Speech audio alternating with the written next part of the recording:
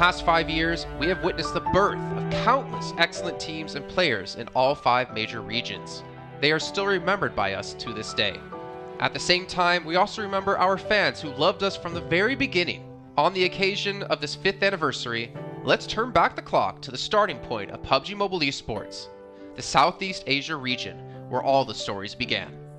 As the first world-class event, PUBG Mobile Star Challenge gathered professional players from all over the world. With continuous development, the 2019 PUBG Mobile Club Open Global Finals is undoubtedly the most exciting event. 2019 Fall Split Global Finals, ladies and gentlemen, give yourself a round of applause! Among the countless rising stars, one shined particularly bright. Bigatron Red Aliens, a team from Indonesia, Bigatron Red Aliens! just got first place in the PMCO Southeast Asia Fall Championship, earning the chance to compete in the PMCO Global Finals in Malaysia. In the subsequent prelim stage, intense competition kicked off immediately. And finally, they advanced to the Grand Finals in 2nd place. BTR demonstrated impeccable strength in the competition. By the end, BTR was leading the lobby by a significant 106 points, bringing the first ever championship title to the SEA region.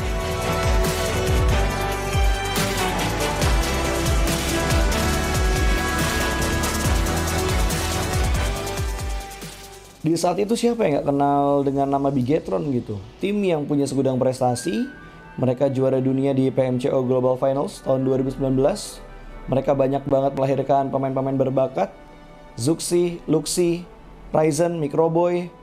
Terus habis itu Zuxi, Luxi juga saat mereka menjadi juara dunia, mereka berada di masa prime-nya mereka banget. PUBG Mobile Esports always strives to develop and grow year after year. That's why we made sure to continue the support and build the SEA region. In 2020, the improvement of the competitive schedule introduced the World League, which later became the World Invitational. We also launched the PUBG Mobile Pro League, where even more outstanding teams joined the competitive stage. In the 2020 PMWL, BTR once again clinched the championship in the East. This had given Southeast Asia the title of the strongest region in the world.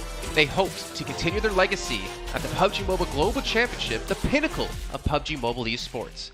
However, BTR was not able to repeat their performance from the previous year. Top 2 teams is going to this round. Winner, chicken dinner, Nova XQL. With the rise of Team Nova, countless brilliant moments were had, but this also left many players with regret.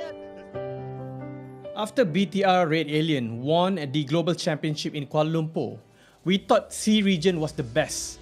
We thought nobody could beat C region except maybe RRQ Athena, maybe Illuminate the Murder, maybe Mega Conqueror, but C region was the best at the time. And we get to the league. We heard of a team called Nova. We thought maybe this team is not that good. On the contrary, they owned all the teams. They were very good. Let's move forward to the year 2021. With continuous efforts, more teams and players joined the Pro League. For example, Xavier, who placed 3rd in the 2020 PMWI East League, also secured 2nd place in the PMGC East League. FaZe Clan also made their debut on the world stage. Có thể nói 2021 là năm thành công nhất của Dingo Xavier trên đấu trường quốc tế, khẳng định vị thế và tên tuổi của Việt Nam vô cùng mạnh mẽ. Còn với FaZe Clan, đây là năm đầu tiên họ đặt chân đến với giải đấu cao cấp nhất của PUBG Mobile, nhưng lại khiến tất cả những đối thủ khác đều phải dè chừng và e ngại. Undoubtedly, the year 2022 has brought the greatest changes to the SEA region. Vampire Esports emerged, dominating 2022 PMWI, winning both the main and after-party tournaments, while also setting records for most chicken dinners, most eliminations, and more. They were not only facing competitors from the SEA region, but from all over the world. Everyone was talking about VPE and wondering if they can maintain their performance at the Global Championship or if it was just a stroke of good luck. On the last day of the 2022 PMGC Grand Finals, VPE won 3 chicken dinners alone, moving from the bottom of the table to 6th place, achieving the best result for the SEA region. They pulled off another miracle, but sadly, it was not enough to win it all. In 2023, VPE continued their impressive performance. They once again won everything at the 2023 PMWI. 2023 PUBG Mobile World Invitational Champions, Vampire Esports!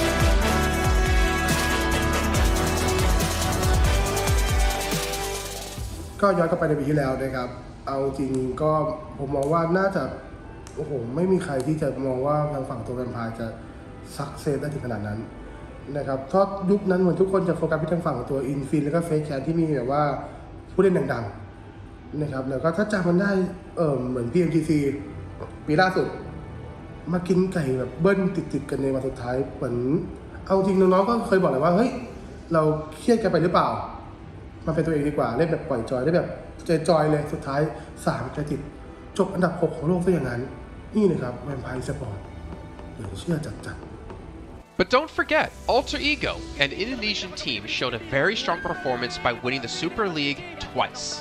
The SCA Super League was an upgrade to the previous championship, which by many is considered to be the most competitive league in PUBG Mobile. They could potentially become the next legend of the SCA region. Untuk dibilang legend, gue rasa belum sih untuk Alter Ego. Walaupun mereka sempat ngedapetin back-to-back champion untuk di PMSL 2023, itu menurut gue hanya sekedar untuk ngasih pembuktian gitu bahwa Indonesia tidak kehabisan pemain berbakat. Ya mungkin contohnya Rosemary gitu. Datangnya dia ke Alter Ego tuh bener-bener jadi ujung tombak untuk Alter Ego. Dan gak berhenti di Rosemary. Masih ada Alpha juga yang didatangkan oleh Alter Ego untuk mengisi kekosongan atau kekurangan dari Alter Ego. Dan gue rasa PMGC 2023 ini akan menjadi ajang Global Championship pertama gitu untuk Rosemary dan juga si Alpha. Jadi wajib banget kita nantikan performnya mereka di PMGC 2023. Dan please di notes pastikan tonton Alter Ego sampai akhir. Of course, there are many more teams we haven't mentioned, but these teams will all take part in the 2023 PUBG Mobile Global Championship. So what do you think? Who will be the ultimate winner in this year's PMGC? Will they be from SCA? Well, there's only one way to find out. Greetings, PUBG Mobile players! The long-awaited Frost Festival is about to commence. In the new version 2.9, we'll be introducing battles filled with a frosty atmosphere. Snow Battle is coming to town. Furthermore, you'll also get to experience updates to World of Wonder and Classic Mode. So let's dive right into it. In the Frost Festival, we'll be bringing you a series of snow-themed content, including a new Snowy Village-themed area, fun interactions with snow pals, and snow-themed items for more gaming fun and excitement. When miraculous December comes, the frosty world will undergo some magical changes. Stay tuned for updates. Don't miss out. First, let's take a look at the new themed area, Snowy Village. The village covers a wide area of 280 by 150 and has loads of supplies. It's located near Stalber in Erengel, Iceborg in Livik, and Goroka in Vikendi. In addition to the buildings on the ground, the underground area of the Lucky Ice Tower is also worth exploring. Make use of the 2-story layout to experience a completely new battle experience. Sound the bell in the Lucky Ice Tower, and you can even summon rewards. Additionally, the village also has a snow rail, which can help you quickly move around and gather supplies. It allows you to navigate flexibly between different areas of the village and also swiftly relocate to advantageous positions during battles for your team to counterattack more effectively. Of course, you should always remain vigilant to avoid becoming the target of an ambush. What's more, the village also features a special 2-seat vehicle, the Reindeer. It's also a great choice for transportation as it allows you to swiftly move all over the map. For intense battles, we've also prepared festive and practical battle equipment for you, the Snowball Blaster and Snowboard. The Snowball Blaster can be used in many ways and has loads of functionality. When you aim it at the ground or a building, it can create a snow pile cover for you. When used on enemies, you can temporarily transform them into lively snow pals to restrict their movement. When facing bodies of water, you can use the Snowball Blaster to freeze the surface so that you can walk on it. It's definitely a practical yet entertaining weapon. After transforming into a lively snow pal, you will be unable to use firearms to do battle. You'll only be able to rely on basic actions such as walking, running, jumping, and swimming to evade enemy pursuit. It takes some time before you can revert to your human form. Let's build a snowman together. The snowboard will also bring you a whole new experience. Apart from helping you glide and move on various surfaces, it can also be used with the Snowball Blaster. Explore the many possibilities and use these two items to have all kinds of fun. We've also designed very various interactive mechanics, such as searching for snow toddlers, lucky ice, and the snow blast zone. When you encounter a lucky snowman on the map, don't be in a rush to leave. There are 4 lost little snowmen hidden near the lucky snowman. Search for the 4 hidden snow toddlers and bring them back to the large snowman. You'll then receive a token of gratitude. There are lots of lucky ice scattered across the map. Shatter the ice to get the supplies inside. Try using a melee weapon to break the ice more easily. Furthermore, you'll find that snow has engulfed some red zones on the map, and the falling snow will bring about many interesting effects. Players within a snow blast zone will be transformed into a lively snow pal if they're hit by the snow. If the snow lands on the ground, a snow pile cover will be created. In this World of Wonder update, we'll be introducing a brand new transformation skill gameplay and a catch me hide and seek gameplay for you to enjoy the transformation skills to the fullest. Of course, you can also use this skill to create more interesting creations. We've also added a Snowy Village map template to celebrate the Frost Festival with creators. Additionally, we've also made some updates and improvements to gameplay devices, game parameter settings, and the editor. For more details, please follow the official PUBG Mobile community. We'll continue introducing the latest WoW content to everyone. As for Classic Mode, we've also made some improvements to vehicles, firearms, creation mode, emotes, settings, and more. First, we've enhanced the designated marksman rifles. Some DMRs can be equipped with the full auto mod to fire in full auto. We've also improved the attributes and handling of some vehicles to enhance your driving experience. We've also added a new garage mechanic. From now on, you can choose your dream ride during matches. Meanwhile, we've also added a custom SFX adjustment feature. You can adjust the volume of some sound effects to whatever best suits you. As for creation mode, we'll be introducing some quick view features for watching the victory dance and fireworks displays and the new Frozen Kingdom themed performance in order to provide players with more possibilities for creative content. Furthermore, we've expanded the emote backpack. Now you can equip more emotes before entering the battleground.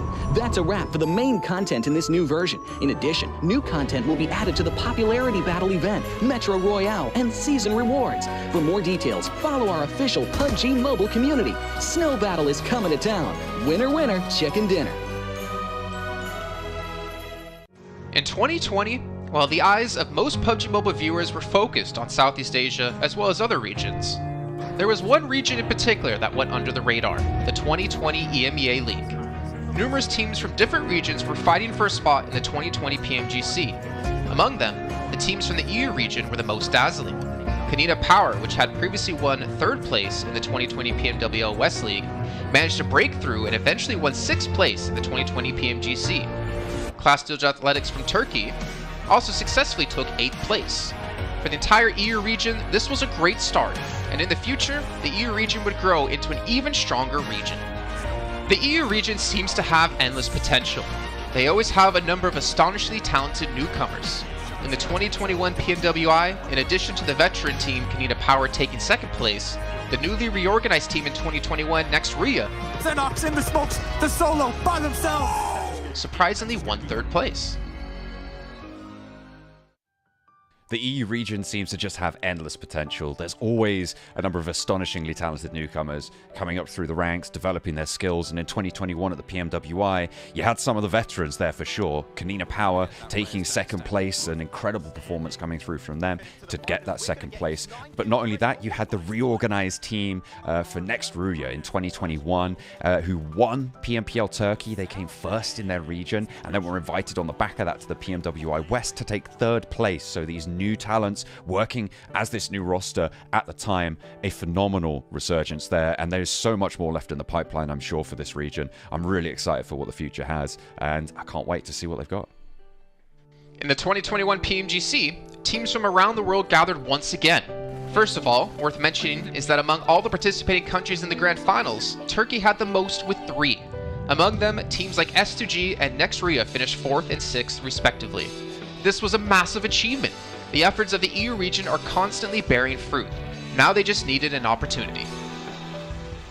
2021 yılında Dünya Şampiyonası istediğimiz gibi başlamıştı. Çünkü West aşamasında 3 takımımızı birden ilk 6'ya sokmayı başardık ve büyük finallere 3 takımımızı göndermiştik.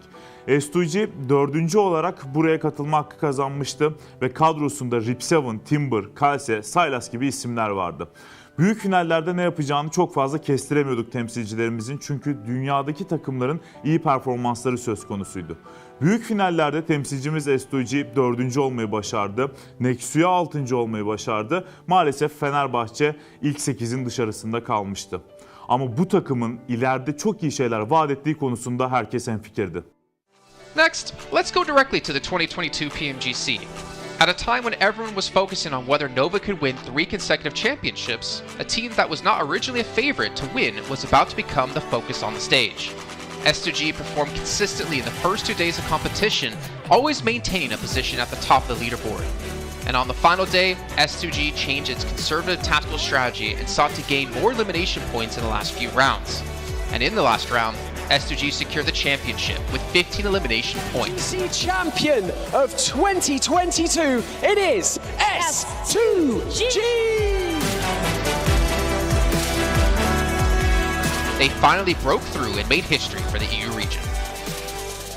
2022 Dünya Şampiyonası bizi büyük zaferler getirdi. Tabii ki Dünya Şampiyonası başlamadan önce bu zaferlerin geleceği konusunda çok bir fikrimiz yoktu. S2G kadrosunda bazı değişiklikler yapmıştı. Takıma yeni katılan oyuncular vardı. Özellikle Reis ile birlikte takımın form seviyesi gerçekten çok yüksekti. 2022 Dünya Şampiyonası finallerine 2 takım göndermeyi başarmıştık. Bir tanesi S2G, bir tanesi Fireflux. Maalesef 2 takımımızın kaderleri birazcık farklı oldu. İlk günden itibaren S2G sürekli olarak zirveyi kovalarken Fireflux için işler iyi gitmemişti. 3. gün geldiğinde S2G güzel maçlar geçirdi ve şampiyonluğu Türkiye'ye getirmeyi başardı. Bu Türkiye e-spor tarihindeki en unutulmaz başarıydı. This year, the EU region has continuously produced even more strong teams.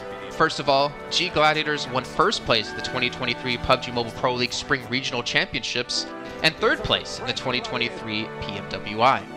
Veteran teams like Nexuria and Canada Power have been performing better and better this year and successfully qualified for the 2023 PMGC. Subsequently, hot recent teams like Mad Bulls, BRA Esports, Major Pride, Elise Esports, Demorte, among others from EU, have also successfully gotten a spot in PMGC. They all look forward to continuing the success of the EU region in 2023. There are many questions surrounding PMGC. Will S2G successfully defend their championship? Will another EU team lift the trophy? Could it even be a team unexpected to win it all? Let's witness it together in Turkey.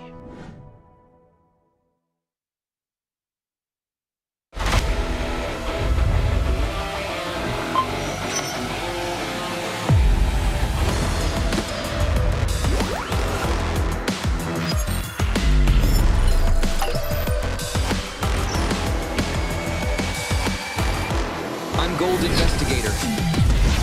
Join the Investigator team and let's protect the game's fairness together.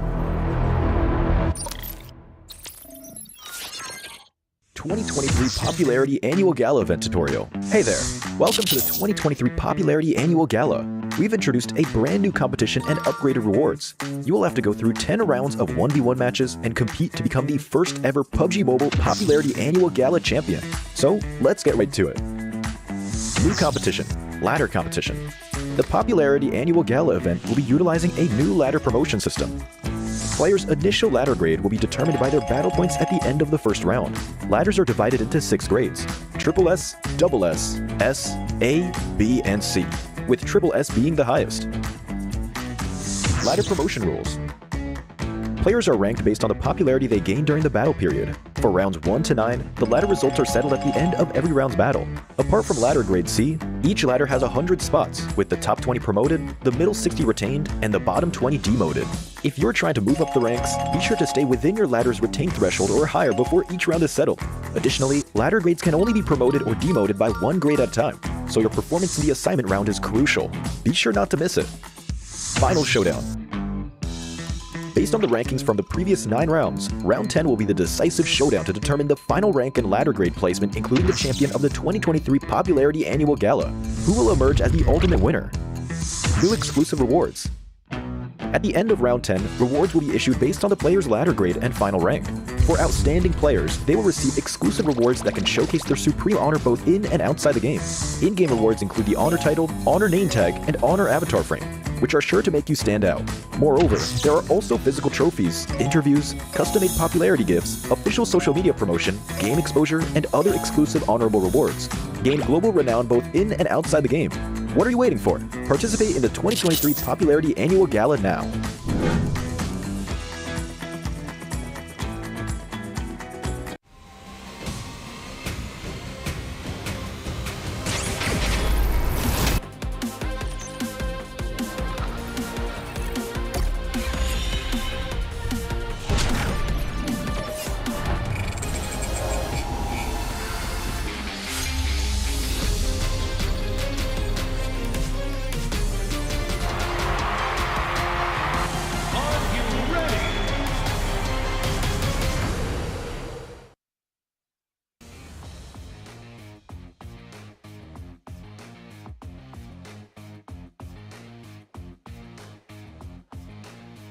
Welcome back to the PMGC 2023, and this is going to be the last chance stage here.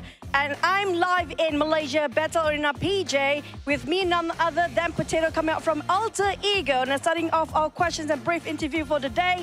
Now, for Alter Ego, you guys were PMSL champions back-to-back for 2 seasons, but it feels like there's a lot of challenges for you in the PMGC League stage. What was the biggest difference if you compare during the PMSL and even the PMGC now?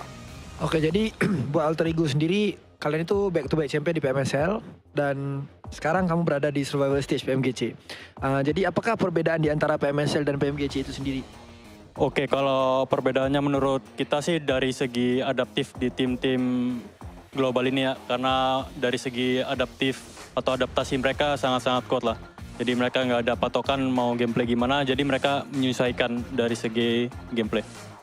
Okay, if you ask me the difference between PMSL and PMGC, most of the team at this PMGC, they know how to adapt with the situation. They don't have like one specific play style or they want to play passive or aggressive. No, they're not doing that.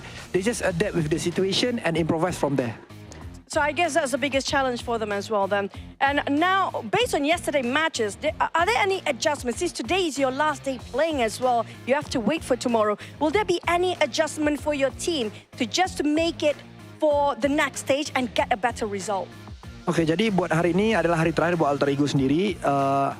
Apakah menurut kamu sendiri ada sesuatu lah yang kamu ngerasa bisa nggak kamu lolos ke survival stage nanti gitu? Apa yang kamu harus lakuin buat kamu lolos ke survival stage? Apa yang harus kita lakuin sih pastinya lebih ke mematangkan kesalahan kemarin ya. Jadi kita belajar banyak dari kesalahan kemarin. Kita benar-benar adjust lah untuk hari ini karena hari ini kita terakhir bermain dan grup green besok masih grup red dan yellow masih bermain. Okay, so for me from Alter Ego, we want to do our best. We already touch up our mistake. We already learned from the past, and yes, of course, today group green and versus red, but then red is gonna play in tomorrow. So I think we're gonna perform really well so that group red is not gonna qualify easily to the last chance. Now I'm gonna touch that for a bit more. Since you mentioned about your mistakes yesterday, and it's so hard to actually identify your mistake in a very short time, can you state out some of the mistakes that's quite major for your team? Ya, kamu ngomong-ngomong, kamu ada ngomong tentang permasalahan yang terjadi lah, mistake-mistake yang terjadi. Bisa nggak kamu cerita sedikit aja, apa salah satu contoh mistake-mistake yang terjadi di kemarin hari? Mistake yang kemarin terjadi sih kita belum expect sama keisengan Semnan ya. Jadi benar-benar dari semua map kita benar-benar deket sama dia dan lumayan mengganggu gameplay kita lah. So the things that I don't expect is the playstyle from Sem9. So that's the mistake that we learned back then is because of our drop spot in every map is quite near with Sem9, and yeah, we don't expect these things gonna happen, and yes, they give us so much trouble. I mean, that's the unexpected to be happening on the global stage, definitely now. You mentioned about Sem9. Are they one of your greatest threat when it comes to this stage, or will there be somebody else so far? Kamu ngomong Sem9 nih, kamu mention Sem9. Apakah Sem9 itu salah satu tim yang kamu ngerasa PR terbesar kamu, ataupun ada tim-tim yang lain? Enggak sih. Karena emang kemarin iseng aja, kita nggak expect dia bakalan main se-iseng itu. Okay. So basically, it's not really Sem9 is our biggest threat, but then we just don't expect they're gonna play like that. Okay, so we might have more surprises for today, by the way. With tight points among the teams, and you still have a great chance to make it to the last chance stage. What's your focus to improve your rankings since today is your last day? And what do you think is the most important outcome for today's games? Okay, jadi kalau kita lihat dari point system, poin kalian itu tidaklah terlalu jauh untuk kamu lolos ke ke last chance. Jadi, apakah fokus terbesar yang kamu mau fokusin hari ini supaya kamu bisa lolos ke last chance? Kita lebih ngemaksimalin tiap game sih. Jadi kalau tiap game kita mendapatkan hasil yang bagus, poin juga bakalan ikutan bagus juga. Jadi kita fokus game per game. Okay, so basically we're gonna focus on each game. We're gonna focus on our first game first. It's because of I believe if we focus on each game, the point will come afterward. So we're just gonna do our best in every single map so that we're gonna maximize our point. I agree. It's one step at a time, one thing at a time as well. But we're done here on stage live. We're going to toss it back to the casters. Good luck, all the best for all the teams out there competing, especially when it comes to Green Group. Today will be their last day performing, and the next day they have to just wait it out. We're just going to toss it back to the casters. Casters, take it away.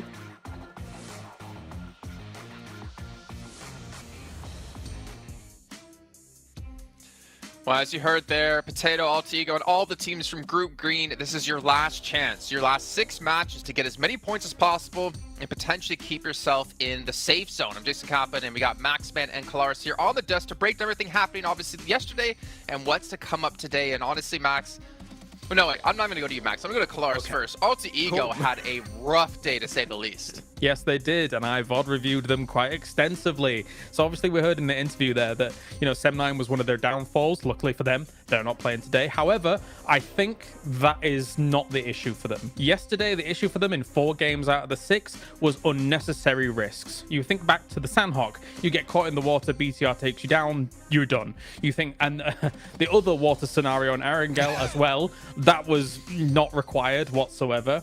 The first game on Erangel, where they're coming late to the circle, they're trying to go for a central spot. You're too late. Try and play edge instead. Again, another unnecessary risk. And then finally, Sem9 on Erangel being able to take them out when they're trying to find cars, right? So all of these unnecessary risks that they're taking could be easily mitigated if they're just playing a bit more mature PUBG Mobile and trying to play a bit more of a controlled style. Well, there you go. Before we can hop into some more analysis here, Max, I know you're just ready to talk.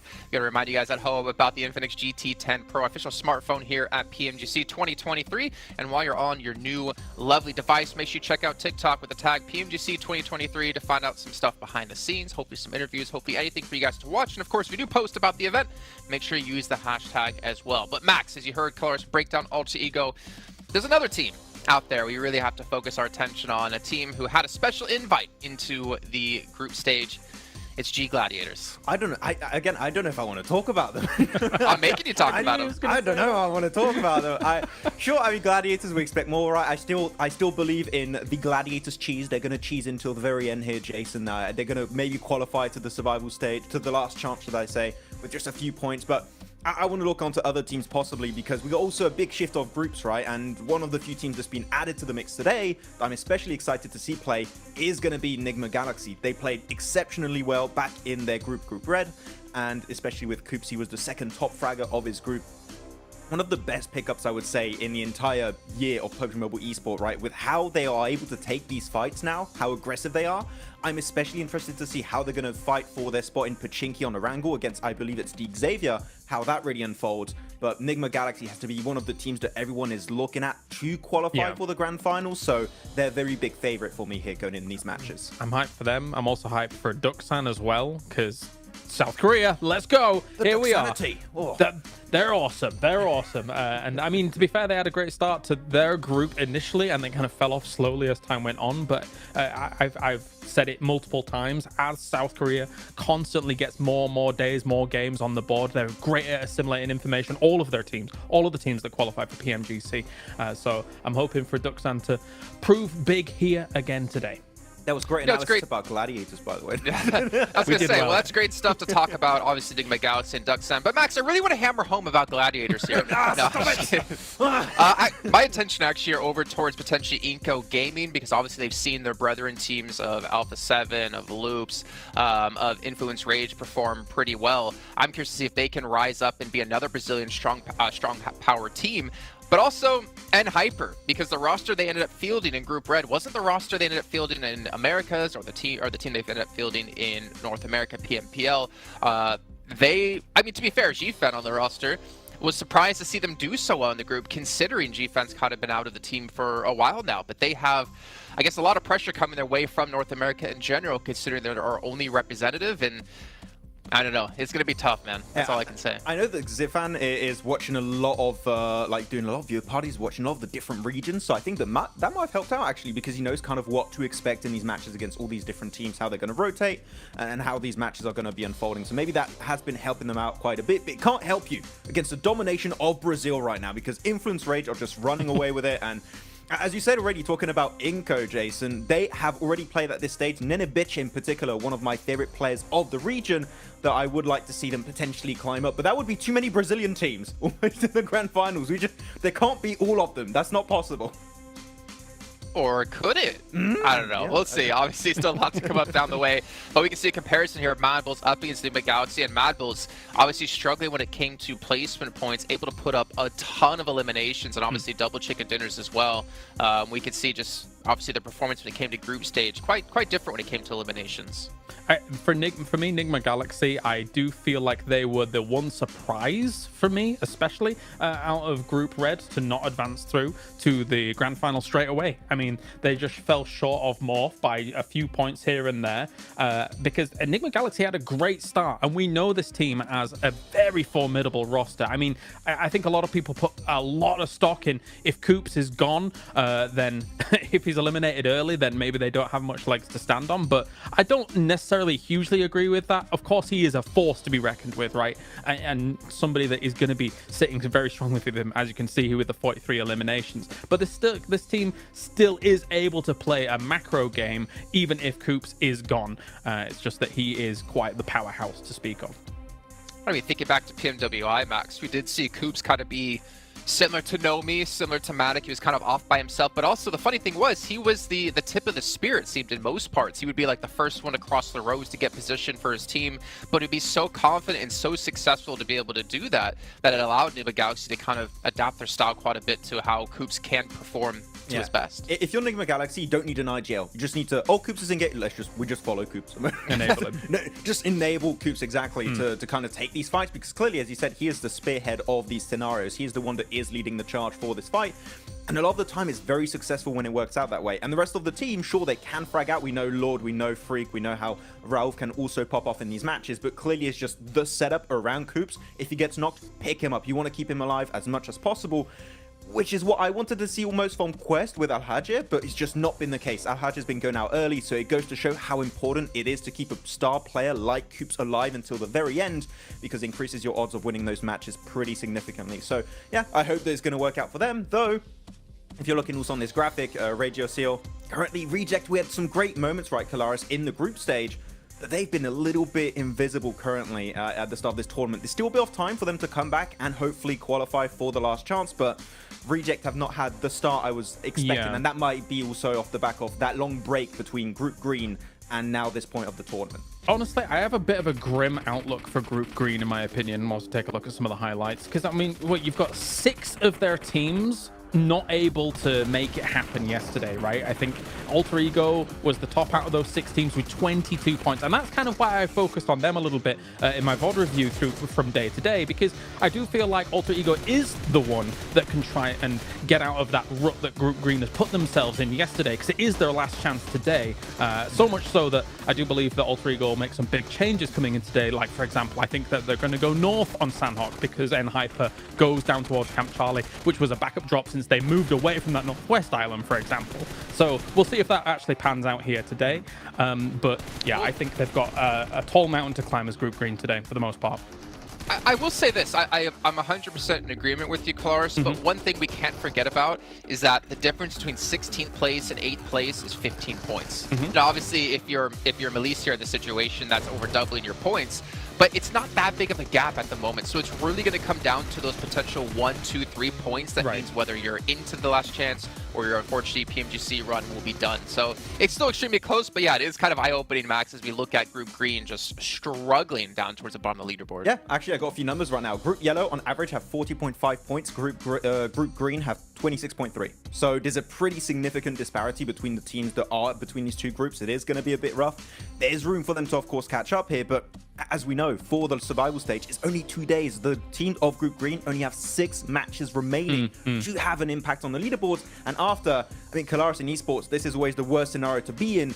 You just got to stay and watch and just hope that the other teams around you don't perform well, which is the most insane situation to be in, because you just cannot have the impact you're hoping for anymore. No, for sure. It's a terrifying prospect to actually kind of stare down. For Rejects, of course, I think that obviously right now they got themselves 17 points yesterday. Compare that to the group stage that they had, which was 188 points in total. For me, I don't know if 2 days is enough for Rejects and rotating lobbies for them to gain traction, because Rejects' performances came in the latter stages of their group as a whole, compared to some of the earlier days and the early results. That said, as well, there's some uncharacteristic numbers that came out from yesterday.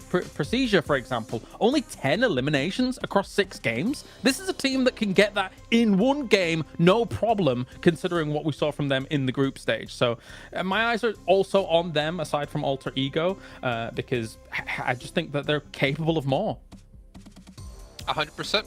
I completely agree, and unfortunately, we're just not seeing out of them and the Twins. But you know what? Obviously, rotating groups. I think for me, as you kind of mentioned, right? Like we have rotating groups. It kind of doesn't favor some of the teams. But for me, PMGC is always about finding the best all-around team, because there's so many different kind of mini tournaments within tournaments, right? You have your group stage where you play out the same teams over the course of 3-4 days. Then you have this event where you have rotating groups. You have to be adaptive. Then you get to the grand finals where it's going to be a sprint, or I guess the last stage coming up in just 2 days, where it's really a sprint, right? With just 2 days of play. You got to be good all around, and we're going to find the team to be just that, hopefully, very, very soon. But one team I did want to focus on, just really quickly, because I want to throw this out there in case it happens. Influence Rage. You're so far in the lead, there should be no chance you're ever going to fall into the bottom 8. Do you start to hot drop on some teams' potential, start to kind of put yourself in rotational paths of some of the teams, well, obviously not them because they're not playing here, maybe Mad Bulls is a better case in the situation, to punish teams and prevent them from potentially qualifying? Because Influence Rage will come tomorrow, Mad Bulls is today. We always theorize this, and it pretty much never happens, right? But I want to see it! You want to see it, okay, but are the teams going to take that risk? I'm not quite sure. You could do it if you want at the second half of the day. I think now is a bit early to do that. You're safe. You're not 100% safe, so just... Mad Bulls? You don't... I mean, for Influence Rage, I would just say, just play the half of the day, just chill, normal. Then if you want, and see how it happens. I think the earlier you do it, the more responsive teams are going to be to that, and they're going to adapt around you, potentially hot dropping them, right? So if you Influence Rage, Mad Bulls, BTR, maybe you want to take a bit more time before going for a play like that.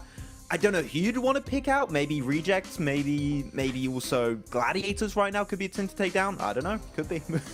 I have a thought. I do think Mad Bulls is relatively safe. I mean, considering that I think that the performance will continue here throughout the day. I think if you were going to target anybody based on these two groups alone, I wouldn't even mind looking towards Procedure for on Erangel. If you think about their potential rotational paths from something like Yasnaya going up against kind of Rozog, sometimes those can potentially clash from time to time, and Erangel is the most, as we all do our little things. Please sir, I want to be next. You know, I think that could be a target. If they were going to do something, I don't know whether they will though. I'd even go on Alter Ego, to be honest. I think that would be a good team to take down. Maybe. They could be a threat. I mean, that's a good point. If you prevent people from hot dropping you when we get into the last chance stage, then it means your position's going to be a lot cleaner. You're limited in games. You have a better chance of qualifying through. But let's see what's going to break down as we're heading to our first match of the day with Sandhawk. Going to throw it over to our commentators, Jack and Blink, to take it away. Thank you, Jason. Oh, it's exciting already because I kind of like the way you can see we're all there in anticipation. It was cool. I like the way you kind of had, you know, the we're in school blank. We want to get our opinions. Oh, in. yeah. Because even me and you were speculating, we're theory crafting. It's sick, man. This week's going to be so damn good. Like, the quality of games yesterday was great. If that carries on, I'm living for it, Blank. Yeah, I mean, we were having a little chat behind the scenes there. I mean, to be honest with you, there's a lot to talk about here. You know, you have some of these groups here that are now playing their last day. It's Group Green. This is their final day today before we head in towards tomorrow. Everyone gets 2 days of play between both the survival stage and that last chance. And some of the players, some of the teams in Group Green are in real danger right now. It's a stressful experience. You2 Alliance, they look happy. They look ready to go. They look very, very excited to get things on the road here. They had a pretty good upwards trend over in their group. Didn't start off so strong, but ended it quite significantly well. Obviously not getting in towards that direct invite stage, but yeah, for Group Green, things do get a little tough here. And you know, we were chatting about, like, you know, there's really only a couple of teams from Group Green that we actually thought were fairly decent towards the end of it, and it kind of felt like the group of death. But the more we look into it, the more we see there's actually some very, very good teams in some of these other groups that definitely deserve more praise. Absolutely. I think that's sort of the speculation that we had when we came to this agreement, you know, like looking back on it, in retrospect about the rose-tinted goggles or green-tinted goggles, really, the upper echelons of that group were absolute masterclass, right? Even Reject Tokyo can be lumped in with that, with how well they were playing over that week. But since coming into this, well, hang on a minute, hold that thought. It seems that hot drops are happening, Blank. What's going on here? Straight into the action. Is that Mad Balls under pressure already? It is Inco versus Mad Balls here. And we saw this versus Mad Balls in the very first day of their group versus Falcons. They lost their hot drop, but they're used to it now. They're expecting something to go off. They've already found one knock off the bat here. Let's see if they can find any more, Jackie. How far can they go with this then? Fleek getting the reload off instantly, trying to assess the situation. Now, Mad Balls always feel like they were hit with pressure on Sanhok. Even back in regulation of Group Green, they were being tested for control.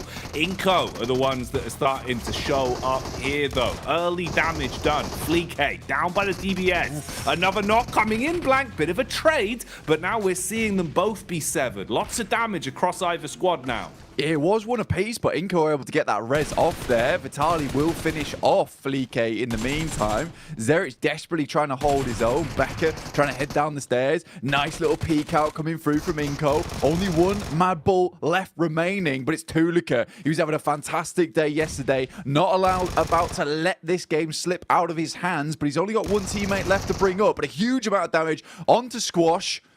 Last player alive, Tulika. Can he clutch this out? Oh, is it going to be burned clutch like a used car salesman? Drop down for Squash, seeing if he can clear his way through as the bullets come flying. Tulika calls for the backup of his teammates, rotating further over so he's got room to try and pick him up later if possible. Doesn't peek off the back of the bait of the movement either, so Squash still holding. Frozen expires, and it's all on Tulika for good. No chance of getting his teammates back, so worst case scenario has happened here. Even if either one of these solos get away and give up the final elim, you have crippled yourself coming into the opening game today. And this is it, Blank. They've got to roll with the punches now. Yeah, Neighbor Galaxy also having a little peek in here with Ralph off in the distance alongside with his teammate. So this fight is not going to go well either way for both squads right now. Tulika is on the broadside, will be spotted almost immediately. This shotgun that Squash has found himself alongside with the SK-12 that he's currently holding on to, it is just stressful to deal with now for Tulika indeed. One shot will be enough to take him down unless he's at distance, but for the Mad Balls, this is still sort of an important fight to win out on, right? You do not want to be losing your spot in Ruins. You don't want people to be feeling like you're an easy prey come towards that direct invite towards the PMGC, that global championship. So for anyone watching, all the other teams are already qualified. You know, Mad Balls having to put on a bit of a performance here, a bit of a display. Goodbye.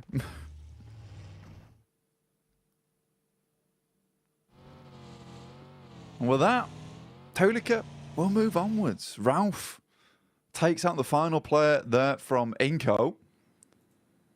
Difficult stuff ahead now for Tulika himself. Be moving forward here, Jackie. Oh man, that is a rough way to start this off, Blank. You know, we're coming into it thinking that we have time to speculate, give a bit of a lay of the land, if you will, for our viewers at home. We got Jason's favourite, just what he ordered, you know, fresh from the oven there, the hot drop specialty. Mad Balls just walking away with just the one man as well. The worst case scenario, really, Blank. And then a third party to steal that last elim. Ooh, wrap that up in a neat little package. If that isn't a little taster of the sort of shenanigans we're going to be seeing today, then I don't know what would be. You know, maybe like a beef stroganoff. Yeah, I mean, for some of these teams, some of these squads, right, it was kind of interesting because we were sort of speculating, is Mad Balls going to want to hot drop?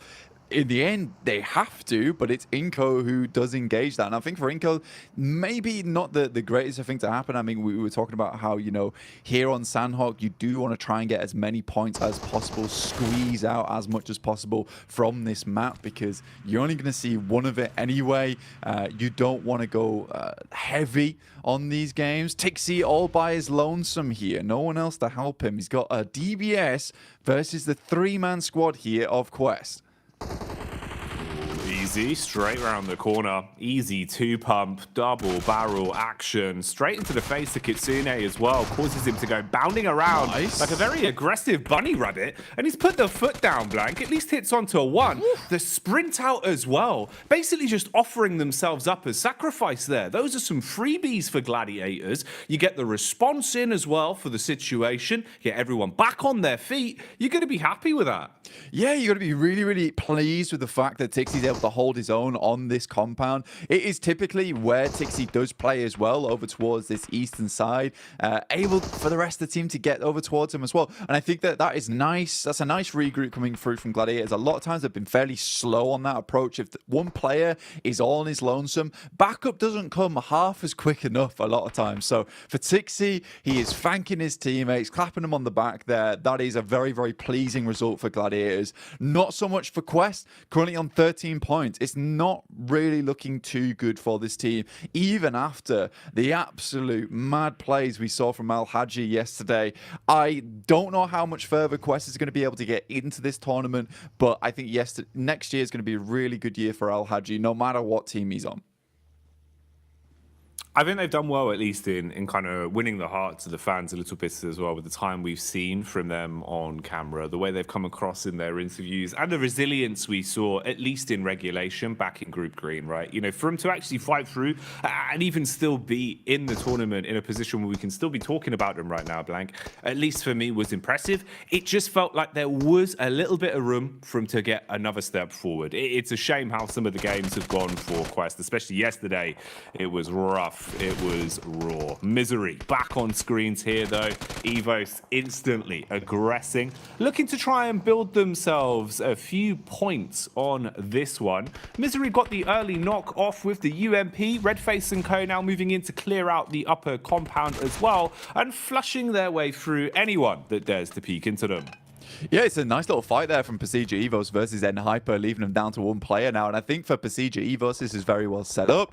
Yesterday didn't look too great for Pasija Evos. I mean, they were doing extremely well over in our group stage, but kind of fell off just a little bit there towards our first day of play for Group Green. 21 points, though. It's not terrible. It's not ideal either, but it's good enough. Pasija Evos, it is just Misery now coming up against some of the players here from NASA. Xenox will open things up. And what more can he get done? Bullets down range early on.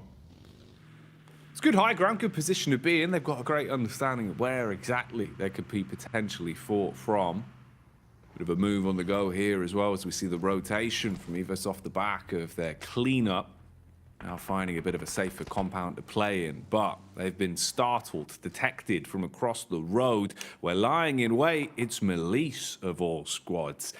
Hit and miss yesterday, Blank. Honestly, to be fair with you, mate, I feel like we saw a truer test of them, at least in Group Green. You know, from what we saw yesterday, it felt like they were struggling a little bit. Even CEO later, there were times where it felt like this guy was a bit of a one-man army. I don't feel like he was as quick to the mark yesterday. I'm hoping, obviously, with a day of rest. You've come back in a little bit more fresh face today. Would like to see some improvements from them today. Yeah, I mean, for the Turkish squad, it's just a little bit difficult for them at the moment. I mean, they've been making a lot of right moves. And I think for an Edge team that likes to kind of read into opponents' movements around the map and cut the legs out from underneath them, they did a good job of it in terms of theory, right? In theory, where they were playing, it was all fantastic. Then they were going down to these engagements. They weren't always able to win it out very cleanly with a four-man squad going onwards and just clearing from there. And they ended up just losing games very early on. And this kind of the risk with playing Edge a lot of times whilst you're holding out and guarding those Edge sides is that if you get into an engagement there, you lose it, right? There's not much chance of getting very much further into the game. For other teams that like to leapfrog from Edge and then send towards a kind of a middling position between the center of the circle and the outer side of it, you have much more chance to get further into the game and maybe pick yourself some pretty consistent placement points off the back of it. And we had a really good conversation as well yesterday, or even this morning, actually, bloody hell, mixing up my time zones, all going so quickly right now, where we were talking about, you know, look, some of these teams yesterday just came out absolutely swinging, and I think in this format you have to, whereas other teams sort of got in their own heads a bit. Yeah, that was one of the big focal points we were kind of sort of umming and ahhing over, about how you could see the difference of, let's say, a team like Influence Rage, who came out just playing their style, just absolutely giving it, right? Any opportunity they had to just swing on a fight, play confidently, going into an engagement, basically thinking, you know, we've already won this. They're just thinking about the points being in their pocket. You're going to have so much more of a better time of it than going into it giving so much respect to teams, overthinking these situations. And we've seen that change. A lot of our squads from Group Green, it feels like their play styles have kind of flip-flopped more so than anything compared to what we were seeing during that regular point.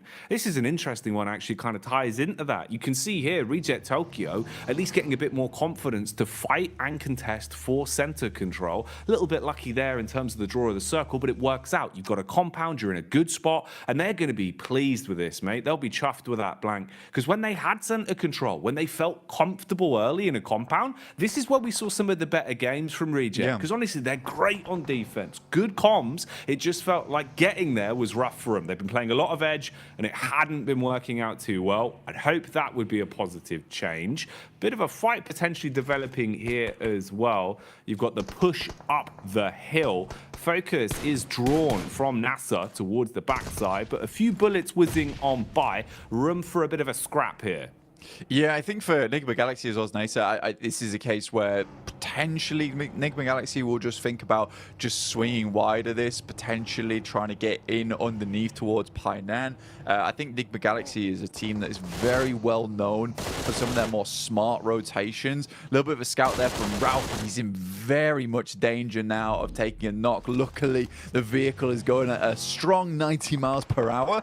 Alter Ego zooming in towards where Reject is playing. Already Octa gets taken down here. They try and take control of one edge, but Reject has penned them in, locks them into one location. Now the nades can start to come through. There's a lot of damage off the back there. In the meantime, Duxan does take down Ralph. We talked about him earlier being very, very low.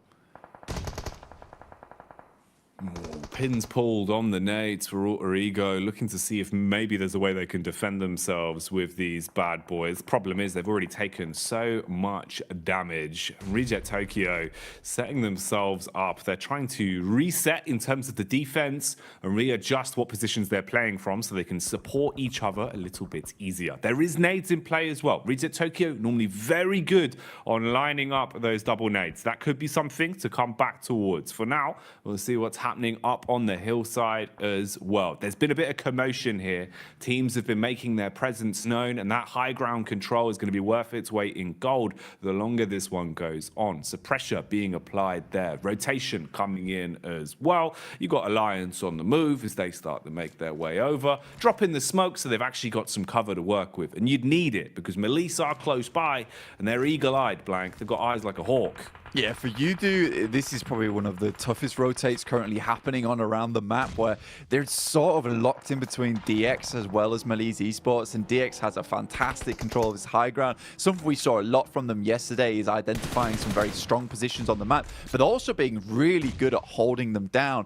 Not necessarily always in compounds, just in certain areas of the map where they have that high ground control. They can play around a little bit of hard cover and go from there. Circle moves very hard towards that north side. Now, that is a little bit of grace given towards MB Esports. They can use that to their advantage. Udo Alliance, they take a knock in Flax, and a quick heal goes over towards Fatah there. So very, very immediate response from Udo Alliance, but I don't think it's going to be enough here. I think they're just caught on with the worst end of the stick out of the lobby. Probably the only team that's going to suffer in the next minute or so, I would say.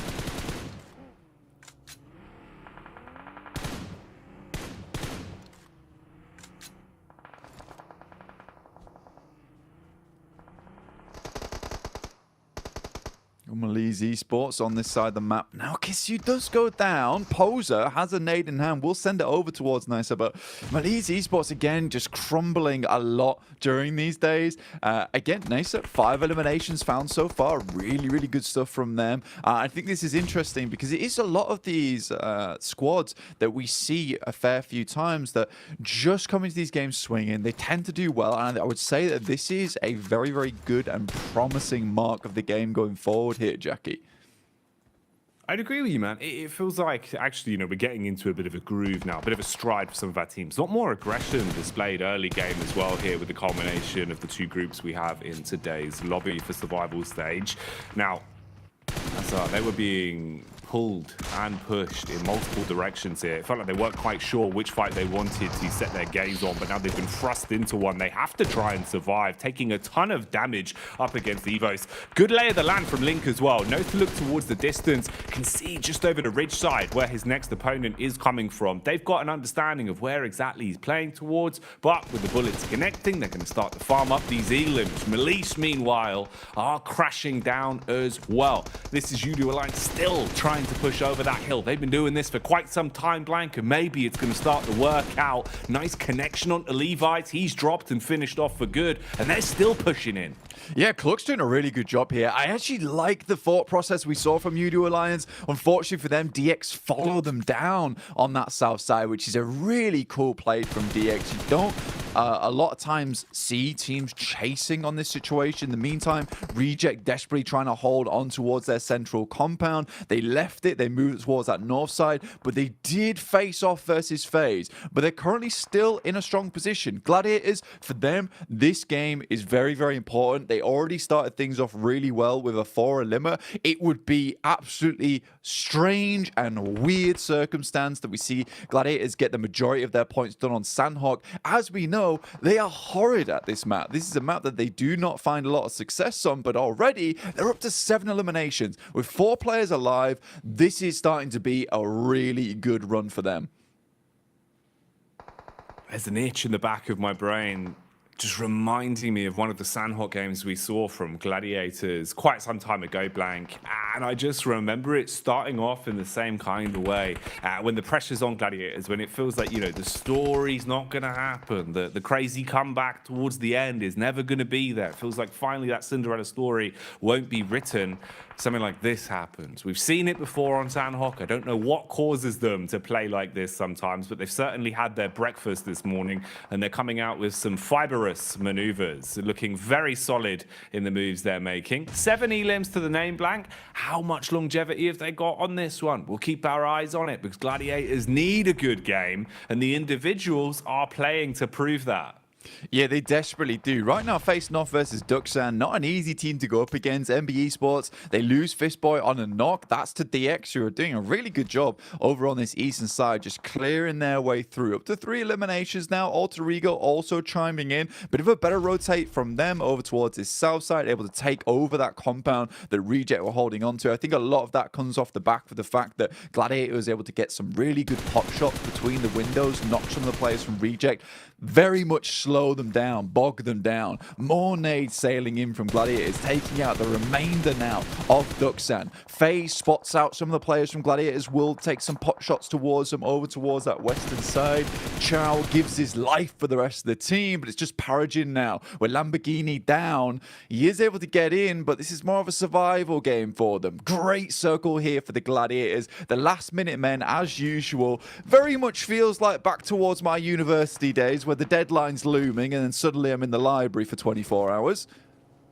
That's how it always goes with Gladiators, man. I sympathize them with a lot, Blank. I'm the same. Unless the deadline's there, it's not getting done. And that's the way they play. And honestly, it's working wonders for them right now. Again, you know, with every time we're looking over to them, they're starting to build up more elims. And like you're saying, zone-wise as well, they're in a good position to make a play off this. The one awkward encounter in the dead center as well is Reject Tokyo, now basically being the Reject duo, with all of FaZe in full force around them as well. So not really what you want to be. A bit of flat sharing going on, and that's illegal. It's called subletting, Blank. FaZe are going to clap back onto DX as well, finding a way to peek through the windows. An assault onto Paragin. That's an unlucky knock. Yeah, I think right now, even though he's able to get Lamborghini up, it was kind of for nothing. This little high ground the Gladiators currently have control of was so fortuitous that they got the circle on this side. Coming off that high ground is very difficult, so they're trying to milk it for as much as they can here, stay on this top side. But it's MB Esports coming in to try and challenge us for now. Gladiators need to be ready for this one. Kitsune luckily is in position as the DBS, only able to find one though, and that's not quite enough. The rest of the team instantly needs to improvise off the back of this. Sek and Mondo are down, so it's a decent start. The nades start pouring in, and it's a nice nade on the backside towards Fistboy. Just a Kaze left remaining, and Gladiators quickly clean them up there. Up to 12 eliminations now, Jackie. A fantastic start. Tixie's flying through the air. Matic is on the support. Oh, mate. This is perfection put together so precisely from Gladiators right now. That was beautiful. The nade work to defend after the crash was on point, and then straight back into hungering for more elims. The peek down the hill, beautiful connection on the aim skill as well, and we get left with our final four. A scrappy one at that as well, Blank. Alter Ego still alive. They were able to find what remained of Mad Bulls and shut them down, but they've now had the same done to them. Peek out from Sarah Biceps, and with a smooth right hook, he's wiped them off the face of the battleground. 3 squads remain. Gladiators currently on the outside edge right now. It's FaZe with a very strong position. Alter Ego still need to work their way in as well, but they went out earlier on. Reject holding on. It's a good little game for them, but for the Gladiators, more points would be absolutely gorgeous for them here. If they could win out this game, they'll send themselves tumbling towards that top side of the lobby after just one match. So 20 points. Realistically, if they can get themselves 25 after this, they'll be very, very safe. It'll give them a buffer. They still will need to put in the work after the rest of the day, but they'll be in so much better stead. And taking that pressure off yourself this early on in the day is so, so nice. Taking the pressure off themselves and applying it to Reject Tokyo. Problem is, though, it's not going to turn them into diamonds. It seems like they will instead just buckle under the pressure. Bit of a peek out here from FaZe, though, as Gladiators encroach further on the compound, closing in on them, using their utility to try and blow Lufa out of the equation. Nade after nade barreling through. Swing from FaZe on the stairway as well. And that connects. Meku left black and blue, down on his last legs now as they first onto him. Gladiators with only a duo remaining, Blank. I think regardless of what happens there, I think Gladiators are fairly pleased with this result, right? Meku was always left behind to try and help the rest of the team get further up. Now it's Matic in a 1v3 scenario. It's going to be very difficult for him to pull this type of thing off. Goes for the pre-fire as the circle starts to push all these players in. Has an idea of where they're swinging. This rock is really nice to play around, but Onzen, he's on the prowl, and it will be found by the rest of the team. Mormon finishes off Matic. Regardless regardless, FaZe picks himself a nice win from a very easy rotate on that north side. But for Gladiators, that could have been a lot more for them. Either way, I think it was around about 15 eliminations they finished that game with the 6 points on top of it. 21 points is just a very, very nice start for them. And you know what? Jason might have been right to bring them up at the start of the day. It's crazy, isn't it? You know, we sit there, Jason brings out all his storylines that you think are never going to happen. And I think we hit the mark for 3 out of 3 of Jason predictions all in one game. So he's doing well today, Blank. He's doing well. Oh, look at the dance. He's happy. He's pleased with that one. I mean, starting off the day with a win here for Mela is really, really nice for him. He's got his hot water bottle in hand as well, mate. Oh, yes. Taking the heat to the next level. This is why FaZe are winning. They're bringing the heat in. They're warm. Exactly, Blank. That's madness. They got the moves inside and outside of the battleground, and they got the chicken dinner to boot as well. Can't turn your nose up at that one. But I think we do have to give a little bit of eyesight over towards Gladiators, looking at the stats in terms of what they got up to on that one as well. Yeah. That's a big game from them, right? They're actually fragging as well, Blank, which I think makes the world of difference in the sense of confidence. It's what we were talking about way back at the start of the game. At least now, having a high elim game, it should perk you up a little bit. You're not going to feel so somber throughout the rest of the day. Yeah, I mean, the teamwork looked really, really good there from the Gladiators towards the end, and that's what you want to see overall. In the meantime, we're going to send you back over to the other team over on the desk. The desk team, the best team here. Like FaZe could get their victory on the board here, starting things off strong for Group Red. But to be honest, there's a lot of moving parts and a lot of working parts in this one that allowed quite a few other teams to have some decent results. You know, Max, I know you didn't want to talk about him at the start of the day, but I'm going to make you talk about him now. It's G Gladiators. Okay, you know what? They got himself some wins. I can give you that much, Jason. I think Kalaris was talking about that. The eliminations kind of got fed to them in weird ways, especially that fight versus Quest. Alter Ego changing their drop location to the Eastern Island, and Mad Bulls fighting Inko, which means that their rotation path here, Jason, is completely free. Even if you rotate late, you can make it through Trifecta, you can get access to Bootcamp Hill, and off the back of that, they can just start blasting at so many other teams like Duxan, Alter Ego, and get 15 eliminations on the board. They needed those points here because they were in a tough spot before here, and they already doubled their points. They had 20 points before this match, and now extra 21. That is massive for Gladiators. That might be exactly what they need to get themselves in more of a safer position, considering this is their last day of play overall. But another team we have to dive into here is Reject in particular, because the position they had, we were watching a little bit of a disagreement between you and Max in terms of what Reject decided to do as his own tried to center up on FaZe. So I think that they were trying to make the game-winning play, right? Like with some of their moves. They start in Trifecta, they had a 2-2, and they go to the compound, which in our region we see always as a focus point for some of these circles mid-Sandhawk. Now, they realized Alter Ego's coming in behind them. They made a ridiculous blitz through. It was risky, but they actually got a lot of points from it, 8 points in total. That's by the by. Rejects here from this point on tries to leave this compound and go north towards FaZe. I think they already took one elimination off of FaZe, so they knew that they were weakened, or in a weakened state, but it was very slow, very unsuccessful trying to breach the position of FaZe here. So I like that Rejects was trying a winning move, but it materialized. At least they got high up in this game, I suppose. Yeah, I think that the situation they were in with Alter Ego playing the Road Trifecta compound is you want to work with Alter Ego and stand that compound for as long as possible to gatekeep other potential threats later on down the line. If you stay there with Alter Ego, you eliminate Nemo Galaxy, Deke Xavier, Duxan. You can also maybe eliminate some players of Gladiators as they're getting pushed down Bootcamp Hill, and off the back of that, you can transition through the rocks, maybe make over to FaZe. I think that was the better approach, but to be honest, the moment Deke Xavier died, right, Kalaris, they could play those rocks and survive super fine to the match. So it ended up working out, but I think there was maybe another option available. But that's the cool thing. There's so many ways to play it that you don't know which one might be the best at the end. I mean, yeah, I get what you're saying, like a symbiotic relationship in that compound for a little while. The thing I look at it is that they got third in this game, and would they have probably have got third if they'd have stayed in that compound as well? Yeah, probably. Yeah. But would they have got first? Almost absolutely not. So I think that, you know, they were trying to go for it all, and obviously it didn't pan out. Yeah, and again, trying to make those plays that are really important for them, considering Reject coming into this one from Group Green. So they only have, well, now 5 matches left to go. They have to get as many points as possible. They have to make sure that to make the right decisions, though, as we did look at a drop as well between Mad Bulls and Inco. And Mad Bulls, a team that it really doesn't matter for them, right? They're pretty much safe into the last chance. For Inco, though, at least them trying to scrape by as many points as possible. I think they got 3 with the eliminations. They're realizing, okay, well, this is not going to work out. Let's try to salvage with something.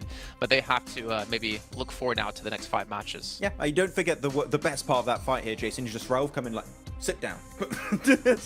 just get rid of them right. That was a good bit. That was a good bit right there. But yeah, it's a hot drop. It is normally Inco that would have to change that drop because Mad Bulls, as you touched upon, Kalaris, during that game, are already so comfortable. It is currently their fight to win currently in that position. If they win it, they clear it for the last chance. And Inco, they're just going to be maybe completely out of that position from the get-go. So yeah, Inco, cool. It's fair enough. There's only 1 of these maps per day. But you might want to try and think of avoiding those as much as possible because it can really impact your results over only 2 days worth of play. That is such a small amount of time that these hot drops can really impact your position. Yeah, it would be even especially more huge if there was more than 1 Sandhawk per day, right? But there's very little interest in giving up your position when you've done as well as you did like yesterday as Mad Bulls. One thing I do want to mention really quickly, because you said it while we were watching the game, and I kind of really liked the idea of it. We did see Altigo change the drop location, as was mentioned already on the desk here. They went up towards Cow. But then when the zone started to shift away from Corey, more centralized, and they were on the east side of Corey, you were talking about what do they do here in this position. And Klaus, I wanted you to bring that up just really quickly. Yeah, again, they're just playing really risky PUBG Mobile. Like going for these wide rotates, going up against Quarry, which is a very difficult place to transition away from. They have to bomb it through to try and make something happen. If they'd have come in from the north, it might have just been an easier time. But yeah, they did all right. But it was, again, very risky PUBG Mobile here. Yeah. High risk, potentially high reward for Altigo, who desperately need every single point they possibly can in our final 5 matches. And it's time to head into our second match of the day, which is our first Erangel of the day with Jackie and Blake. Ooh, the first of the 3 Erangels. This is good. This is always my favorite Porsche and Blanc because it feels like we start to get the more nuanced games, right? Where we can kind of expect the more unexpected. But this lobby's already looking kind of wild. So we'll see what we get, Blanc. We'll see what we get. We're in for some treats. Yeah, I think that the guys on the desk touch on a really important point here is that for some of these teams, you know, specifically what Kalaris was talking about really interested me in the sense that, you know, Reject, they go for the game-winning play at the end of the day. And I think you have to do that now. You really do have to go for these sort of things because, honestly, for Group Green, we know that this is their last day of play to get in towards that survival stage, not be in the bottom 8. And again, because you are the group that's playing the first 2 days in a row, you don't play the last day, you don't really know what marker you're aiming for, right? You don't know where that bullseye lies because no one is on that 16th position where it's just fixed, and you can think to yourself, we only need to get this amount of points to get in. So you have to push it to the max every single game, and I think that some teams are realizing, I would say too late at this point in time in Group Green, that they have to go for these game-winning moves. That had to come through yesterday.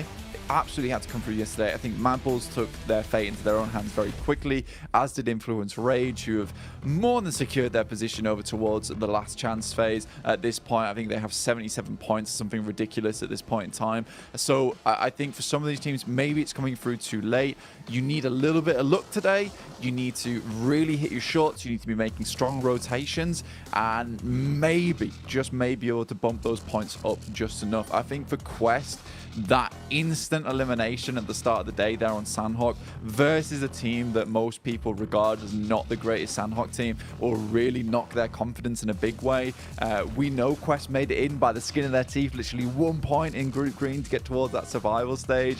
I don't know if that sort of playstyle is going to cut it here, where a lot of teams, we're starting to cut down past the teams that, you know, didn't get past the first group stage. They're now in the survival stage now where we have a lot of really, really strong teams. They won't just sit down and die like Tiamba did. No, it's not going to be anywhere near as easy or as fine of a margin. I think that's the other part as well, is the fact that that was 1 point of difference. I would imagine it's going to be a little bit more of a stark contrast here. Well, imagine I would have cried.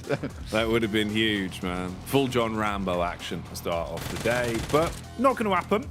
They will try and instigate the fight, though, onto Melise as best as possible, whilst they know they're a little bit fragmented over in Alliance territory. So he's going to go breezing off, and Poser will join the rest of the squad.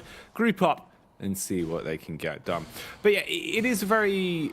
I don't know, it's quite a curious way to start off the day, really, in terms of some of the teams that we saw playing well. It was a bit more unexpected for me. After what we saw from Gladiators, I was kind of starting to shift into that, you know, you don't believe in the Gladiators camp. But as soon as it feels like you hit that point on the meter, that's when they bounce back. I think they do it just to, like, spite everyone. They do, man. They really want to kind of like rope you into the idea that it's not going to happen, and then, you know, they make all the fans book their tickets last minute to the finals. That's how that always goes. But we'll see if they can maintain pace, because it was a good game from them. But it's a key point that you hit on as well that I think is quite interesting, in the sense that the best they can do now is try and repeat that as much as possible today, because obviously they've left themselves with no other chances to accumulate points. So if you're leaving it up to another team to decide your fate, that's the rough part. Losing Alva off the back as well. And I think this is something that's happened a few times now coming through from the boys on the squad. And I think that when you look at this, for Alter Ego, you just maybe drop trash around Mansion. Don't go for this 2-2 split between Lipovka as well as Mansion itself. It's not worth it. With the amount of teams that saw you yesterday get trounced by other squads, of course, NBE Sports is going to come down here and start to take some pot shots towards you. Mondo's coming in with the UAS, likely to clean this one up. The best Rosemary can do is send out some smokes, try and hit a couple of shots over with the DP, but I don't know, man. No, this is looking pretty raw. It's like uncooked beef at this point, Blank. It is not what you want, mate. One by one, just getting finished off a little bit here for Alter Ego. They've had such a rough couple days in terms of their opening drops. And again, you know, it does really feel like everyone's sort of passed the word around that Alter Ego is the easier team to bully on these drops, Blank. It just keeps happening. Yeah. I mean, you make yourself an easy target and teams will want those points off from you. You don't make those adjustments, it's not going to go well in future. Max, man. Very astutely the Max update. Max update, from the Max Mansion itself. You know, Nigma Galaxy usually dropping towards Pachinki. The Xavier over in Group Green refused to give up Pachinki whatsoever. They kept dropping there every single time, even on hot drops. But this time around, they drop over towards Severny. They give it up. This is the first time they've never dropped there. And I think for the Xavier, this is actually a really, really important little tidbit to go off the top of, because I like this maneuver. You drop towards Pachinki versus Nigma Galaxy. You know this is a strong team, but right now, you're currently third place, 53 points. Consistency, it can be afforded now. So a Severny drop for DXavier when it's open, completely reasonable, I would say, to go for this team. They know they can get further into the map. They know that they're strong holding in that mid game and then trying to take out teams towards that late game as well, with a little bit of sweeping from the high grounds. So I think this is a really good move from DXavier, and again kind of feeds into that storyline as if you made those points happen in that first day, you have a lot of room to switch up tactics, to switch up strategies. You know, if this is a case that DXavier would be on like 15, 19 points, they might have considered dropping over towards Pachinki and just trying to push it to the limit down there versus Nigma Galaxy, trying to win out on that hot drop and then going out from there, because those 4 eliminations would be very nice. And you can't really fear that fact of, what if we lose the hot drop? You just have to go and think to yourself, we're going to win this hot drop, we're going to move from there, we'll take that central position and give it some really good rotational paths into the late game. Everyone else in this lobby is just going to get trounced by us. You just have to think that you're a much larger team than you actually are. Yeah, you've got to embody the stature, right? Make it, you know, look like it's hard for you to fit through doorways, that kind of stuff. Build the confidence up by making yourself feel bigger than you are. And that was what they did. I mean, even back in Group Green, right? It was kind of them versus Bra, was just like the battle of Pachinki every single time, Blank. And DX were willing to fight those down to the bitter end, you know, limping away with one player left if they needed to, or even conceding basically an entire run on one of our games of Erangel just to guarantee that drop. So I like the fact that they've at least moved away from that here and kind of thought, all right, we really did risk it, you know, back then. Now it's a little bit of a different kettle of fish. Let's not go for those sort of plays. So good to see the improvement there and the adjustment as well to be willing to even give up your normal confident drop. Man, drop is a word that is synonymous with Alter Ego at the minute, though, as every time we look towards the Elim feed, it feels like it's Rosemary that's just taking bullets from miles away. It's so unfortunate for AE for the way these games have been going. But again, here, they're just exposed. You've got a line of sight. MBE just keep putting the pressure on and blank. Yeah, I think for Alter Ego at this point in time, it's just not looking good, right? And I think we said this multiple times at this point. There had to be a change coming today. Kalaris gave some really good points. Some very risky rotations. I think this one in particular was a risky drop as well.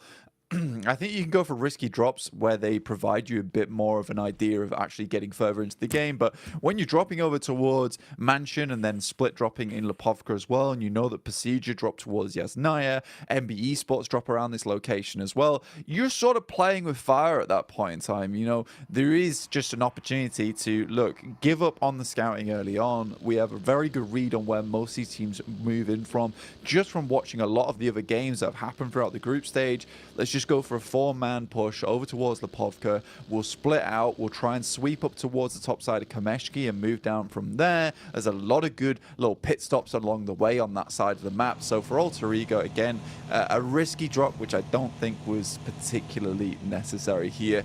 The Xavier, kind of expected from them. Move up towards northern side, take the high ground, control, and play off the back of that one. So I like this from DXavier indeed. Mad Bulls also find themselves on the northern side of Yasnaya. Very nice little quick rotate from them and a very hard shift over towards the eastern side, encompassing a lot of water in this one as well. So if teams want to get their feet wet, they certainly can if they want to live out this game a little bit longer. But for most teams, it's going to be either trying to sweep on this northern side or trying to hold towards some of these compounds on the edge. It's kind of a difficult position to play in. Some teams will be afforded some great spots early on if they were able to get here quick enough, but some teams on this outer edge will be struggling to find themselves a home. Yeah, man, this is one that's setting up to potentially be a bit of a community swimming pool circle if it keeps up like this. About 40% water at the minute, so landmass really going to be important to lay claim to early. Try and set yourself up as quick as physically possible and don't leave it up to another squad to already claim all of the compounds. The mass migrations are coming through. You can see everyone starting to make their rotate down towards the zone, trying to get there as quick as physically possible. Bit of contact on some of the players that are playing slightly more defensive as well inside of the compounds, just listening out for where everyone's heading. Mad Bulls stopping for a quick pit adjustment. Meanwhile, we've got the pull-up from Alliance down towards the compound of Rejects, and that nade was tasty, Blank. That was a 3-pointer straight onto the head of OCO. Yeah, certainly painful. In the meantime, Inco is getting picked up by Enigma Galaxy. That's on the south side right now. Both teams were rotating in, so some pretty decent shots, I assume, were being made from inside the vehicle itself. Very much a turret going through right now from Enigma Galaxy, all in one vehicle. Slightly dangerous, but it's worked out for them so far, with Inco taking one knock and a flush off the back of that. In the meantime, Malise Esports situate themselves all the way over towards Lipovka, try and keep themselves as safe as possible. Alter Ego regroup on the coastal side towards the east with 3 players, but surrounded by an N-Hyper as well as the Mad Bulls, who have picked up what I think is one of my favorite positions within the circus, a really nice ridge side that you can play from over on this eastern edge, and keeps you very clear. You do have to worry about some of the teams on the eastern side. See right now, Enigma Galaxy just cannot find anywhere to stay. And this is what I'm talking about. If you come out on the edge here, you are going to be driving around a lot. And it's even more terrifying the fact they're in one vehicle, which is exactly why they try and get into a second, but not before Coops is pulled out of it. And Freak will just have to leave off the back of that. Man, it's so unlucky. You see the heads-up play there, trying to dash the smoke can before the drop, so it blooms to at least give him some sort of cover. But unfortunately, UDO Alliance had such a good angle, such a good line of sight onto that position that they've basically just been gifted a freebie, and the situation there worsens even more for them. So you're still driving around looking for a parking spot in a never-ending garage, and there will never be a parking spot blank because everyone is already set up with guns, using these parking spots as compounds to play in. Yeah, and they won't be leaving anytime soon, so you're not getting that middle space. I'm sorry about that. In the meantime, we do get a circle that moves down towards that south side, in which case Reject and UDO Alliance's compounds become very, very valuable indeed. So for UDO Alliance, currently they do have the strongest spot, which is up on high. Reject slightly safer in terms of the fact that they can just sort of sit in this compound for a while. You know that UDO Alliance, with them being in this compound, they're not likely to move anytime soon, so they don't want to expend too many grenades just sending them down over towards Reject. So Reject have this outpost which is guarded by UDO Alliance. Eventually they are likely going to have to fight against one another, but both teams in this sort of mutual agreement at the moment. Melise as well, hitting a nice shot across onto Freak and dropping the man. So the situation still just going from bad to worse, second after second, constantly taking damage and feeling uncomfortable, just playing out in the open, exposed to the elements at this point. Reject Tokyo firing off the warning shots. FaZe on the move as well. Round the side of the ridge, contact from inside of the building. Ifan spitting bullets at him, seeing if he can keep the pressure on. Mormon going to dash back with a couple of smokes as well, at least provide some protection. Koi's got the range on it, trying to debate whether or not he wants to engage on this one. If he can hit the shots with such substantial drop, battle back as well. FaZe constantly just taking damage from either side now. A lot of HP being licked off them as well. So this could start getting a bit rough for FaZe, Blank, if they can't find a way to calm this one down. Yeah, and Hyper has got so many angles on you. GK first over towards the shack right now. Jifan taking shots from inside the building. FaZe have sort of set themselves up in a pretty horrid scenario right now for themselves. Hyper looking to potentially regroup, but again, GK first comes in with another clutch shot over towards Mela, in which case they might just send towards this. The blue is pushing them in, and an opening knock like that is absolutely gorgeous for them. First one's what you want. How many more are in store for them?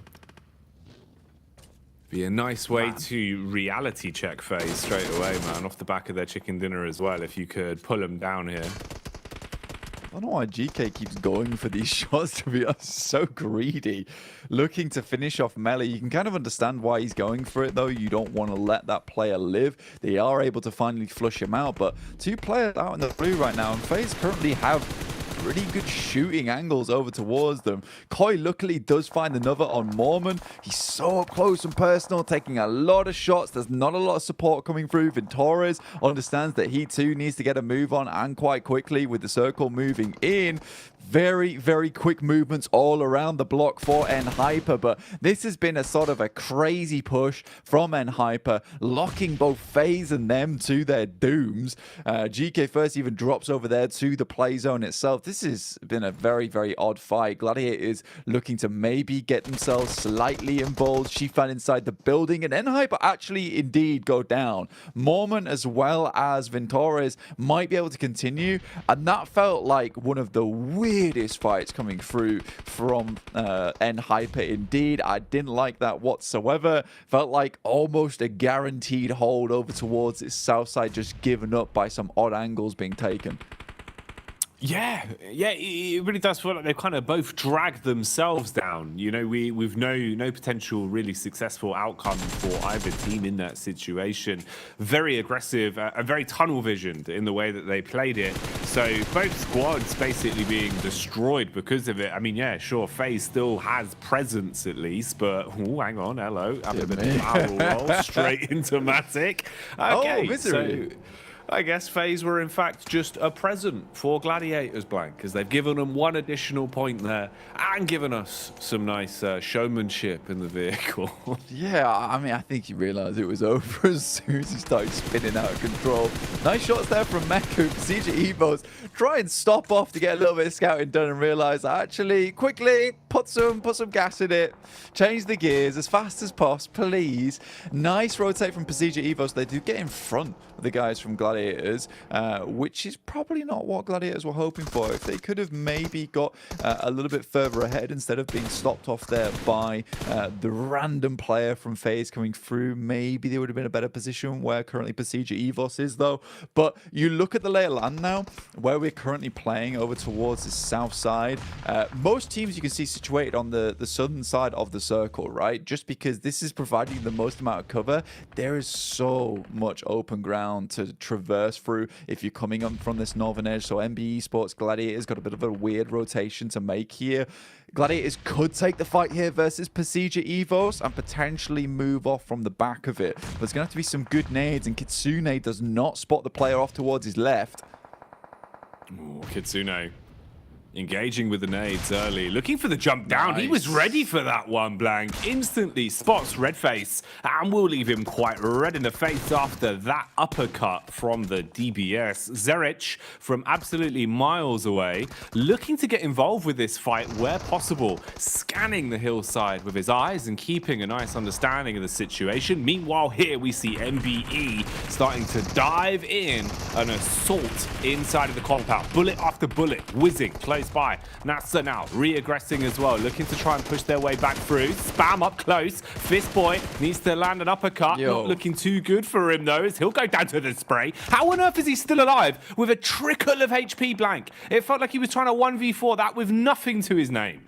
I mean, Xenox did an incredible job there, but his quest coming in over towards Reject. They're holding on as best they can, and the crash is just not working out. Luther immediately gets inside. They want to keep hold of all four members here. They know they've got a strong position to be working with. Duello moves in, tries to clear out the player, but he gets a nice little sideswipe back in towards the door.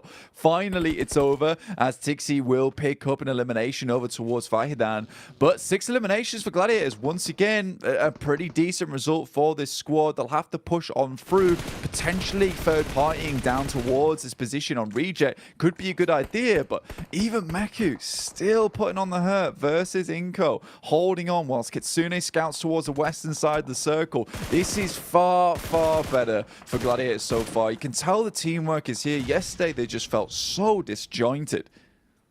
Well, they're just fighting as well, Blank. I think that's the one big difference, right? Is we're seeing them play so confidently now where they're actually pulling up, looking like they're going into these engagements with the idea being to win them, with the idea being to get elims. Whereas yesterday, it felt a bit timid. It felt like they were playing inside of a box and kind of waiting for teams to come towards them. So I'm glad to see it. Definitely a much needed facelift for Gladiators, looking a lot more like the side that we like to see, at least. A lot of movement going on now as well. Bit of reshuffling. There's a ton of commotion down here. So everyone's kind of ringing the proverbial dinner bell, if you will. And it started to bait in the rotators, the mandem that want to pull up and try and squirrel away some of the points. So let's see if that'll be a potential outcome here. Roadside shenanigans for NBE. Meanwhile, Melise engaging on Ego. That was big, Blank. Nice nade to open it up. Yeah, an absolute chunky nade as well. Kisyu looks for another, sends it in, but Alter Ego is chucked away just for the time being. Smoke's been dropped down by Melise Esports. They don't want to get caught off on the side here. In the meantime, Becker on his lonesome trying to take down the rest of DX Xavier. Does find at least Levi's here, which is fairly impressive indeed. CEO later off in the wings, looking to see if he could spot any of the players here in Lipovka. Alter Ego, they drop in Lipovka itself. This is where they've resided for a very, very long time now, looking to potentially get a little bit more out of it. But Melise have them surrounded. Reject once again, surviving their position, will have to move forward. They know that U-Do Alliance are behind them. U-Do, what can they do in a spot like this, playing on a hillside? Flax adjusting the crosshair, paranoid about the smoke expiring to his left, but wants to prioritize the correct angle, hoping they can get some shots off onto Reject. Once they expose themselves, they've got a three-pronged smoke wall blocking themselves at the minute, with the tree geometry providing a bit of cover as well. Slowly pushing their way up past the bushes now, as Lufa will jump in the rotate car. Oh, should have got info on that as well as he drove up. Seems like he knows he could be peeked from the ridge side. So we'll smoke that off and try and cover himself. Clark's up top, Blank. Man's got the DMR as well to work with potentially here. Seems like it's the shotgun also. Nice little DBS for close range engagements. And nades to boot. That could be a bit of a banger. Seems like it should be on target, but slightly off the mark. Yeah, you really need an airburst here, but a nice shot comes through, and I think that's from MBE Sports actually over towards Udo Alliance. The Gladiators continue to lose members. Squash finally does go down off in the distance. And the circle does center up and confirm up towards Lepovka. So any team that made that decision early is happy about it. But look at this. Udo Alliance is losing members left and right, but the drop shot will at least keep them alive for a little bit longer. But the drop shot just ends up with them being dropped themselves. Udo Alliance out and Reject up to 5 eliminations. A very different face on this team, looking more Oni-esque today. Demonic coming through from Reject. This is more what we wanted, right? You're raising hell a little bit now. They're getting stuck into the game Blank, not playing as timid, fighting when necessary, trying to play towards center, contesting for edge control when needed. It's better from Reject, but they've got to maintain that, keep that course going. Don't let it drop off now, as they do at least find their way through the test of Udo and control that one. NBE keep popping up all over the shop. It feels like NBE have just been running back and forth, trying to stay alive from this roadside, having little moments of chip damage onto anyone that peeks into them. They're still here for now, just in front of Rejects. They're exposed if they go for a bit of a push. They're just using the smokes to hold themselves for now, but Sara is engaging with it. It's a nice first nade. Got the lineup on the second as well, Blank. The nades alone could be enough to deal with them. Man, the long arm on Sara is looking good, but nasty shots coming in from Nakaze through the smoke, takes down a fair few of them. Now Duello left to challenge versus Nakaze off in the distance. Nice shot on the edge, but quickly cleans them all up. And what a clean finish there from Nakaze at the end. It looked like it was all done and dusted for the squad, but fantastically well held out by Nakaze. Gladiators still at 4 players alive, but one of the final teams to be on this northern edge alongside them and NBE Sports. Mad Bulls up to 5 eliminations, Gladiators up to 8. They're doing good here. You asked about a bit of a repeat. We even heard about the dinner bell, and so far Gladiators have been hitting us with some nice mashed rotators at the moment. These rotates have been clean. Whatever they're cooking up today, Blank, it looks like it is fresh, not frozen. Nothing being reused here. Ooh, turning up the heat though as the kitchen metaphor continues. Have to get out of that one. Melise set ablaze, couldn't handle it. Kiss You dropped as the M4 will give him the damage. Business being done. Mad Bulls close by as well. They can start to breach and clear. Take the players out that are inside of these buildings now, but Frozen crumbles. He cracks under the pressure on the contact, and it's all getting a little bit sheepish. Constant damage being fired out by Gladiators, sure, but no one wanting to make the first mistake. You have such a sheer number of squads all close, shoulder to shoulder inside of these compounds, with only Gladiators being able to complete the push down towards the beach side. They're in a pretty dream spot right now, and it's going to be so much harder for this heat map of teams we can see all on top of each other inside of the neighborhood. A nasty neighborhood, Blank. They're not friendly neighbors. Not at all. Everyone's just leaving some horrid messages on one another's doors right now. People just aren't picking up the newspaper. They're turning the Amazon delivery guy away. They will not be handing that through the post box to their next door neighbor at all. But for Gladiators, what an incredible circle for them. Moves up towards this north side, and they've had direct contact with a lot of these teams on the southern edge. What's great about this rotate from Gladiators as well is that they forced out the Mad Bulls from this position just with sheer sheer firepower. Up to 9 eliminations, set 50 points after the back of this game, just around about 18 points behind Mad Bulls, who we know had a great day yesterday. This has been very, very good stuff from the Gladiators. And again, it's that pressure off in that first game that allows you to succeed later on. They're moving in over towards MBE Sports. Sec, barely any HP. The vehicle flies over the top and Tixie's there on a Kaze. He's quickly put down and MBE Sports is out. Oh my goodness me, Gladiators are fighting. What are we watching, Blank? Is this a Michael Bay movie? Because that was a blockbuster. They come flying through the air, hit the griddy on that one as the shot connects mid-movement, and then they just continue on as well. This is ridiculous. Meku and Kitsune just putting bullets down range, Blank. They are farming. This was a great move from Meku as well, mate. They left him behind on the side swipe just in case anyone was between the trees. Likely Meku's going to be a sacrifice in this situation, but he's got great lines of sight over towards Duxan, providing very, very difficult terrain for Duxan to deal with. They step out of the way of the bullets from Kitsune as well as Tixie and Matic. They step directly into the bullets from Meku, who's very much safe on this outer edge. Luckily, Zipian is able to get some shots back over towards Kitsune, but it's just Meku and Tixie lighting them up.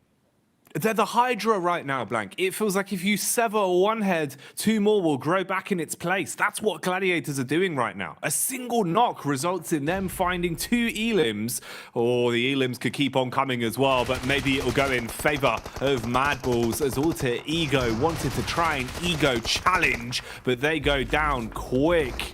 They've got cinder block shoes on that one as Melise third party and Mad Bulls hold on to their compound. Gladiators, though, still showing that they're handy with the sharpened steel, slicing their way through anyone that peeks into them. Now just pushing up the road to close down these and make sure these eliminations are theirs for good, Blank.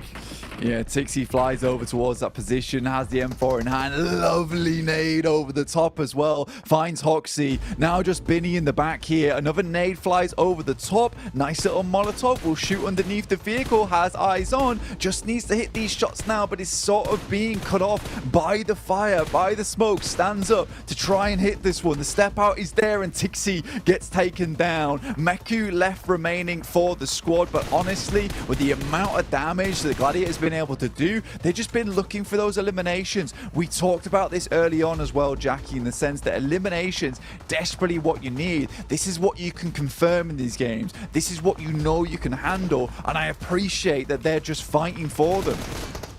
Exactly, it's the one part that you can control just by playing aggressive, playing confidently, and guaranteeing those eliminations. And that's what they've done. They've played for the elims here. Now they can try and see what they can squeeze out in terms of placement, because the other teams are doing the infighting for them.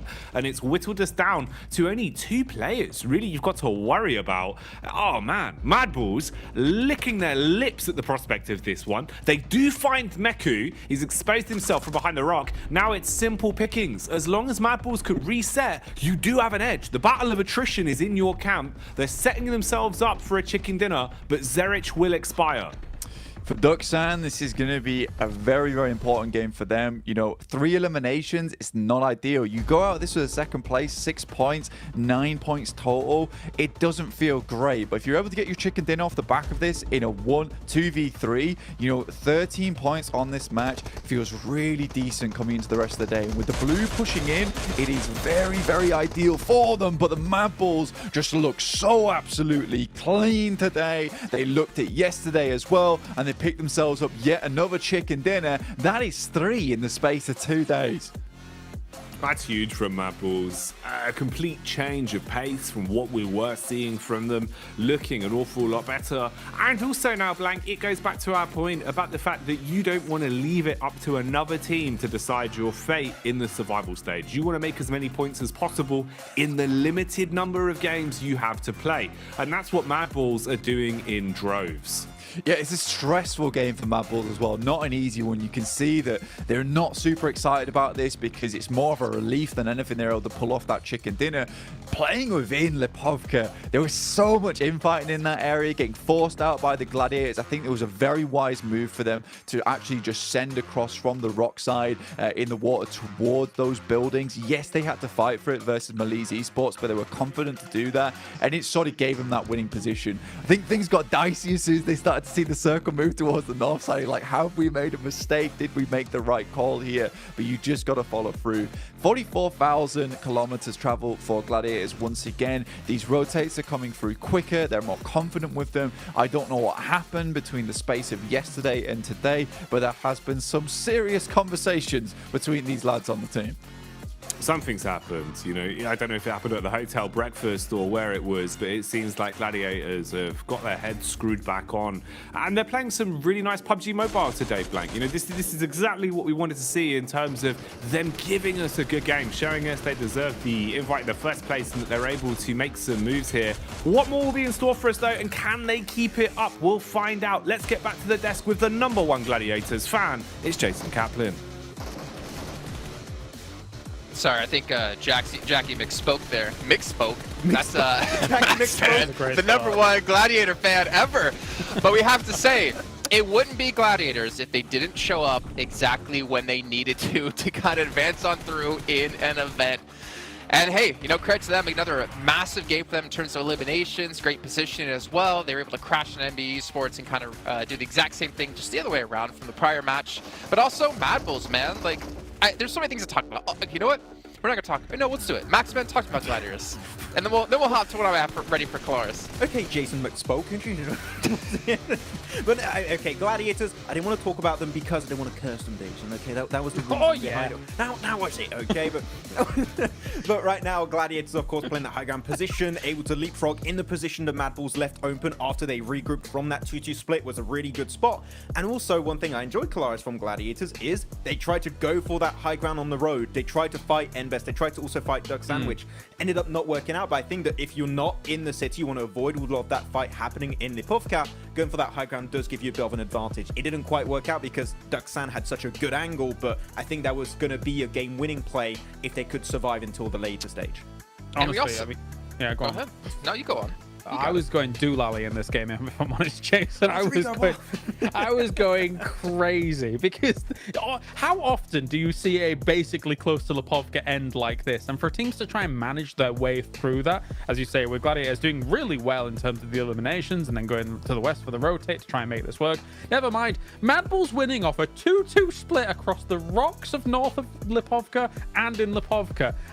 Where do you begin? There's so much to talk about. Well, obviously the smoke wall that Maxman brought up while we saw Mad Bulls able to transition with the PO smoke wall, as he coined it, to get through safely was something to be seen. But if we're talking about how teams got into Lipovka, let's also mention Alter Ego, Colaris. Oh. Do it! Come on. What are they doing? All right. You got really close to the mic there. I got really close to the mic. Okay, they're the Lipovka dropping team. Where were they? They moved west, right? They lost one to heaven as they were walking through to heaven, which is ridiculous. And then they moved north, and then they have to swim all the way back to Lipovka. They are lost at present. They are taking, I said it before this game, constantly taking risks here in PUBG Mobile. They're playing a very risky style.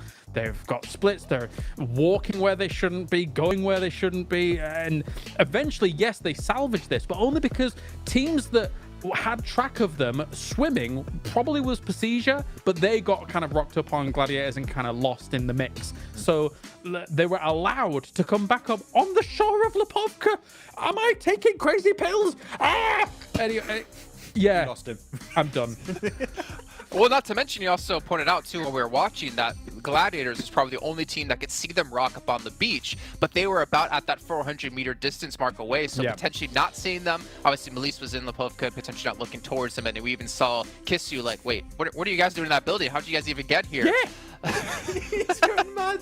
I've never seen him like this. Malise was like, who is he? What's going on next door?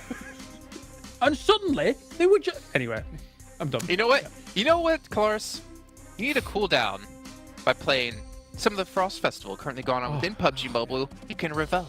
in the exhilaration of gliding down the slopes in a snowboard and using snow mounts like X-Men talked about yesterday, potentially turning people into snowmen as well. Make sure you guys load up PUBG Mobile, download the new update, and participate and play. Because also while you're playing, we do have the 2023 Popularity Annual Gala happening with PUBG Mobile introducing a brand new competition, exclusive honorable rewards for you guys at home to participate and win.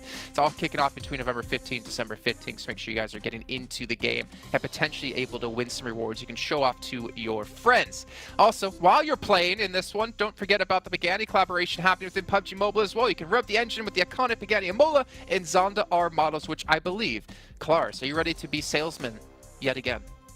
Tell us the 740 brake horsepower. You got a V12 engine as well as 710 Newton meters of torque, Jason. It's a car for you, but it's very expensive in real life. Well, my question is, can I fit in the car? Because we all know I'm extremely tall. Probably you cannot, actually. You're probably too tall. Okay, well, that's a shame. Maybe we can get special order one and make one for me. And also, last but not least, before we head to a break here, the new RP-A4 Victory Dance, which is available now. You guys can show off your victories with the PMGC vibe, and also use your Victory Dance to cheer for your favorite PUBG Mobile team. And we all know who people are voting for. Max is all aboard the Gladiator train, but we have to wait till that train takes off after the side of a short break.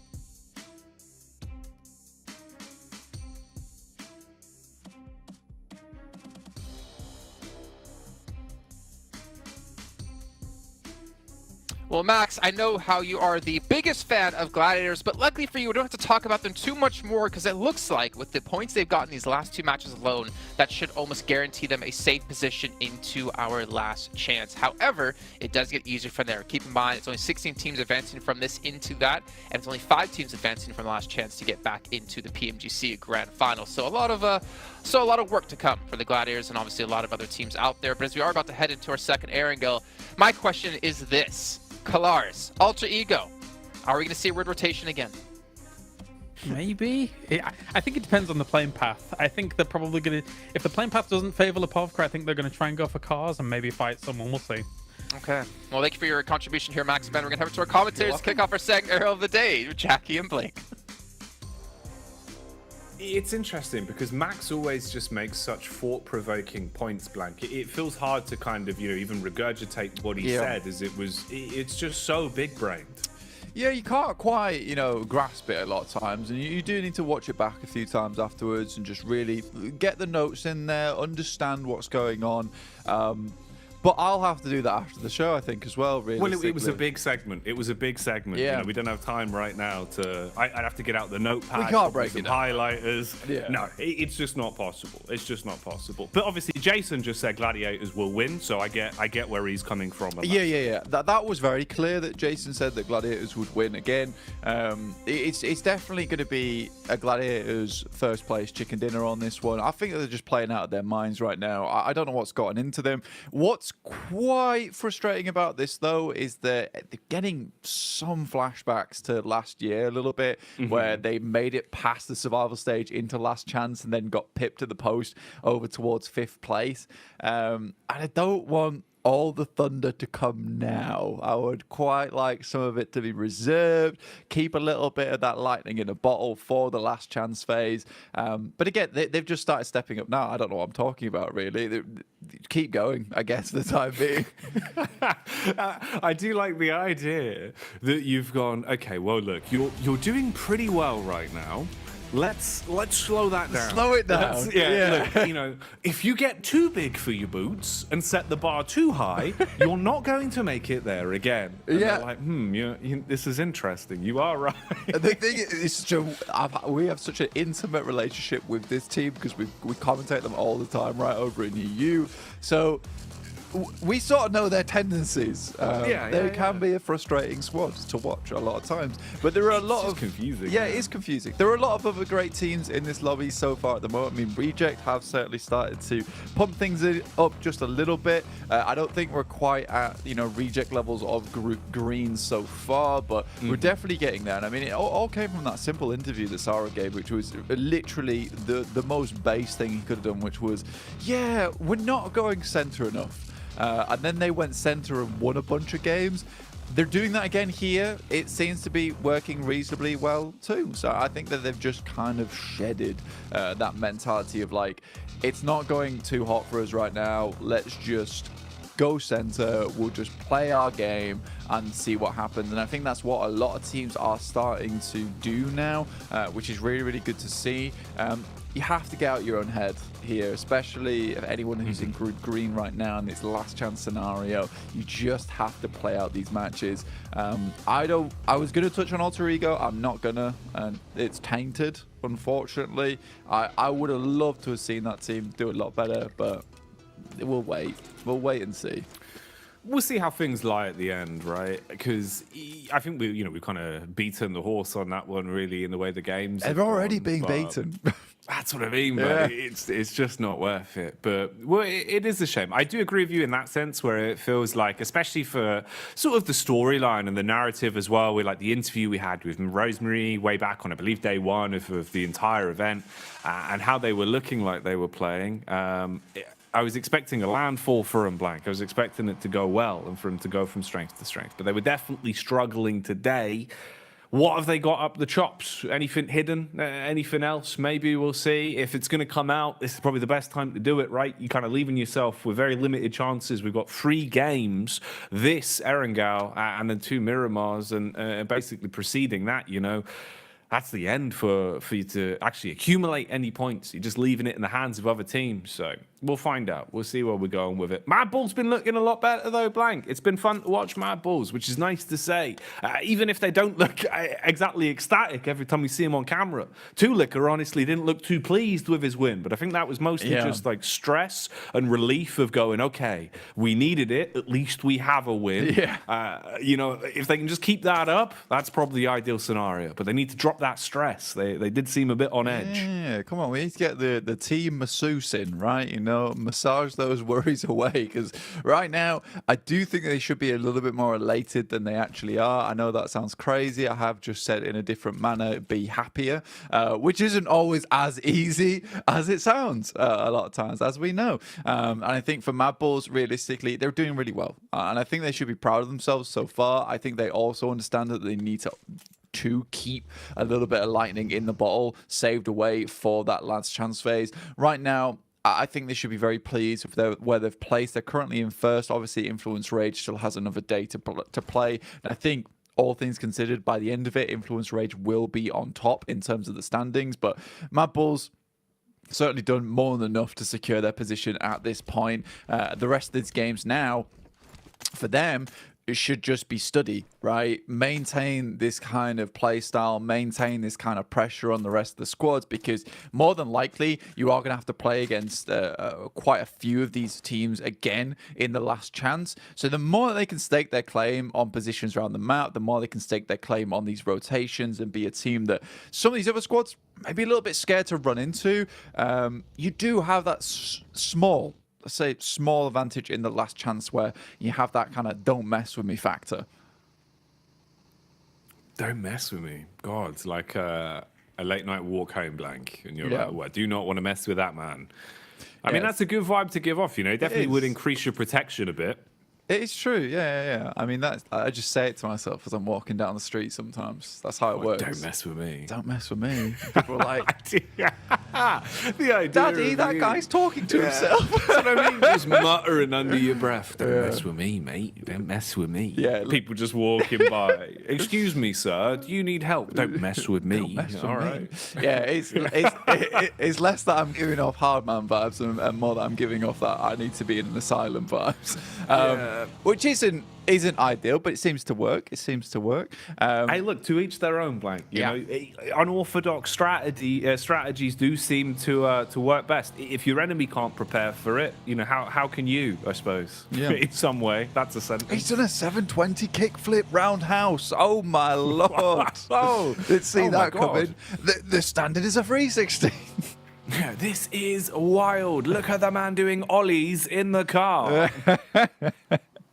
That's illegal. Right, put the skateboards down. Yeah. Bloody hell. We need to get back in the game here, and some of these teams definitely need to get a rolling. Certainly towards that bottom side of the lobby, we're looking at N-Hyper, Udo Alliance. Nigma Galaxy sort of are disappointing us so far, I would say. And I mean, they're on our screens right now. Regiocio will take down Lord from Nigma Galaxy. And again, they keep just hemorrhaging members, I would say, on their rotates. You know what? I didn't actually get to talk about this last game, but I will talk about it now, is that some of their rotates feel extremely greedy. I think that last match, most of the teams on that south side realized that, look, if we're on the edge already, I mean, they were rotating in from, what was it, Milta. They were battling out versus Inco early on.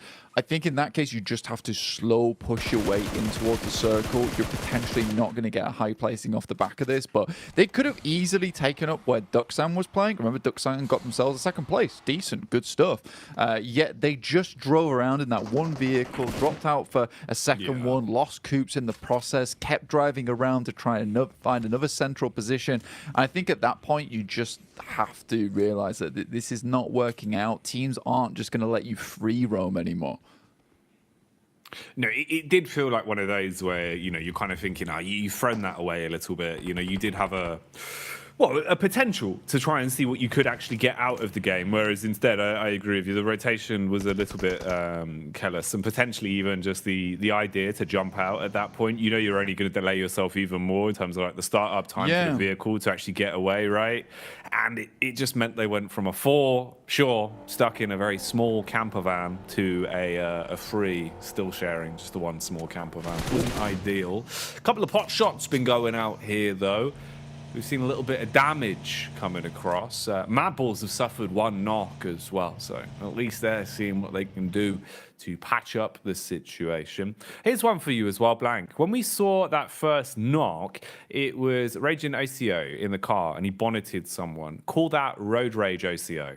Oh, yes. I like that. Yeah, go on. We love to see it. He was doing an ollie in the car over his head. It was good stuff. We enjoyed it. We love to see it. For Reject, not quite towards the central right now, but a single elimination, that'll do the trick. They'll be happy, pleased with that one. DX Xavier also pretty pleased with their position up towards Severny, right? You know, they don't drop Pachinki, but they get themselves a fairly good position to work their way out from. They've got a lot of positions they're currently holding on to. Now, DX Xavier, typical rotational path up towards this northeast side. So for them, again, we'll be going for something like that. Gladiators are just cutting straight through them, though. A bit of a dangerous push, I would say. I mean, you still have Tixie and Matic on the backside here with Kitsune and Meku going for this scout early on. You can see them starting to get a little bit squeezed here by the hydraulic press of teams, and the rest of the squad just is nowhere near to support. This is a greedy rotate, and I think for anyone in this location, I would be trying to spot out some of these stragglers, trying to take pot shots towards them as they move through. Again, Ralph out of the vehicle, taken down by Nasa. This is very bad news bears right now for Nigma Galaxy, and I think this is something that we sort of saw over towards their group stage as well, as that at the start, doing great. You know, happy days for Nigma Galaxy. Some strong rotations were coming through for this team. However, when you looked at them further in towards the group, their rotations were getting read so easily, time and time again. I think that's the final player from Enigma Galaxy about to go down soon, but Reject taking a lot of knocks of their own. Gladiators barely surviving themselves, good amount of damage. Meku's on the side, Swan tries to swing out, lovely nade, will take down Meku, and now it's just Matic to try and hold down the door. Well, that's a nice trade, actually. And he's played it smart. He set himself up so that he could try and nade. I thought he was going to get the first off onto Meku with it, but instead engages towards Matic. Matic's basically as good as gone here. No HP, nothing to defend himself with. All off the back of Cluck's nades there. So nice retake on the compound. That was smart in the way he used his utility. And that's unlucky for the Gladiators. So Jason Kaplan's prediction there not coming true, Blank, because they've gone down without a single elim on that one. Got a bit too big for their boots. Yeah, that's what I'm talking about. But they've slowed it down, as I asked them to. Well done. You know, this is more the Gladiators we're used to. You know, going down in the first 2 stages. That's great. Brilliant. Now, do something a little bit more next game. Maybe revert back to, you know, making not the greatest rotations. To be fair, that wasn't bad by any stretch of the word. I quite liked it. Unfortunately for them, I think you make that rotation a little bit too late. You've got players that are not quite on with the vibe there in the backside with Matic and Tixi, who are not up front and personal with Kitsune and Meku. And you just get shot at by teams on the side trying to get in towards that warehouse that UDO Alliance, quite frankly, had already had a lot of control over. Could have gone a different way if Meku maybe had found that second shot, but like you said, some great nades coming out from Cluck there on UDO Alliance. In the meantime, let's have a look at where some of these other teams are playing. MBE Sports up towards that northeast side. Not a huge amount of points found, but they're consistently in the game, right? And I think that's something that's great to see so far on that side. Yeah, they've been making a lot of cameo appearances, you know, even in situations where it's just 1 or 2 elims and they stay alive. It feels that they're always popping up to be a little bit annoying, nip at teams' heels and try and farm the odd points here and there. This is one that feels like it's just a matter of, you know, the chase at the minute. Feels like you're being forced further and further back, and Rejects know they're being hunted on this one. Trying to play with at least some map geometry to give them cover, as NASA are definitely roaming quite far out and looking to gain a good understanding of where everyone is stationed, using the reconnaissance of Xenox here with the one vehicle as a bit of a scout, and then having a backup position to fall back towards. Freak's actually still alive as well, Blank. All right, yeah, so that's just the one man that remained. I mean, his entire team basically got picked to pieces instantly. So I suppose it's best case scenario, how far can he go, right? Because looking at a placement game with this one, it's pretty early. Going to be a while on the stopwatch before we come back to that point. Yeah, I do think it definitely comes back to that case of Enigma Galaxy. A lot of their rotations getting read into towards the end of their group and not making too many adjustments off the back of that. Again, even in their group, there was a lot of feeder teams down towards the bottom as well, which just allowed them to make these rotations. And I think you try and do the same thing again here in the survival stage, where every single team is very willing to take shots and has great gun skill. Remember, these are the best teams in the world, all fighting out for a place in the Grand Finals to really display what their region, what their team has to offer to everyone that wants to watch. So I think that for Enigma Galaxy, again, it's just a case you can't just randomly rotate over heals. You need to have a bit of scouting going on. You need to ensure you know exactly where some of these teams might be playing, so you can angle yourself in such a way that you can cross and be out of the line of sight of some of these squads that might take shots towards you. If we see it again on that next match from Enigma Galaxy, where they make a random rotate like that and start losing players out the back of the vehicle, I would be fairly remiss to say that this is another team that's feeling like they're going to be in the bottom 8, because I don't sense an adjustment coming through tomorrow. No, I don't know how you'd give the whole squad a facelift in such a short space of time, right? I don't really think there is enough adjustments that could be made to really change things around quick enough. That's the problem. It feels like we're already getting to that point where, you know, the fine line, Blank, of squads that haven't already accumulated points, especially from Group Green, right, with how tomorrow is going to go. You're not even being there to make a case for yourself, just having to sit pretty and sit on your laurels of the points you've already accumulated. Definitely, unfortunately, for a good majority of our squads now, we're seeing that they haven't been able to cut the mustard, haven't been able to really build enough points. But there's been a bit of a change positively for a few of them. At the minute, though, we'll see how things go right here, right now. We'll stick to the facts that we're being given. Again, Reject Tokyo look to try and get themselves a bit more center and try and set up early. Melissa are also on the move down, but most likely have to bypass their way through DX. Roadside setup from MBEs as well, as they've got contact. Inco taking damage from quite far away. The Mini 14 pounding the pressure out and buying them enough time to go back on the race. They've got the ridge as well, so you're covered from the road. They don't have to worry about getting tapped in the head just yet. So they can get Mondo back up. But what's the game plan here? How are they going to play this one? Yeah, I think your difficulty comes in the fact that, you know, you're getting pushed in by the blue. It's stage 4. It will hurt. You sort of need to make a move soon, but Nasa's sort of unwilling to give up this position on the eastern side. They know how important this compound is to them over towards this eastern side of the circle. They don't just want to let a team get through for free. MBE Sports, on the other hand, decide that, look, we're going to take shots over towards Inco. Becker in the way, gets absolutely crunched, but lives off the back of that. Grazed by the vehicle, but not out yet. Becker continues to take shots and will finish it there and then. Broken leg regardless. Man, okay. Big balls are fire as damage is done onto the vehicle, and he tries to stand his ground. Becker quick on the medic maneuvers, trying to get the heal in. Meanwhile, when Lease, they're being attacked. DX have crashed onto him, but DS, they've crashed more literally just straight into the faces there, hitting the shots one by one. Melissa expiring as they've been stung by the Scorpions, it seems, blank. Unable to defend from that one. DX can reset, pick clean the corpses on the floor now as well, and reset the utility they've got to work with, so they're going to be content. Meanwhile, back on the move, Xenox, he's been pretty damn quick with his scouting. He's been able to take some point man positions and look to get the damage out early. Again here, setting his focus towards the bridge. Wants to put pressure on Squash, who's so low outside the play zone as well. So a single bullet he was hoping for, try and make that elimination his, doesn't go his way. Backs off with at least the read and tries to play with the rest of the team. Vitali, he's got a read on him. Trying to take a couple of shots off, but doesn't want to do this as a solo blank. Playing smart, knows he still has a team to work with, even if it just is the 3 of them. Yeah, Blue's really being the big pressure point right now for Inco, because they've got to move further in, but they know as soon as they start to head over towards the top side of this lip, they're going to be in angles of a lot of other teams that are inside the lobby. Freak here trying to hold his own up towards the Wizard Tower. You can see off towards his western side, you got Duxan as well, but Becker very happy to try and take this fight with an incredible hold versus these other squads. Freak, though, takes down Vitali, looks for another, but won't get it and will fall himself. So Enigma Galaxy come away from this game with a 1 single point up to 6 now. So a 2-point average for Enigma Galaxy so far feels pretty horrible.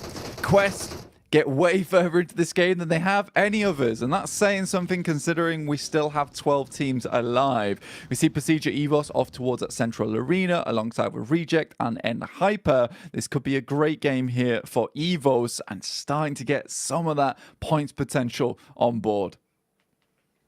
You'd like to see him have a good game as well.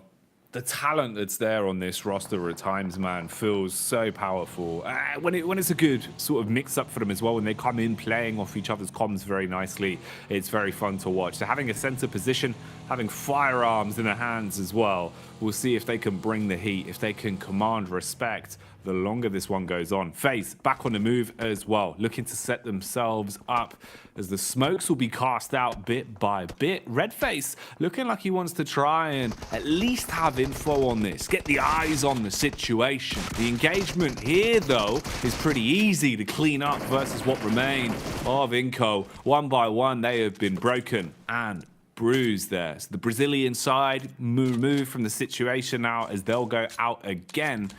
That's unlucky in the end there. Inco, of course, fought hard to even make it here, blank, and they are getting a little bit bullied. Similar sort of things have been happening to Alter Ego. Again, pressure applied on them. Fnatic from the side at least assists where possible, but he's got to scurry off, got to reset on this one now. Yeah, there's good potential here for them to hold out DX Xavier, right? But at the moment, it's not looking too good. Holds on the spray from quite a while, but at least does find the shots over towards Lamborghini, laying him low. Outside the circle will delay them a lot, making this very uncomfortable for the squad of DX Xavier to make it in. Pasija Evo's taking shots over towards FaZe, who are currently huddled up over towards a very, very small shack at the moment. The shots even coming through from Spec here on Nasa. But Pasija Evo's currently sat at 28 points in 11th place. Is a team that definitely needs to put some more on the board here. I think for Pasija Evo's, they have a lot of history on this team, right? And I think a lot of Indonesian fans would be very excited to see this team go through to the PMGC Grand Finals, specifically just to be able to see the twins there on the grand stage once again. But 28 points, that won't cut the bacon just yet. They need a little bit more on board, and with this very central position they currently hold on to, this is a fantastic game to rack up some big elimination points, to rack up themselves a good amount of placement points too. You know, this should be a second, third, first place game guaranteed. It needs to be. It needs to come to fruition in that manner. Setting themselves up nicely on this one.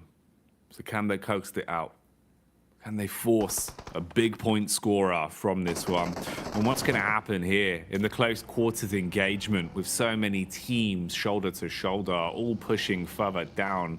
As soon as that zone starts nipping at their heels as well, it will cause problems. Isn't much breathing room, so you've got to fight for what you want. Pushing in now on Reject, looking to try and swoop in and steal the compound from underneath them. The nade will aggress first. Julo ready with the shotty as well, firing off buckshot from the DBS. Meanwhile, the building is burning. Lufa waits up close. Ooh, didn't even see that one, Blank. Swings round the corner, hits him, takes him off his legs. Hello. Genocio turns for the back door as well. Read this fight well, Blank, but he's been peeked from the window, takes half HP off him. Just waiting now on the off angle, tries to back nade whilst his teammates are fighting tooth for nail. Nade's going down. Who else wants a piece of this fight? What is this? There's three teams on the same compound. Regioso sends out the side into the vehicle to get himself some better angles. He's fighting for his life at this point in time. Spec moves in. Hoxie's half HP and Regioso's out on the edge. Surely he spots Junie, but he doesn't inside the smoke.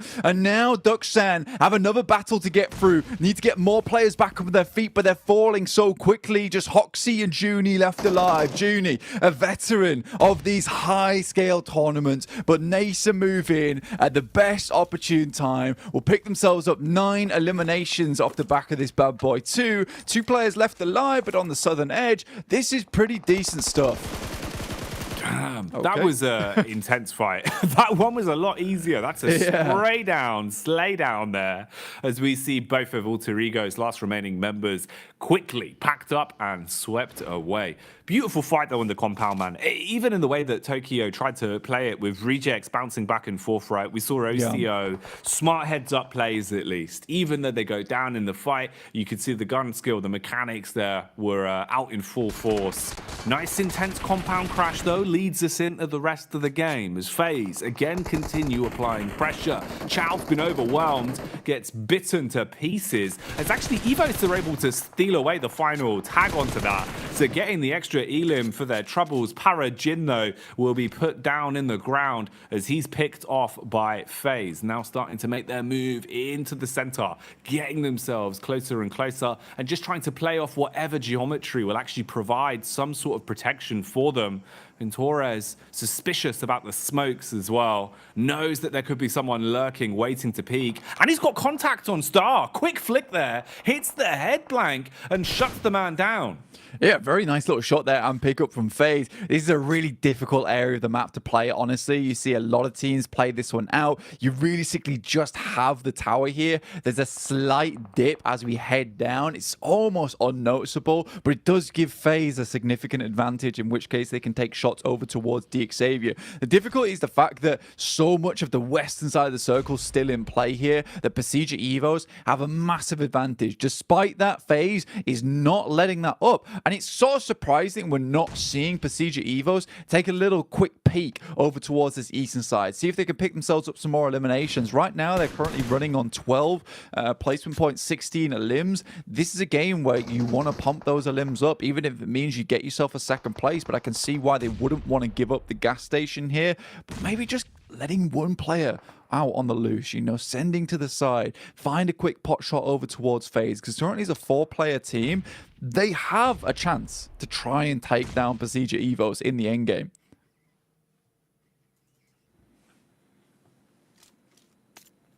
Big chances. Definitely there it is. Open opportunity for this one to swing into the favor of Evos now, though. Nice first tag down the hill. Connection across, DX suffering from it as Luxy will be able to spray his way in. Gets the tap off that we needed to see. So the compound control still firmly in their favor, and they're starting to clear out the players that were edging closer towards them. FaZe, meanwhile, still down towards the ridge side. Mormon and Malaya playing together as they start to make their move up. Close on in. You've got a couple of angles of connection here as well. Spec being one of them as he's firing off the warning shots. And then, for Udo Alliance, there's actually a bit of a chance here to just be a fawn in the side. If you're not cleared, you're so far back down towards the ridge. As FaZe come pushing up, you could try and get stuck into it, especially if the timing works for the push down from Spec and they draw his attention. A lot of small nuances on this one, but the big focal point is just the fact that Evos are in a great position to try and command the game. Ooh, rough recovery mission there. Very much so. Chloe just goes down. Lynx finds Spec as he makes a rotate through. Procedure Evos now up to 5 eliminations, looking for a little bit more. And they have to push for more here because, you know, a 5 elimination game with a chicken dinner, it's all right. 15 elims, 15 points, sorry, total is decent. But, you know, pumping that as hard as you can here. They know they want more points. It's a very good initial nade that's sent out, but FaZe is on the back line. They're not looking to give this game up. Another amazing nade on the predict over towards G-Fan. And Redface is just sending these over and over again. Another one will take down GK first. Now just FSS left alive. It will be Redface to stand out for this one. One knock goes over towards Luxy with the 5 eliminations on board. Nade sent over the top over towards FaZe. One of the final teams alongside with Oliolio over on Udo Alliance, looking for that second place placement point steal. Evos, this is where you've just got to shut things down, close it out, don't let mistakes start to get out of hand. FaZe fighting tooth and nail though, bombarding down onto Misery, who's forced to hit the deck, so belly down to the ground, drops himself into the vehicle and tries to drive out of there, keep himself safe, susceptible to the shots though, but goes for the getaway. If we can see the res, FaZe will at least have a fair fight in the 2v2 in terms of the players that are currently up, but Evos are going for their recovery as well. They want to grab Link, have some additional numbers in this battle to play with. Quick pop heal as well. Nice peek up. Beautiful damage done with the AR. Switches to the DBS and wants to go full frontal blank. He's getting in their faces. What is going on? Already we see another knock come through with the DBS. Misery left alive and he's taking damage here and there, able to clutch it out. But Udo Alliance, they're still in the wings here, Jackie. Oh, skirting around the outside. Is there anything that can be done? They're low. Now would be the time to strike whilst the players are down. They're knocked. They're on their last legs. Doesn't have the full list of information that we do though, so his decision making will be affected by this. And this just gives more time to Evos to try and reset things. Redface now back up. He's just going to be watching, looking for the peek over. Gets the heal in as well. The longer this goes on, the more numbers you're going to have to fight against. So Udo Alliance, the chance of this one being clutched now far harder. Again, falling into a position where this should be a guaranteed chicken dinner for Evos. Man, that could have been a chicken dinner there for Udo Alliance, and Olio just need a little bit more confidence to try and go in and bruise the pride there of Pasija Evos. He's got 2 nades in hand. There's no utility on the side of Pasija Evos so far, but that might change once they start to loot some of these crates that surround and litter the battlefield. No meds available for Misery other than those stims available for him. Might go for a quick scout in the vehicle. So far this game, Luxy is absolutely putting some mega work for them. 5 eliminations so far. First initial nade sent out. After that, there is another sent over the top. A little bit of damage found, but not a lot. Yeah, there isn't going to be too much we can really set the stage for on this one, unless somehow he was able to flip the script entirely and pull off the 1v3. That's the situation he's left himself in. So likelihood low, but potential reward very, very high here for Alliance. Just crawling his way around through the reeds right now, staying down in the ground. Luxy is jumping around, trying to get info on this, just wants to spot where exactly he is. They're playing a more fragmented system, just looking for the trade. There's the contact, it seems. Bullets being spammed into the smoke. So just a bit of a pre-fire rather than actually locating where he is just yet. Longevity on this one being played out though, Blank. Fair play to him. You've got the time to work with. You want to make it as awkward as possible. See what he can get done here. Yeah, I mean, the mistake was made way early, and this should definitely be a Pasija Evos win. But the thing is as soon as you see the teams go down to 2 and the amount of knocks that came through on the elimination field, Olio should just be sending in, looking for elimination points where he can. Does find a little bit of damage to start things off, but that'll be all it is as Redface finishes him off in a 21-point game there for Pasija Evos, which will make them feel a lot more secure in their standing, right? But yeah, I definitely think that Olio could have got, you know, at least 2 elims off the back of that if he just tried to flush 2 of the players, maybe even a chicken dinner if he just went sooner. I think, like I said, as soon as you see those knocks in the elimination feed, as soon as you see it drop down to 2 teams remaining, you just fly in. You just fly in because the result is the same either way. No, it's very true, right? There is no worse outcome. There's nothing that's going to result in you getting less points. You're not going to be forced into a third out of nowhere. I agree with you, man. As much as it's one thing where he didn't have the full situation, we obviously have a little bit more information. Going into a fight like that where they've just had that final fight, no matter what, HP is going to be low. He was basically in a 1v1 with a half HP player, but obviously didn't have the chops on him to go for it. You can see the excitement here, though. Evos looking very vocal. Luxy telling the stories from that one as they relay some of the plays they just made. Fair play, though, for what it was, Blank. Pasija Evos playing a great game there. Had a good setup early. They were confident in the way they wanted to take the compound and played it smart. So you do love to see that.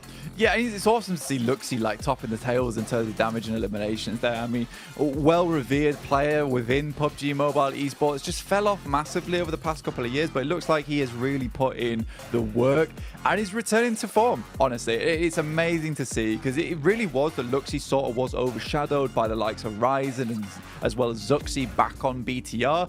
But look at this, Luxy's really making a stand, so he's constantly pressuring the issue, constantly trying to push for those big heights in the future, which is amazing. I'm really, really glad to see it. But again, Udo Alliance, a little bit of a throw at the end there, a little bit of a throw from Pasija Evos. They could have lost the 2 players there from FaZe, but just like Luxy, let's get back to basics with the desk.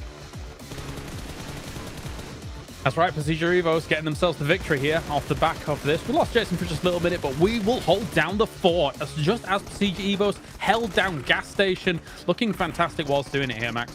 Yep, and able to weather the storm with 2 teams pushing on their location, right, Kalaris? You had, of course, Hyper going downhill across the road, trying to go for the engage, which, of course, you are in this location. It's very easy to abuse with that third-person perspective. You can just jump, chuck the nades, get the easiest eliminations in the world onto Hyper, but then FaZe trying to go for a third party, and I really thought that was going to be the end of Pasija Evos, but it's down to Misery. He's able to clutch it up, go for the res, and get rid of the final player of Yidu Alliance. that is how you hold down a position like that. You just make sure you can use those walls to its full potential, and that's 21 points here to start off this match. Absolutely. Oftentimes we see the gas station as having a little bit of a vulnerability, right? Because there is that small little gap underneath the walls. However, they did a great job of zoning people away from even having angles on that little gap. And then, as you say, blasting them with the nades as they came close. So 21 points go their way. NASA, for the most part, we thought might have a grasp on gas station, kind of moved a little bit to the east, but eventually just started blasting everything anyway for those south rotates. So, I mean, it's a really big game for them as well. I think it was J7 that was in the warehouse, and they had this, not in the warehouse, in the gas station, and they had this massive 4-man split, and I thought, okay, they're going to wait for the next circle, and based on where it goes, they're going to regroup normally in what I thought at the time was going to be gas station, but no, they regrouped to the eastern side, then wrap around the southern side of the river to fight Inco, which I was a bit surprised by that, Kalaris. I didn't expect them to do that. They just completely obliterate Inco. Then third-party Reject that were fighting Duxan come out on top of that to get then, as you saw, 9 eliminations. It's the craziest way to get to that point, but I mean, the eliminations showed up, so I can't argue too much. They got the points they needed in this match. No, indeed. Them alongside Xavier as well, with the amount of elims that they were able to garner. Very important for their campaign across what is only 2 days of gameplay, with also UDO Alliance kind of making what I would say almost a surprise entry when it comes to the upper echelons of this game. Not necessarily because of the circle and how things were playing out, but they were in a very wide split to start things off match for UDO Alliance. And then I think when it gets down to that 4v1, 3v1 scenario at the end, it's very difficult for him to make that call to try and crest the hill, right? Considering the elimination feed and how it all works out. Exactly, you just have a big lack of information. It's like, did the entire team get flushed out? Is there just one 3-man team remaining? Is it going to be like a bunch of solos? We're just not quite sure at that point. So let's not take the risk. Let's try and survive to try and just secure second place. So I do get the idea. If he did know that was a misplay, but I just, as you said, I don't think he had the information that it was a full squad. So if he did know, then unfortunately it could have been the good time to strike, but it was still a second place. So a good match, and currently the best match for UDO Alliance. Hello, Jason. I was actually just doing my impression of Gladiators that game, just not being here.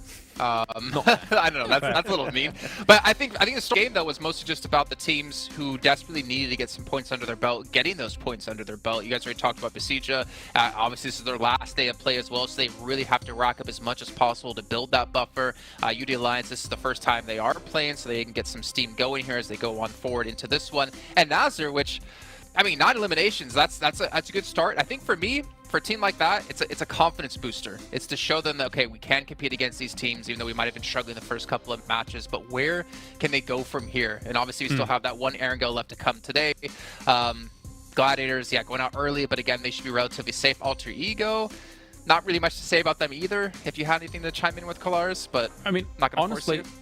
I mean, as you're saying for Nasser, I like their decision-making to just start sweeping and start eliminating. Like, if you think about giving up a gas station location, yes, you could sit on the edge, on the east edge of that circle and just slowly creep up to that. Maybe you'd have to kind of have a bit of a skirmish with the remaining members of Alliance, kind of north of you, as they're also wanting to be approaching from that similar angle. Maybe you lose people out on that, but they decided, no, let's take that south side, which is covered a little bit more by, you know, the terrain as a whole, and actually take some really good skirmishes. So I'm impressed from that game. I agree. Well, we'll see if they can maintain any sort of momentum though going into the next match here. Let's throw it back to our casters, Jack Gimbley. Thanks, Jason. I know, man. It's a treat blank, right? With the way that the games have been going so far today, they just keep delivering. We keep getting some real moments of excitement. So honestly, I'm just kind of living for it, man. This is a good time to be enjoying the survival stage from a safe position, anyway, right? If we're in the games, different story. But watching them, I'm having a field day. Absolutely. I love that. You know, Jason is so excited that he went slow-mo for that throw. That was amazing. Beautiful stuff. We got the hands up. Everyone wants to speak to the teacher, apparently. Tunica doesn't know what's going on. That's fine. Zerich is slamming down.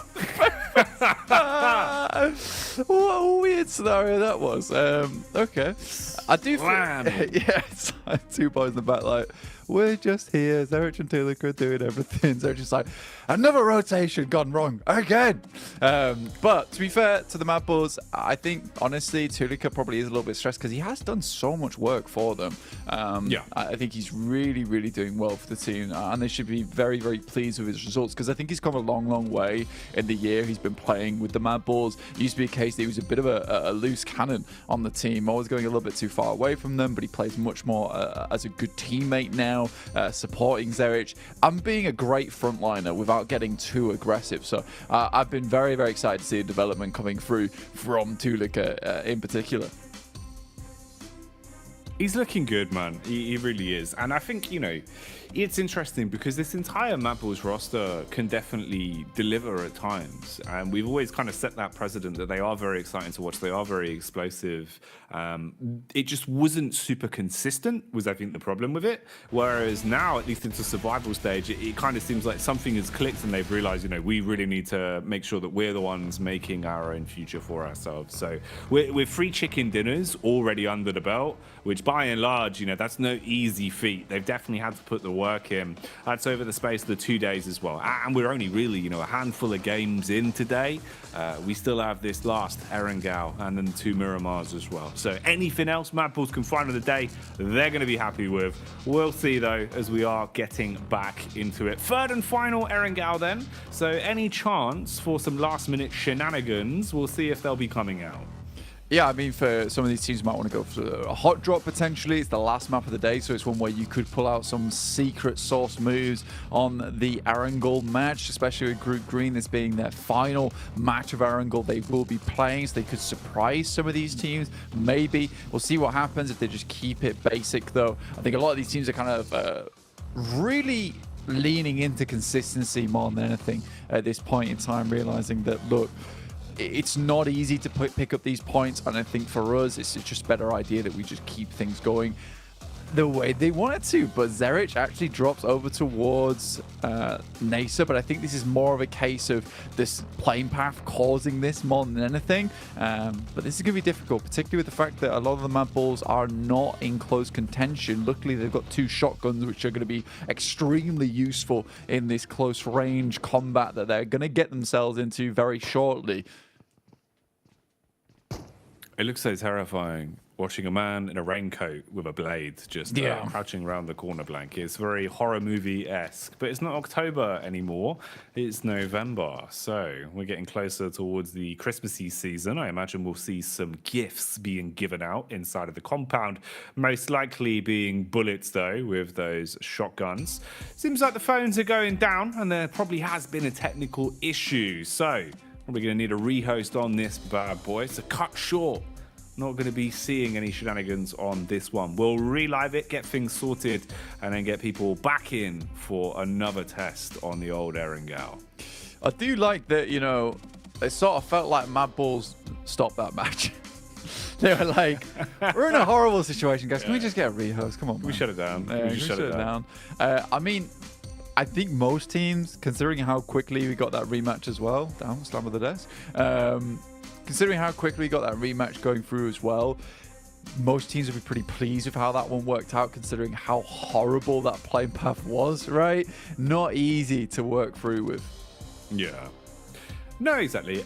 Honestly, unless we roll the dice and end up getting a critical fail again, right? It should be better. It should be better than that for most of the squads in terms of easy routes to your common drop spots. So hopefully won't be all doom and gloom for them, and shouldn't take too long to get things sorted out and straight back in. Nice seeing some of our players on screen as well today, Blank. You know, there's not been a lot of time with the player cams today, and it does give us a bit more of an insight into how some of the teams are looking. That sort of human element. Oh, hello, I say human. We've got Man Sith Lord over here. I know. Maku just in the dark right now. Look at him. Yeah, very spooky. I have the power to win any chicken dinner, no matter the length of time in the survival stage. Oh, dear me. Unlimited points on the last day. That's what they need. That's what they need at the end of the day. I mean, realistically, we need to start getting some of these points going. And if you need to become the Sith Lord, you need to start shooting out some bolts of lightning from your fingers to get it done. All respect to Meku, realistically. Hey, I'll give it to him, man. It's a good look. Honestly, it's a good look. This is nice, though. I have missed this. You know, even seeing Quest on screen, man. You know, Al Haji, the man is just so emotive as well. Kind of wears his heart on his sleeve a little bit. So it's nice sort of getting a glimpse with the camp of Quest, seeing how they're looking. Obviously, rough day for them. Rough span of days, really. But still looking like at least the mental fortitude is there. A little bit of frustration, maybe bubbling to a boil. But that could be used to their edge. The FaZe cam now on screens as well. And damn, we got the stats to back it up as well. FaZe not actually having a bad day of it, to be honest, Blank. Yeah, I think for FaZe, it's been pretty decent. I think we got the dance moves from Mela earlier on, and now we're coming back for some more. Oh, okay. I thought I was going in a different direction. We got the love heart instead. That's great. Thank you very much. For FaZe, honestly, that last game was really, really cool. I enjoyed the fact that we saw the almost 2v4 coming through. They looked pretty strong with it. There's definitely some strong players on that team. Melo and Ventoras, really, really long-standing players within the scene as well. PUBG Mobile, they've done some really good stuff in the past. We got Enigma Galaxy on screen at the moment. A team that's just kind of struggled, right? And I think that one of their major issues, they don't find enough vehicles, which feels like, you know, it feels like you're failing at the first aspect of PUBG Mobile. And that feels bad to say because I know they're a good team, but that's like rule number one, right? Just get some vehicles on the drop, go from there. Look, the way to word it in a friendly manner is they've been very cost efficient on fuel today. They've been using the you know, what's it, the carpool lane. Yeah. It's not ideal, that's for sure. It's definitely not. I mean, we're trying to put olive oil in the tank right now. It's not working. Let's just get... That's not going to work. That's not dinosaur juice. Yeah, let's get some more vehicles. Let's get some more dinosaur juice from the ground. Let's pump it up and just get on moving, because 4 vehicles better than 1 vehicle. I don't feel like I need to say that on PMGC, but there you go. But 20 seconds before we get back into our 4th match of the day. Bit odd because, again, with that plane path, no, calm down. I do love the idea that they've not communicated this to Tulicker at all. So he's just sat there like, why do they keep putting their hands What's going on? They're all becoming mannequins at this point in time. We don't exist. These are just stand-in dolls for Naomi as well as Frozen. Right then. Well, let's get our seatbelts snapped in as it's time to go back to Erangel. Last game of the day today for this map. Following this, we get the back-to-back Miramar. So a bit of a change of pace there, a bit of a change of scenery that will be just around the corner. Who's getting that last chicken dinner on Erangel, though? And how's this game going to go? Let's find out. Plane path, a little bit nicer. Yeah, way nicer, actually, on this one, because I think whenever you get that plane path that moves down slope right on the edge of the map, you're given so many limited options, especially forcing a lot of teams to drop over towards the Sosnovka military base as well. And if you do want to get towards one of your original drop spots, you sort of have to drop towards that middle third of the plane path, which means that more than likely you're going to run into at least another 10 other teams trying to do the same thing alongside with you. So picking up some of those trash drops, trying to pick up those vehicles, going to get very hairy indeed. So with this plane path, you're going to have a lot more room to drop out when you want to, and kind of spread yourselves across the map. Even though it is far off towards the western side, a lot of teams will be much more pleased on their approach. Nacer dropping over towards Rozhok right now, alongside with the Mad Bulls. I don't think they'll be dropping right on top of them potentially, but we'll wait and see. We get another circle, very similar to our last one on our angle, up towards that northern side of the map.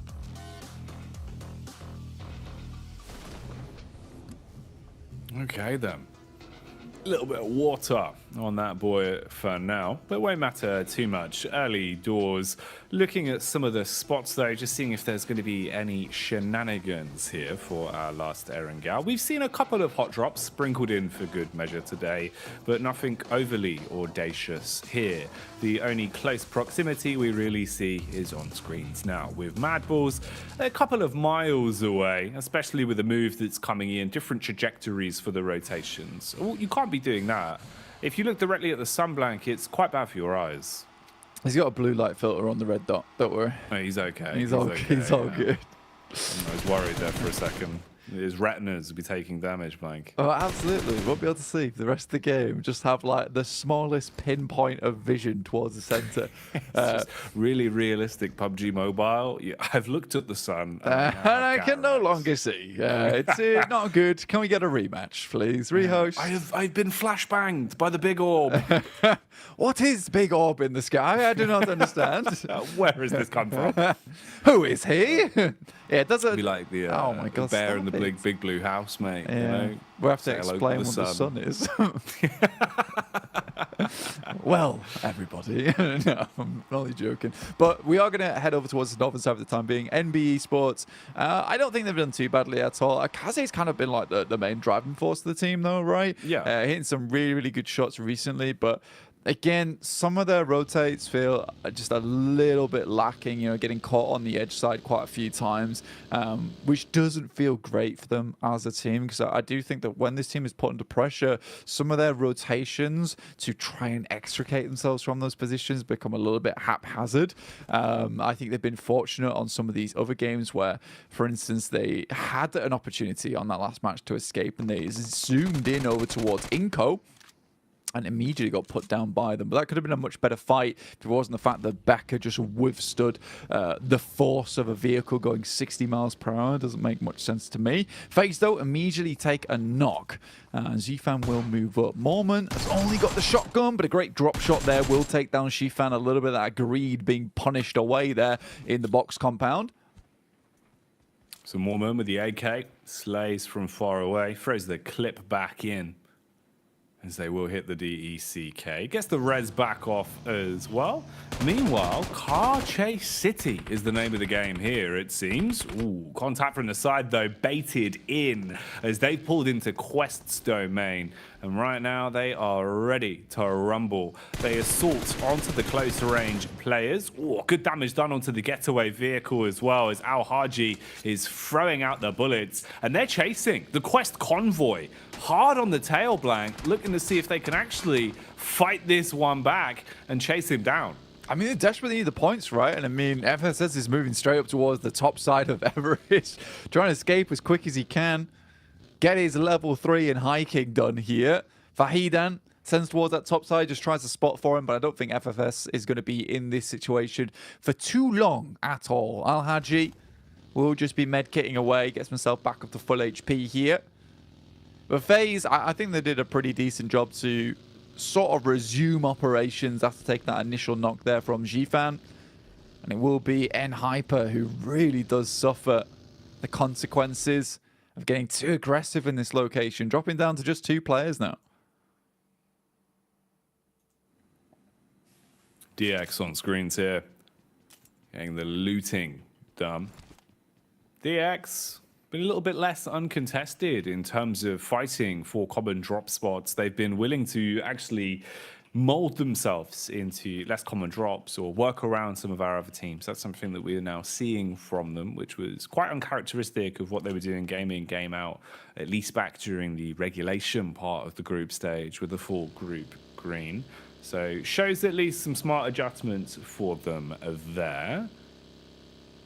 FS did at least get away. He's been able to run down and avoid Quest's onslaught. Yeah. But what have you really got left, man? The entire team off the back of that was basically split in half, right? Like, sure, they're still alive, but you're down to just 2 with low HP and not really much to work with in terms of the early loot either. You haven't had a chance to kind of pick anything clean. So rough start for them, to say the least. Yeah, I don't even think FS even knows where he's going at this point in time. Sends up towards Zaki, of all places. Enigma Galaxy make their way in towards Rozhok. I think this is a bit of a lion's den that you don't really want to get into too early on. Easy gets taken down by FaZe, who pick themselves up yet another point on the match here. Quest tries to come in for a little bit of retribution. Al Haji spots out, but Onzen's very ready for the same peak again. Doesn't try to go for anything fancy here, and Quest realizes it's probably just a good idea to bail out this one. Gladiators up towards the northern edge of Georgia Pod, still looting. They've got a lot of time ahead of them to make this one happen. A lot of teams did shift themselves over towards the eastern side of the map, so a lot of this western edge is quite free, and with a lot of the infighting that has happened between FaZe and Hyper as well as Quest, a lot of these teams haven't made their initial rotates yet. Zerich spots onto Ralph from Enigma Galaxy. You got Freak on the side here, but Zerich is very quick with it, in and out of cover like a shot here. Trying to hard commit and does pick it up, landing the follow-up shot. Ooh, quick pre-fire as well. So Zerich was paranoid about the peak there, coming around the corner a little bit quicker than he had anticipated for. Does go fast on the chase, but already with the engine purring, they're just trying to get away and avoid just losing most of their stock here in the Mad Bulls territory. So give up the fight on that one. We get a cameo from Reject Tokyo as well.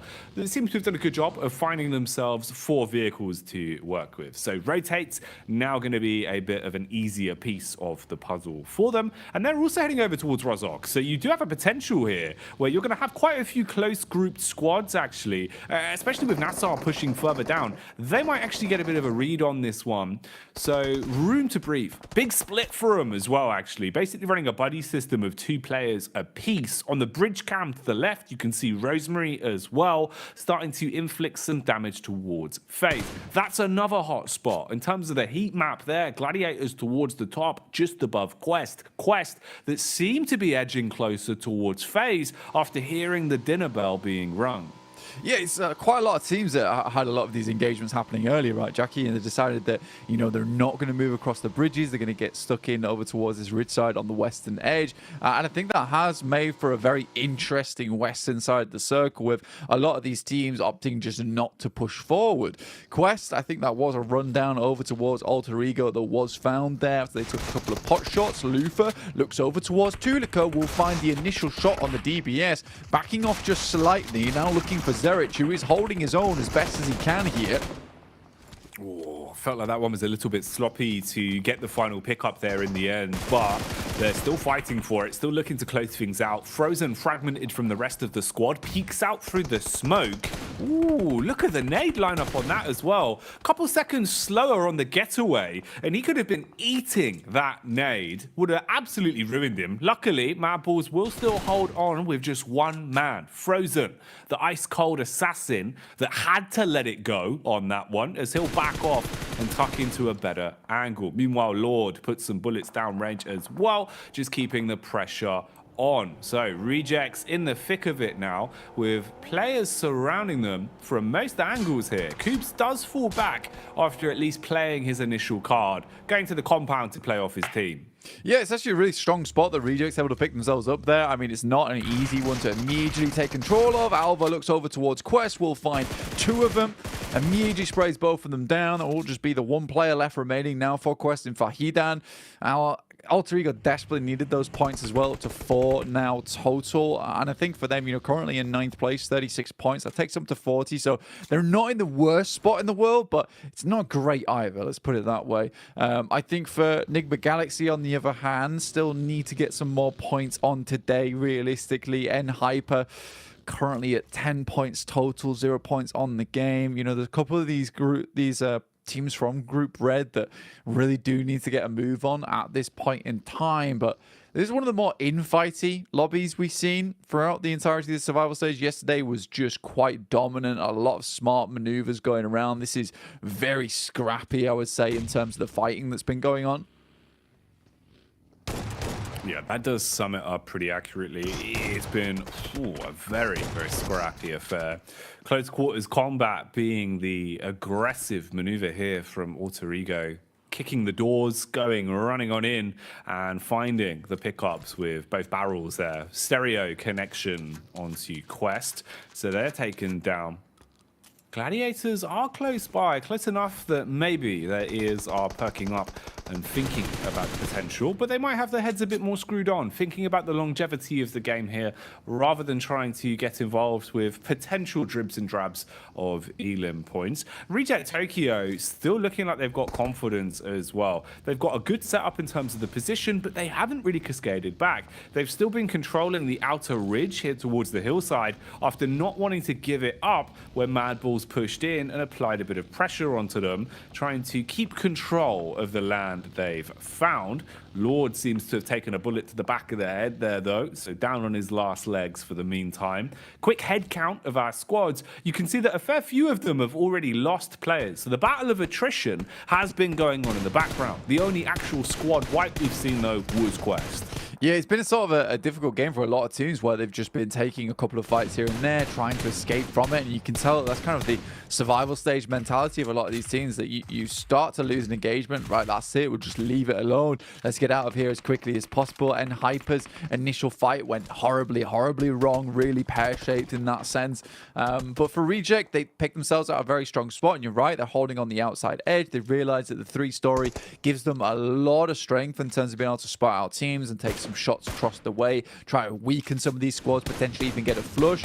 But leaving this position also is a little bit rough for yourself, because you are surrounded by some compounds that can quite easily cut off your disengages. So for Regiosio, probably one of the smarter players, I would say, to leave on the outside edge. Really, really strong individual player in of his own right. Can get away with maybe a quick knock and then a retreat back to the rest of the team. So I like this play from Reject so far. It's looking strong. FaZe, though, do find one of the players in Kitsune there. I think that's a bit of a misstep coming through from the Gladiators. They should have known there might be more teams coming through on this area, and just allowing Mela to immediately pick himself up a quick and cheeky flush on towards them. Their gatekeep gets shut down almost immediately. Guarding the edge here though. Meku with the full wide berth on the rotate, trying to get as far back as he can. There is still a play to be made though inside of the blue. If you could assist Mela, you could still put pressure on Meku and force him to give up the aggression on this one. He was just looking for a read, and the information play does still stay alive with his hands firmly on the wheel, so he's happy to at least be breathing on this one. Alter Ego are relatively close as well, with even a slight push there, just looking for a read themselves, so assessing what exactly was going on ahead of them. Meanwhile, Melise looking to try and make their move over the bridge at some point here, with the zone pushing further in and actually setting itself up in a relatively good spot for Evos once again as well. Melise, though, will have to fight tooth and nail for this, and they go for the brutish approach, sending the vehicle in with Kishu just driving his way through straight away. We'll put a pin in that though, as there's a fight going on, and FaZe are fragging blank. They found their way through all of the Gladiators in seconds there. Mate, again, this is Mela just absolutely killing it today. And I mean, we saw that on that last game, almost the 2v4 versus Procedure Evos. And Mela once again shows us he can do it just as easily in the mid game as he can in the late game. So really, really heads up play there coming through from Mela. I don't know how that just occurred, but with the DBS, that guy is absolutely kingly, and I think that's going to bring Gladiators back down to earth once again.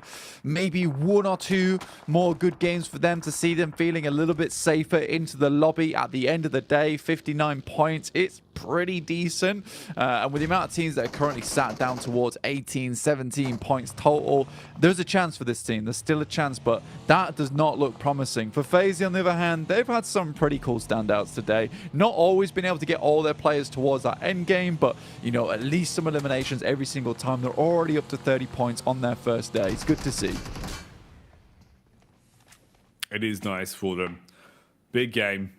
Even if they go out now, you've still been able to achieve a lot in terms of the elims and the other chicken dinners they've taken. More to be done for FaZe as well, of course, as you know, this isn't the end of their run. They'll still have tomorrow to come back out swinging up against Group Yellow and see what they can do there.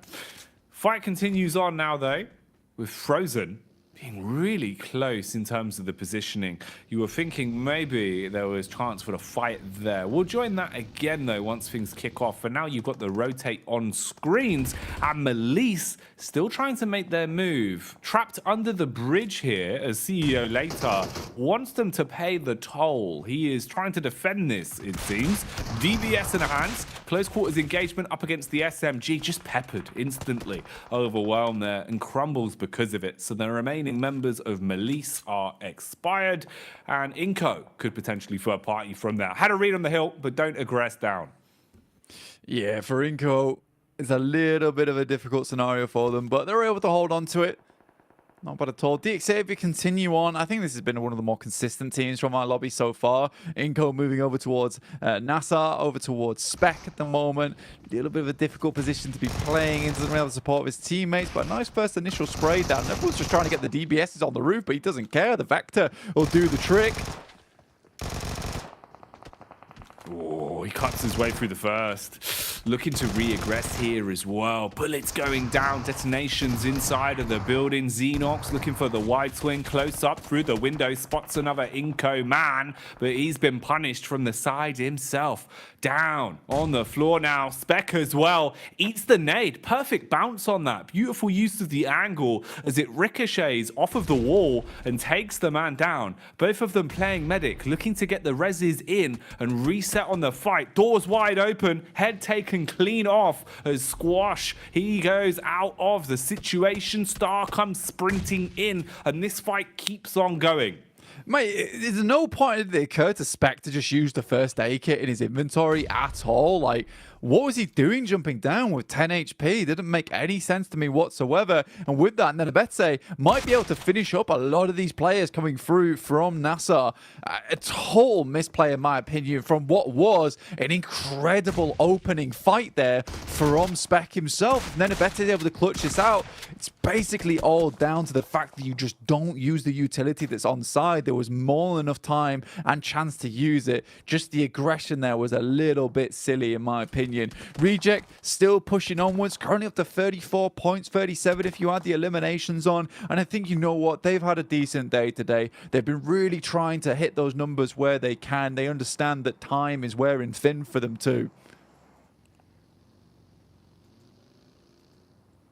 And the gap between DX is closing as well. Similar sort of story for Rejects, it seems, as they go for the swoop in and look to command respect here in the compound clash. Sarah, the bicep man, hits the first as Link goes down. Lufa again aggresses onto Misery, and one by one, Evos are becoming extinct as they are falling out of the server quite quickly. Luxy, though, wants to try and save face. Nades thrown in. Nice tag on at the first. Has the DBS as well. He could clean out the building here, Blank, if he can find his way in. Nice nade to at least defend. Smoke canisters go up as well. Blocks the pathing and the eye line, but could be exposed to Coops and Co from the back. So Rejects have taken command of the gas station for now. That was definitely a deluxe grenade if I've ever seen one.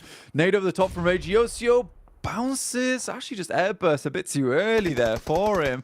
Looks to send another one over the top. Has a general idea of where he is. Great nade from Regiosio. Will finish it off, and Pazija Evos goes down. Now remember, this is the position where Pazija Evos won the game from last match. And I think for Reject, they understand that. They're like, look, we'll take it off your hands, no problem. Quick push in, picks up a lot of eliminations off the back of some really nice shots with the DBS. And that's confidence we wanted to see from Reject a lot earlier on. For Udo Alliance, it's starting to get a bit better for them each and every single game. You know, their averages aren't looking too bad at all. Currently 5 points per game. Yes, it's not championship level of averages, but for some other teams who really have not done that at all, I would say this is a promising start for Udo Alliance. They've not been looking too bad in some of the fights they've been able to find themselves in today. We've seen some smart decision making, even at least keeping games going when they're low in terms of stock, low in terms of manpower. So Udo Alliance, pretty good job of at least being a thorn in the side of some other teams.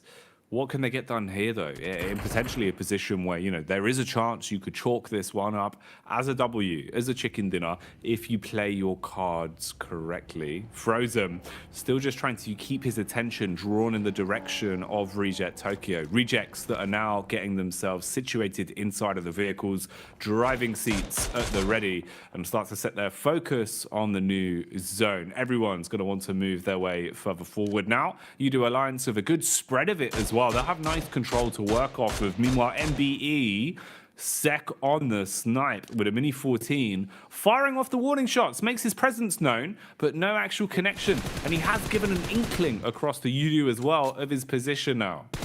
Yeah, Cluck here off in the distance. Your Yudu Alliance currently at those 5 eliminations found so far on this map. Could you go even a little bit further? Talking about before, Sec on that Mini 14, hitting some nice shots. Nedabete in the meantime takes his chances on the rotate while everyone is a little bit distracted. Will be able to get himself to fairly defensible position as well over on this side. MBE Sports off in the distance, very, very close to him. Yudu Alliance is trying to take him down, but it is Olio to spot that one out. Once again, we see Yudu Alliance in this situation where they potentially can take the chicken dinner on this game. They came second on that last match. So far, some very nice little averages on our angle. Reject will send in over towards Coops, last player remaining. Good initial grenade, but just overwhelming force here from Reject. They just swoop in like an aggressive seagull at the boardwalk, just wanting to steal away their set of chips. And they take that one down instantly. Yudu Alliance, they've got a good spread for it, good setup in terms of the positioning to maybe get a few shots off here on Reject Tokyo.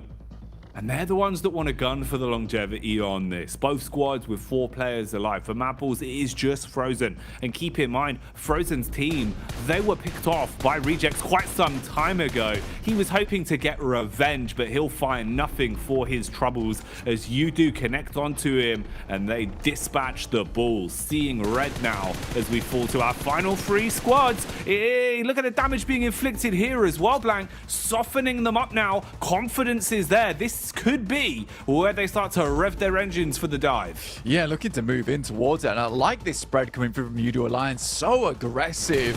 The distance, though, Sara is able to pick up one from MBE Sports. They have to immediately get on that res there if they want to get something done off the back of it. They might just send in over towards MBE Sports as well, claim a little bit more space. Cluck also getting involved, realizing that MBE Sports looks a little bit weakened off the back of that one. Olio with this position on top of the rooftops is so unbelievably strong, though, Jackie. Gives them so much advantage coming into the future. Reject were able to get a little bit further around, but more and more shots keep pouring over their way. MBE Sports with Mondo up front with 1 nade left remaining, but fully kitted out here with the MG3. Quick looting, quick reset, shuffling. Everyone waiting for the right strike, the right moment to stick themselves into the action. The aggression works well for the first connection. Bullets downrange onto MBE, at least coiling their numbers for now, forcing one of the players into a knock and leaving them with a decision to make. No real quick move to get Modo back up, so you're probably going to have to give up the goose on him, fragmenting their numbers even more. And this setup from Yudu is still looking so powerful. Every time there's a peak, they have the geometry to defend themselves whilst dealing damage. They've got set up so if there is contact, someone else can help out as well. They could play for trades pretty efficiently from this, and all they've got to do is hold. Everyone else sitting on the edge of the rim as well, not wanting to push in yet. The zone will be the only part that could potentially throw a spanner in the works for them. But with how they're playing it at the minute, Blank, this is looking great for Alliance. Yeah, pretty much this was one of the circles that Reject likely was hoping for as well, because Olio on this spot had to be pushed out of it before stage 8. Realistically, this is a very early way to end a game in stage 7, having 3 teams at stage 6. Almost unheard of. This game was extremely quick in terms of play.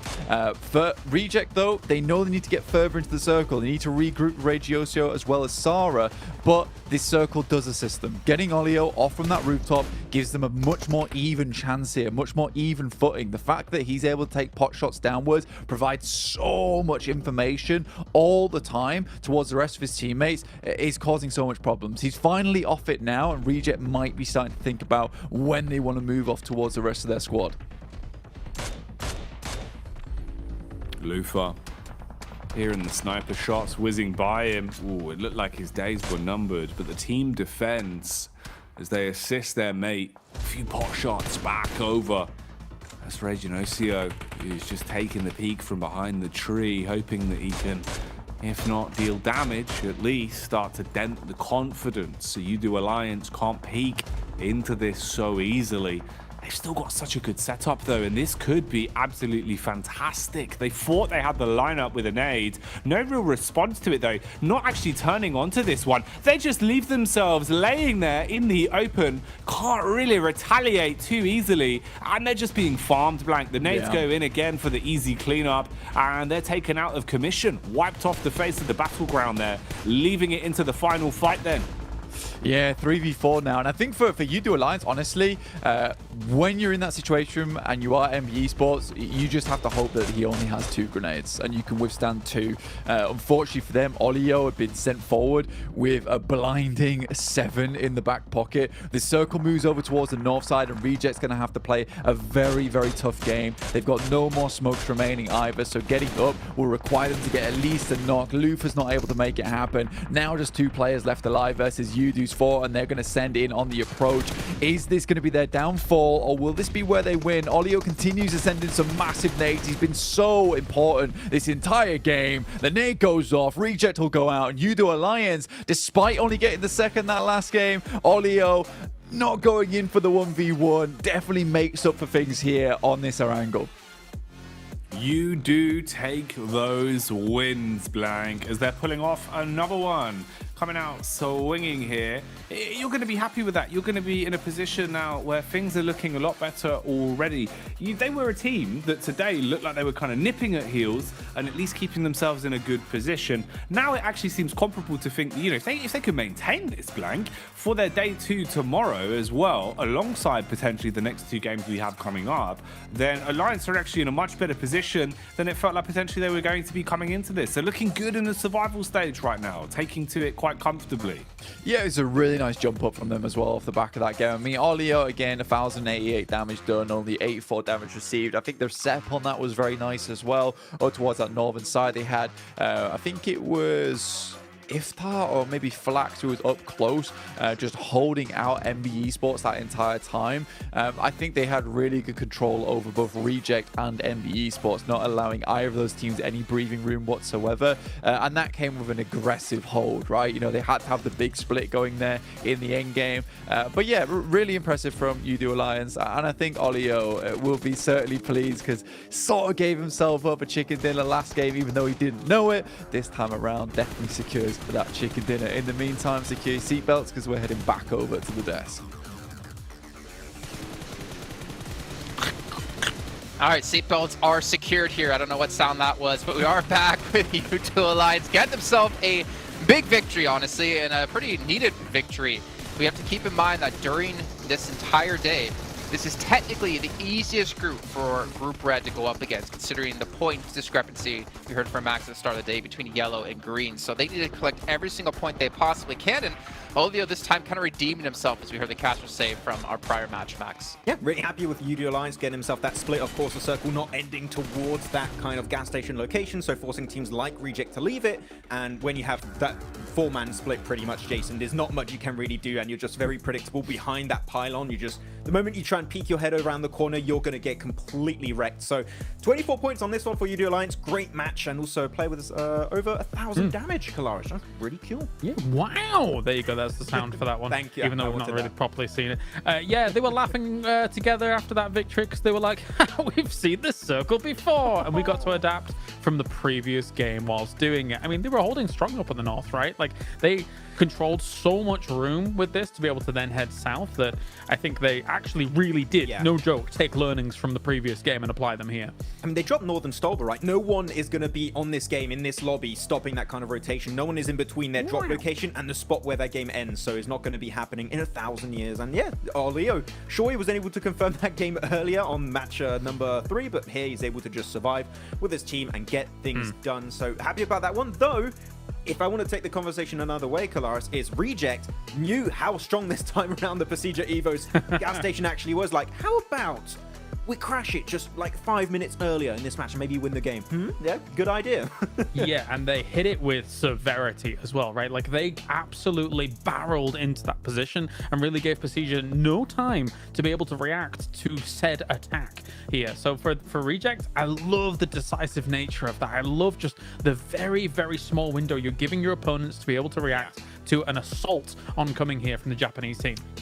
Real quick, as we see in 21st place Quest, they have only 2 matches left to go before they're done in the entire survival stage. Bye-bye. If they want to have any sort of chance, they have to come up big in these last 2 games. Otherwise, that's going to be one of our teams confirmed going to be out. But Enigma Galaxy, man, Max, 24th place. They have not been able to get anything going so far. I think that Jackie and Blank were talking about it also during the games, and I did come up to that like kind of conclusion myself also, is that they're just struggling to get cars, and because of that, you're very vulnerable to teams that are going to be on your path to the circle, and that's just been happening so many times for Enigma Galaxy, losing Coops, losing Lord, losing Freak, and then you just don't have the players to really compete for that possible win. So yeah, they got to get more cars. Really, it's as easy as that right now. I know I'm making it seem very easy, but if they get 2, 3 cars, 4 cars if possible, you're instantly taking way smaller risks while you're trying to get to a good POI in these circles.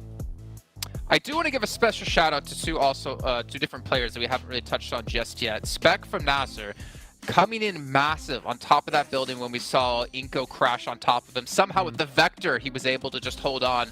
But then Nenebechi on the other side, able to close things out and save his team. Well, save himself at least and get the wipe onto Nasser. That was just a really cool little battle between those 2 individual players. Yeah, some good knocks from Nenebechi to kind of finish things off. And again, cooking grenades to be able to just throw them at the exact right time to really cause a lot of problems for his opponents here as well. Nenebechi was doing something that was very interesting, is he was faking nades also during this entire match. He was just like taking the pin out and actually just doing the audio cue, and that was kind of scaring the opposite side to go for the res, and because of that he was able to just make them linger as a solo and then win the fight. So it's very small details like that, but Nenebechi as an individual, we also saw it last year in PMGC, right, has the chops to be one of the best players in this lobby, I'd say.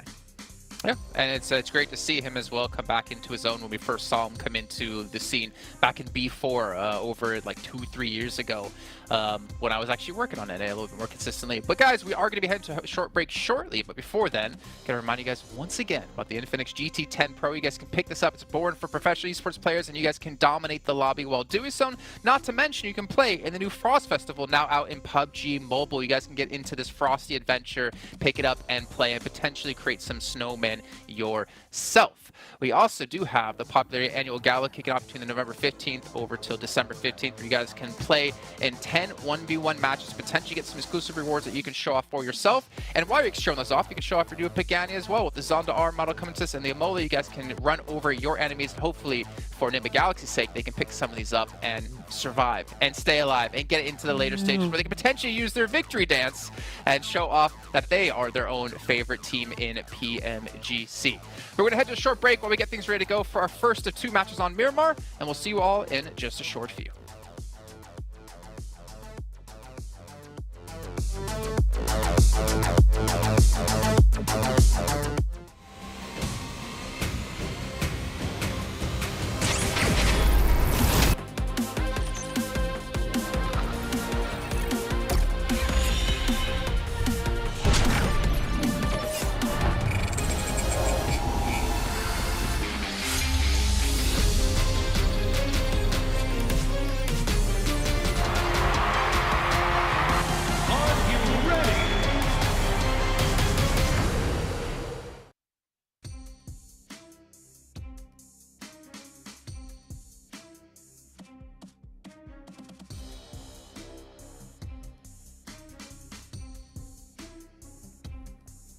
And we are moving into Miramar, 2 of them back to back to be precise, to finish off the second day of the survival stage. And Blank, it has been a bit of a journey we've already been on, mate. The Eren girls, the initial Sandhawk as well, all of them have had a bit of a different flavour. I wonder what's going to be sort of, you know, the taste left in our mouths after these Miramar games. Yeah, well, I mean, man, I don't know. It might be a sour taste, might be a bitter taste for some of these teams, might be a very sweet and delicious taste for some of these teams towards that top side, feeling very comfortable, feeling very safe. For you2 Alliance, that is a really comfortable game on that last one. I think that Max and Clive mentioned it. Look, it was just the same circle from before, and they have a very easy and very nice little crossing down towards that position. And they essentially just played it how they would have wanted to play it that last time around. So really, really well done to both of them. And I think for, honestly, Reject, they'll be happy with a third place on that one, a second place on that one, get some good points on the board overall, which they desperately needed, right? And I think that consistently today, Reject's been doing pretty well. And I think tomorrow we'll see some of those teams from Group Red try and hit some higher numbers as well on that chase. Again, today we will be setting that benchmark, at least for some of those teams with Group Green leaving us. And I think that's the most important thing for a lot of these squads to be taking a look at the end of the day, is where that 16th place lies. Currently, it is with Maliz Esports at 25 points.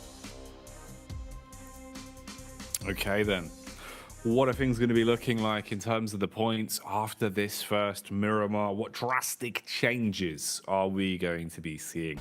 All big questions that will have a large influence on the overall standings, but we'll find out as we kick it off. The plane has taken off and we're flying over Miramar. If you take a look out of your left window, you'll see water treatment. If you take a look out of your right window, you'll see power grid. Please keep your arms and legs inside of the plane at all time. Now I'll pass you over to your captain, Blank.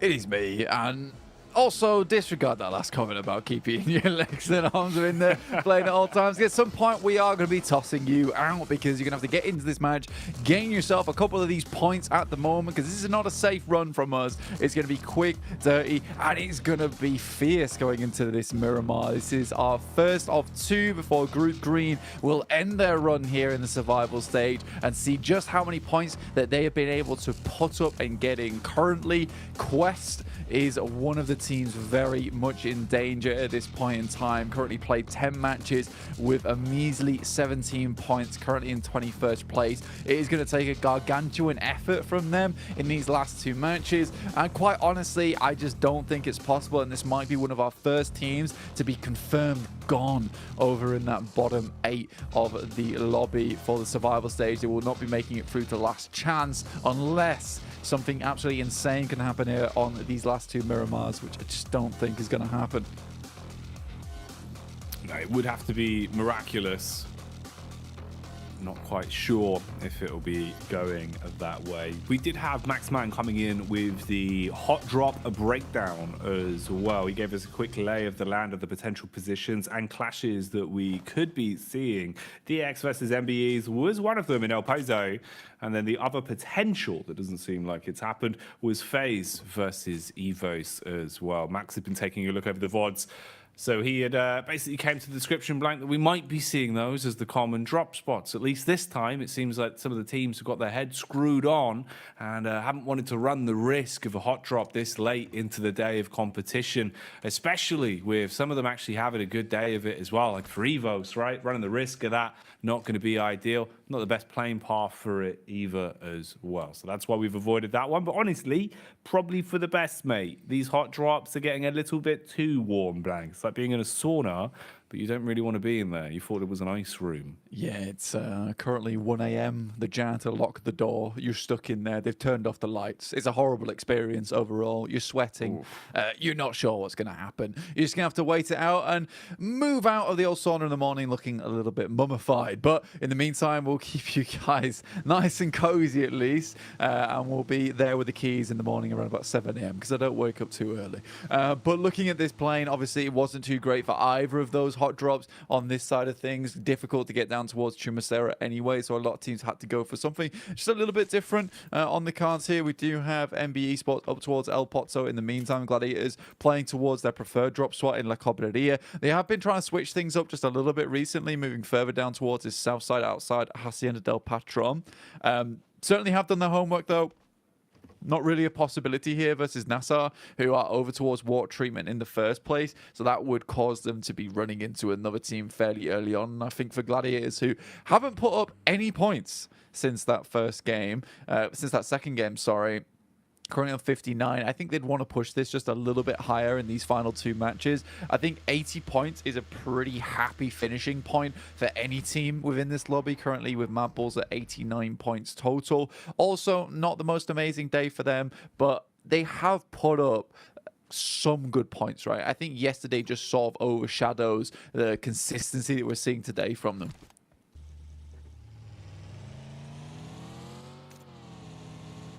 It's been an interesting day for it as well, man, because I think it's made it so hard to really, truly assess the situation. I don't even know by the end of today, Blank, if we'll have the best lay of the land of how things are going to look by the end of survival stage, because any sort of the theory we came into it with initially with, you know, kind of the idea of Group Green being the real big group of death that it was, that had so many top teams in it, translating into survival stage, felt like it kind of wasn't an accurate depiction of day one.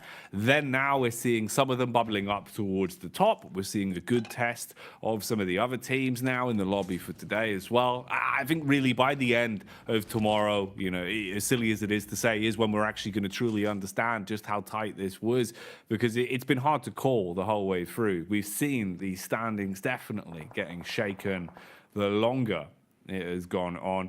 It's been a lot of impressive maneuvers from Brazil as a region as well throughout the course of the entirety of the tournament. Here at the minute, Inco, being the sole representative of Brazil inside of this lobby, haven't had the best day of it. Of course, they had to fight tooth and nail. Similar story to Quest, to barely make it here in the first place. I think the more surprising one as well is, you know, as we go deeper down towards the bottom, I'm kind of expecting a bit more from maybe your Ducks, maybe you know, Mega Galaxies as well, that, you know, just feel like there could have been a little bit more to be done. We've got one of them fighting here though, as they are going aggro, broken wall combat as they look to try and swoop on in. Bullets from behind the camper van, can't quite close the gap, switch to the secondary. That one will kneecap, fights through the body as well, backed up by his teammates, and the pressure is on now.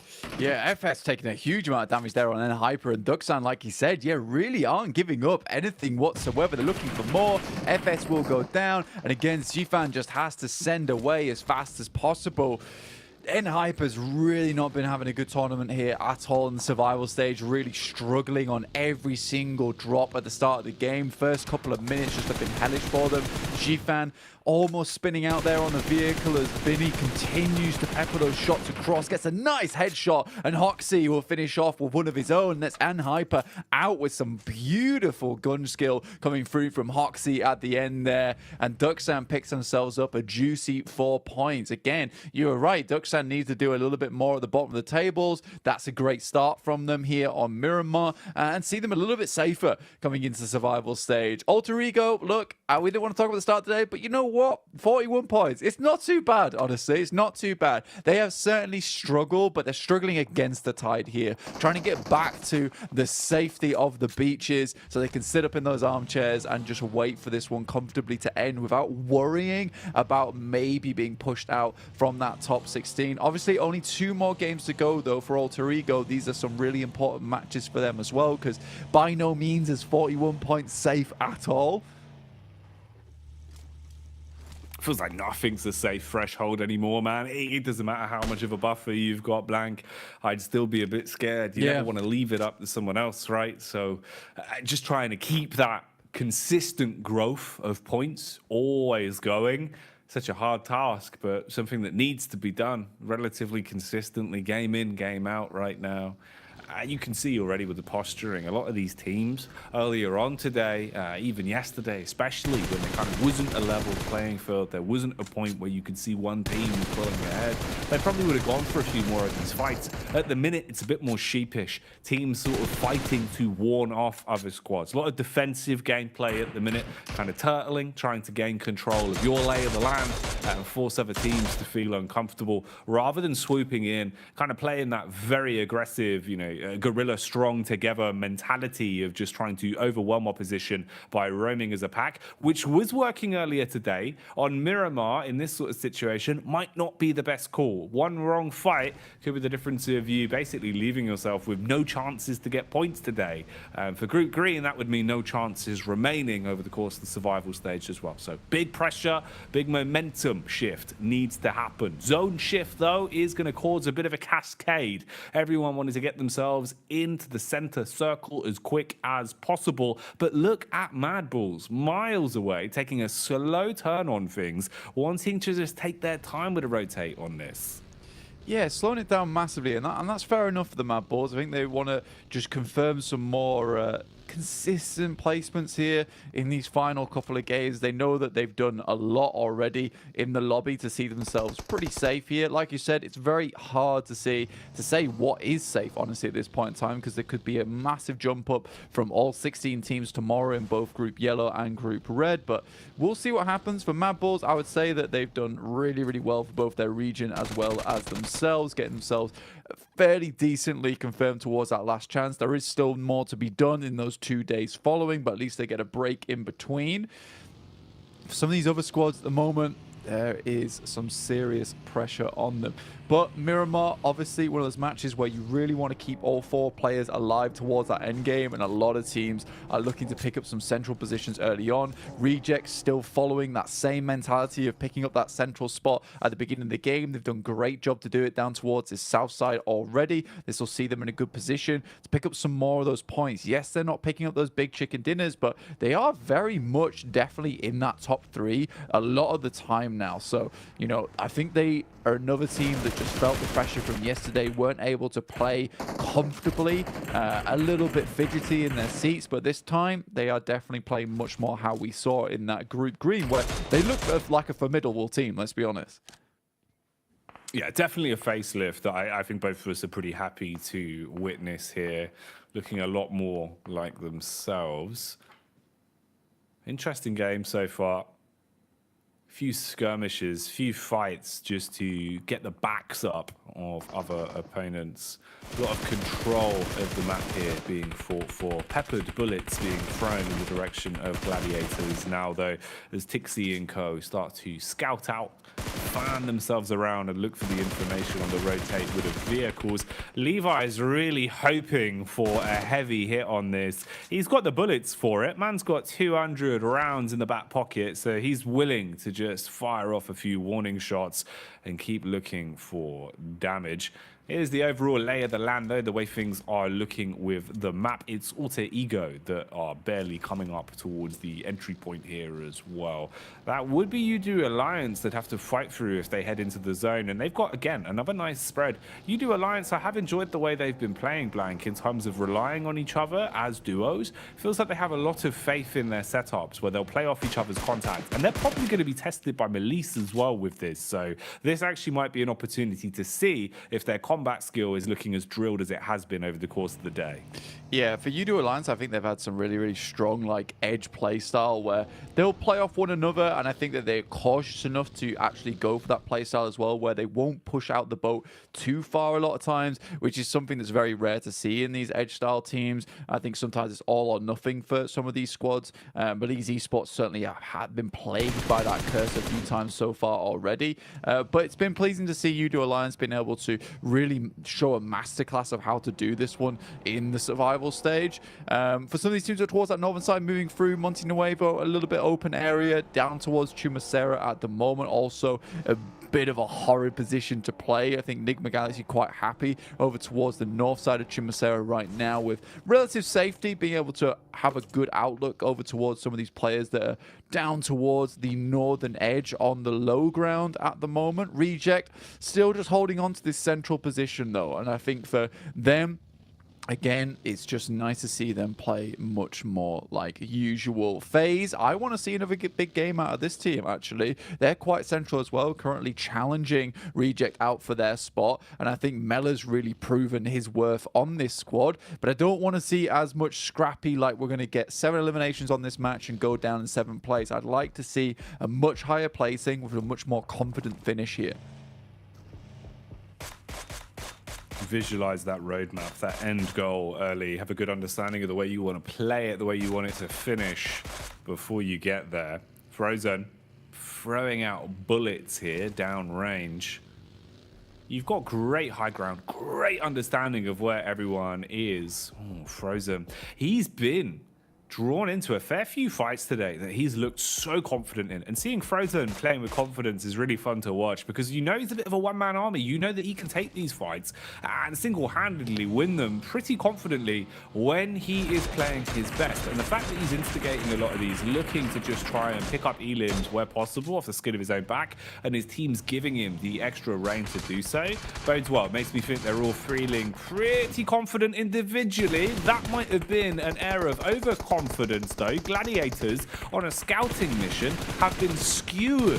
Duxan have engaged onto them, found the first knock. Matic has to get haphazard with the automatic because he sprays back some bullets. Yeah, tag sure, but not actually finding any frags out of it. Driving and healing, that's illegal, but he will pull it off and get himself back in the zone. So Hoxie being able to maintain good movement here as well and get ahead of Gladiators. This has worked out pretty well from on the rotate unless they get mowed down. Meku on the hillside flank. They thought their bad days were over. They thought it was safe to go back into the water, but Meku is there. Yeah, Meku's been having some really good off angles this tournament so far, and being able to pick up some of these eliminations despite losing one player will be really, really nice for the points totals. They desperately need them on board at this point in time, so I think Meku will be fairly happy with this one. They finished off a couple more as well. Hoxie and Zipian go down, so 3 eliminations for their troubles losing Tixi. It's decent, but you can see DXavier off in the distance there, down towards their south side. They'll be continuing to cause them problems in towards the future, and it's Alter Ego take the fight to Mad Bulls, who just have had a bit of a struggle so far. How far is this struggle going to go, though? Will this be struggle street for them? Or is it just the struggle bus that potentially they can hop off at the next stop? They do go for the getaway mission. Seems like retreat is better right now. So they try and back away. Oh, look at this. Matic getting an understanding of where exactly Quest is situated. Quest in a vehicle graveyard at the minute.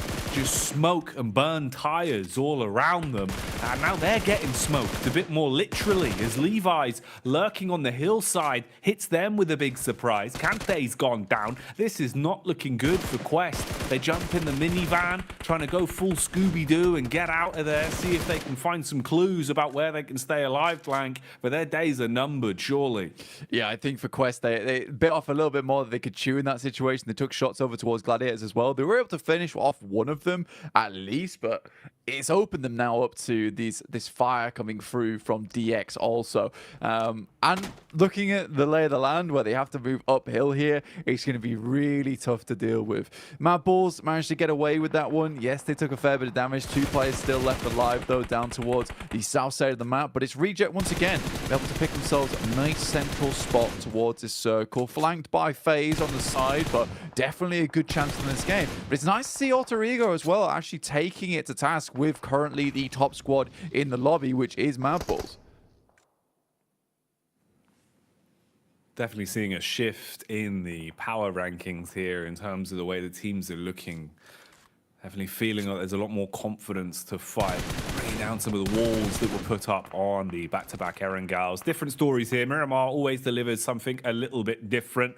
Grenade-based combat seems to be the play here. It's like a game of badminton, as those nades will go flying. Lamborghini wants to make this one look like a shuttlecock, sends it out as it will whiz on by and be miles off target. Wind must have caught that one. Yeah, I mean, you always got to blame the wind at the end of the day in that situation. Junie, though, can't really escape the bullets that come whizzing at him. I mean, those have got a pretty direct trajectory on those bad boys. Quest attempts to try and get involved to maybe open themselves up a little bit of an avenue of approach versus DX whilst they were slightly distracted by the final player coming through from Duxam.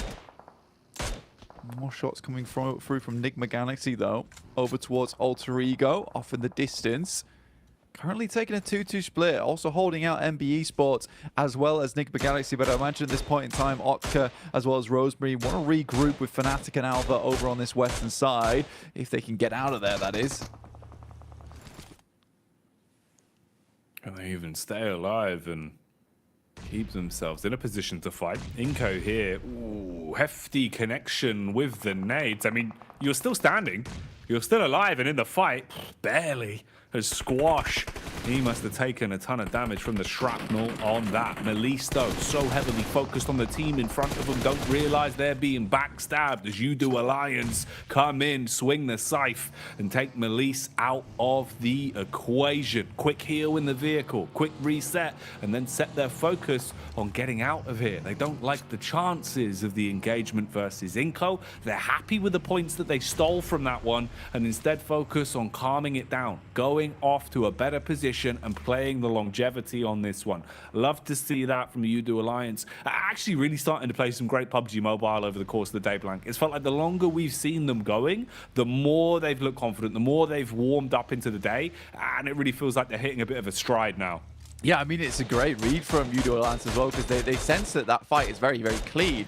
Yeah, they were able to pick up the eliminations off the back of it and steal some away, but they know that Inko is fully ready and up for a fight. So they decide, you know what, let's not even take it. We have a strong position down towards this southeast side, which we can continue to manage. So we'll just leave this alone. We'll pick up those steals and play off the back of this one. Iftar comes up against Enigma Galaxy. There is a switch out from the side, and he has to be quick on the trigger here to try and take him down. Does a huge amount of damage, but takes a lot himself. Damage dealer. Ooh, not ideal on the getaway though. Last minute connection sweeps the legs out from underneath him as he'll tumble down the hillside. AE versus DX as well as Alter Ego thrown into a fight they probably don't want to be involved in. Inko might have got away from the jaws of defeat previously, but they've run into the big beasts of Evos, armed with some rather large guns as well. And they're closing in. Ooh, a late reaction, but a reaction that will be reverberated through Inko nonetheless, as they get shocked by the LMG, drop down to their last legs, only one man surviving, but the vital signs are good for him. He's at least being able to inflict some damage back onto Evos, and he might have bought just enough time to close the gap. It's a large rotate for him, low on HP as well, has to play the numbers game, stops for the heal. Spec is there, armed with a nade. Everyone's on top of one of another now, Blank, so any moves you make, any chance you reveal yourself, it's about 3 different squads that could engage off of the contact. Yeah, it's really grim terrain at this point in time where you're just pushing through team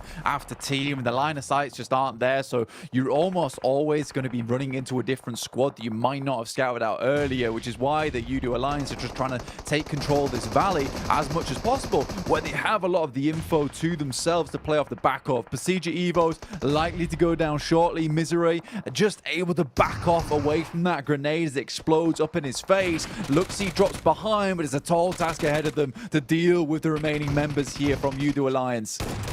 You Do Alliance, well, we do damage is what they're saying as they're pulling no punches. The shotgun cleaves its way through them as the first shots will land dead on target. Misery, he's got a big old gun and he's been slick with it so far. 60 bullets remaining in the magazine, only needs 5 to deal with the first man. Nade over the back, tries to reposition, but too little too late as his compound gets detonated and he's down and out. Star wants to ascend to the heavens on this one though. Nade in through the window. That's a Molotov burning off the angle and making it far harder for You Do to control of this compound. He's got the smoke in as well, but it's actually just opened the back door for Spec. He's found the engagement, got a few pots shopped off, and kind of fragmented this setup now from You Do. If Star keeps aggressing on this, Blank, there's room for the actual elims to go his way. He could definitely third party on this cleanly right now. Yeah, it's a potential chance for them as well. FaZe are also looking down this way in the meantime, see if they can get a quick sniff of this one, but it is Star and Spec looking to finish out this fight, and I love the fact they went into this with the 2 players. Cluck is there though on the side with the shoddy, and now just 1 player remains in Spec, who has a lot to account for here. Spec, what can he do, man? How far can he take this? He's all around them. They're starting to look down the hill, and finally they will spot the head as Flax will slay him. And they are out of the runnings. Losing an awful lot of our teams now as we're whittling our way through them quite quickly down towards stage 6. Not too many left. and a smaller circle to contain everyone as well. So more fights in a more frequent manner going to start developing here on this one. Reject Tokyo set up inside of a compound though, sitting pretty at least. Haven't really had to fight too many big battles inside of this one. They have 3 eliminations to their name so far, and they're just waiting for a battle to come to them. The current clash though is focused on Quest. I say Quest, it was just easy, and now he's gone. Yeah, I think for Quest now we can pretty much say that they're done and dusted. It's not likely they'll be getting into this last chance. So I think that was our last bit adieu to that team. I think they've done very well to get here, but that's probably good night to them at this point in time. Enigma Galaxy trying to get further into this match have had a bit of a struggle day over the last 5 matches, but this one looks a little bit better with 4 players still left alive, you know, 4 eliminations as well. This is a good start, at least something. And this is probably one of the most even and scary lobbies to finish a game off. We've got 3 teams, 4 teams. How many teams are 5 teams with 4 players left alive. It is going to be all-out warfare as we move into Stage 7. This is going to really tighten up, and teams will be forced to fight one another. FaZe has got a really, really big task ahead of them as well, because it's going to be a lot of different teams that they're currently having to manage. Everyone understands how strong this high ground currently is, and FaZe doesn't want to give it up. I think they would have hoped that more teams would have gone down at this point in time. But again, this was a match where they had a nice central position. It's one where I wanted to see more of their players make it to the end game and get a big chunky win off the back of it, but by no means is this an easy test at all. We've brought out the hard papers for this one. Big point score, but an awful lot of risk taking is what's going to be coming up in the next couple moments then. No easy ones, no freebies this late in the survival stage. It only gets harder. There's only more pressure on you. And we'll see how well our teams can deal with that as well, because that's the human element of it. PUBG Mobile here in such a big tournament, the most prestigious of the year with PMGC, you really start to feel the reverberations in every play you make. A single mistake is the difference between your legacy and PUBG Mobile. So what have they got for us? Edging further forward. Lufa on the flank towards the backside, closing in on FaZe. You get the Alliance POV here. They push up towards the center camp, looking for control of the shed, trying to gain some high ground to play with. Ooh, nades right on target. The Molotov burning brightly. They're trapped behind the rock. Flax is already down. Quick peek from the second. Ventores should be able to close his way through them. Wants to get vicious. An assault here, looking to punish. Parajin, meanwhile, sees the rotation from NVE and detonates their wheels. So they're not getting anywhere quickly. Yeah, for MBE, this is a really important game for themselves, alongside with Enigma Galaxy, who lose Ralph off the bat there, as U2 Alliance are dealing both with FaZe and Enigma Galaxy at the same time, but they are dwindling now. Forces really losing at an alarming rate. Flax comes over the top side with the DBS, finds at least one, but he just has to spray the DBS, doesn't have enough time to pull out his M4 there, but it will be Enigma Galaxy staying alive there with the 3 players, but 9 eliminations for U2 Alliance. They'll be pretty pleased with that one, but going down in 6th place will not give them that many placement points, and that's the difficulty at this stage in the game with so many teams still remaining in. In the meantime, Reject are pushing in so quickly over towards this position, swiftly taking control. They haven't lost any players as of yet, and Lufa's on the top floor will drop back down again towards the garage side as they slowly pick apart the guys from FaZe. Reject. They want to gain control of this compound. They want to take it for themselves, deal with the inhabitants that are there currently. And right now, Lufa strikes on the first, cleans the man up, taking them out of commission and keeping the pressure on FaZe. FaZe that are starting to rebuild, reset, getting the res off so they can play together. Attention focus on the man outside, but it's the people in the building that you need to be worried about. Drop down connection. Lufa tried to go for a hell of a play, but he's been slain. Mela replying back with a shotty as well. Good for 2 blank. Could have made that uncomfortable. Mate, Mela has been an absolute firecracker of a player so far. Some unbelievable plays coming through. You know, as soon as he starts tapping that trigger at the speed at which he does and starts quick flicking towards these players, it could be a 1v3 no matter the situation. But luckily for Reject, they get out of there with 3 players left alive. Not an ideal scenario, but pretty good, all things considered. NBE taking a lot of damage to Enigma Galaxy, two teams that really do not want to go out early here. In the meantime, Reject looking to stamp their ticket through to the last chance stage. What a nade over the top there. Luckily, Sarah just about lives it, knows he has to move away. Duello's down, one player remaining now for Reject. This is all crumbling. It's all falling to pieces quite quickly.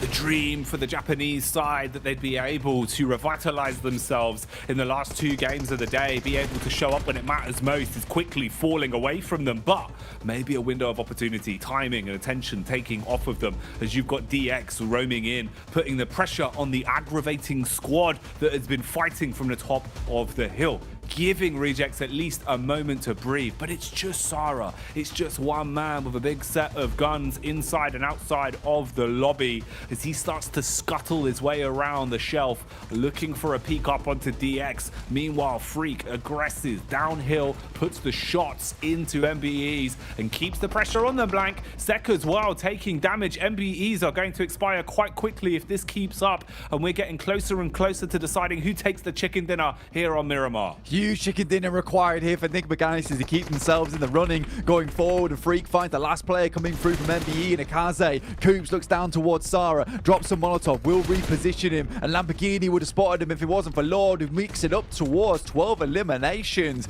DX, the only thing standing between them and a 25-point game now. Only one nade, one Molotov, a whole bunch of utility on the side of DX, and it would be a miracle run now for Enigma Galaxy to finish this one out with the chicken dinner in tow. Now don't forget DX's nades. They are so damn good, and this is why. They've got so many of them to use. Their comms for the timing on double nades is normally pretty picture perfect, and right now they are blowing Lord to pieces with it. You've got a nice knockoff onto Freak, looking to aggress the close on the damage done to Lord already. The shotgun's pulled out. Coops, he goes down for keeps, as that one's going to be DX snatching away the chicken dinner and securing themselves the opening win here on Miramar. I mean, DX Xavier has been a team that we've not talked about too often, but they have just been really good today. Honestly, the amount of times we see them in the top 5 is sort of flabbergasting, honestly. I've been really impressed with this team, and that's coming from a guy that didn't really enjoy their playstyle back in the day about a year ago, and I think that quite comfortably I can say this is a very strong team, if not one of the strongest teams, that has a great chance to get towards the PMGC Grand Finals after this. I mean, some of their control has been marvelous, and like you said, those nades are just picture perfect. Man, one of the things that always seems to ring true with DX is exactly that, just how well they use their utility blank. They're never really caught off guard in a position where, you know, they're low ammunition. It always feels like they're so stocked on rounds, so stocked on utility that they need, and they use it smartly. It's not a matter of, you know, we get to the final circle, all of a sudden they throw all their smoke saying, we've got to use our nades. They use them calculated, they use them efficiently. Offensive utility is used to open up fights or close down fights. They're not just thrown carelessly into the wind. We get the stats highlight here as well off the back of the chicken dinner for DX, and fair play to him. You know, I completely agree with you. I think that's a deserved win, and one of those where it shows that DX do have a lot of talent. We're seeing more of it now, especially as the day's gone on, Blank. It feels like they're looking more like themselves.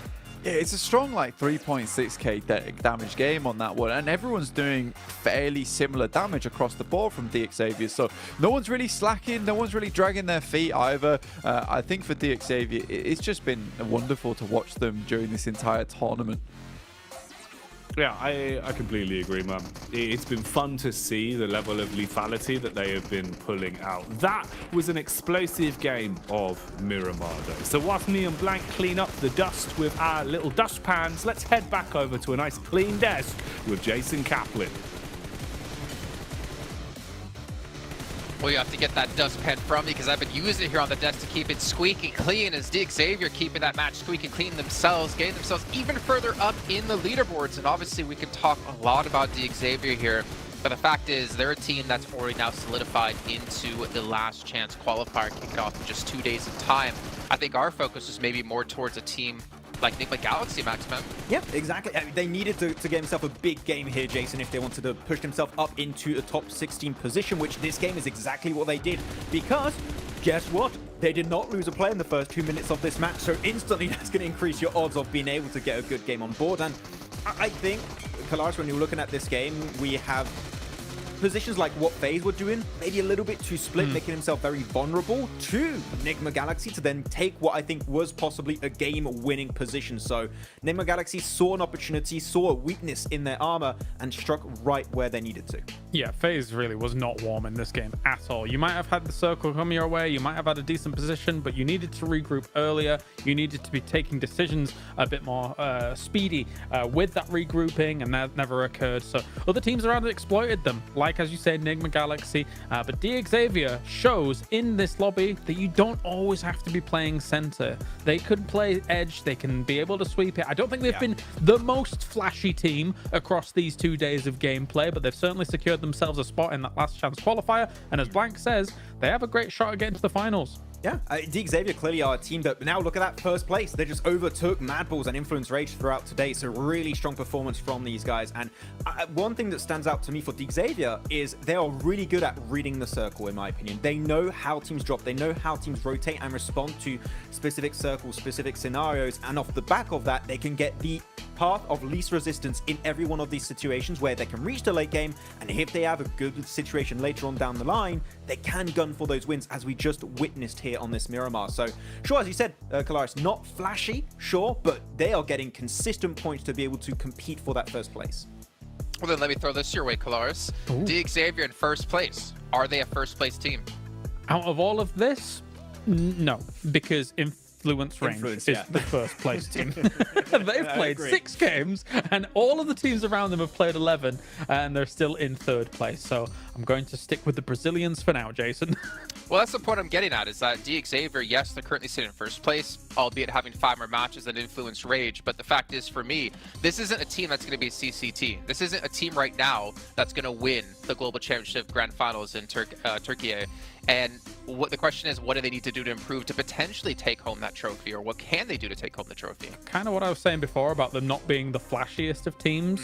Sometimes when you want to be a CCT, you got to be a bit flashy, right? You got to go out and get those 15, 16, 17, 18 limb chicken dinners. And right now, I mean, this has been so far their biggest game when it comes to across these 2 days, but their previous victory, 6 limbs, right? Like, they know how to, as Max said, get to those circles, but they're not, you know, bombastic. They're not just blasting everything out of control. They're just, you know, easing in.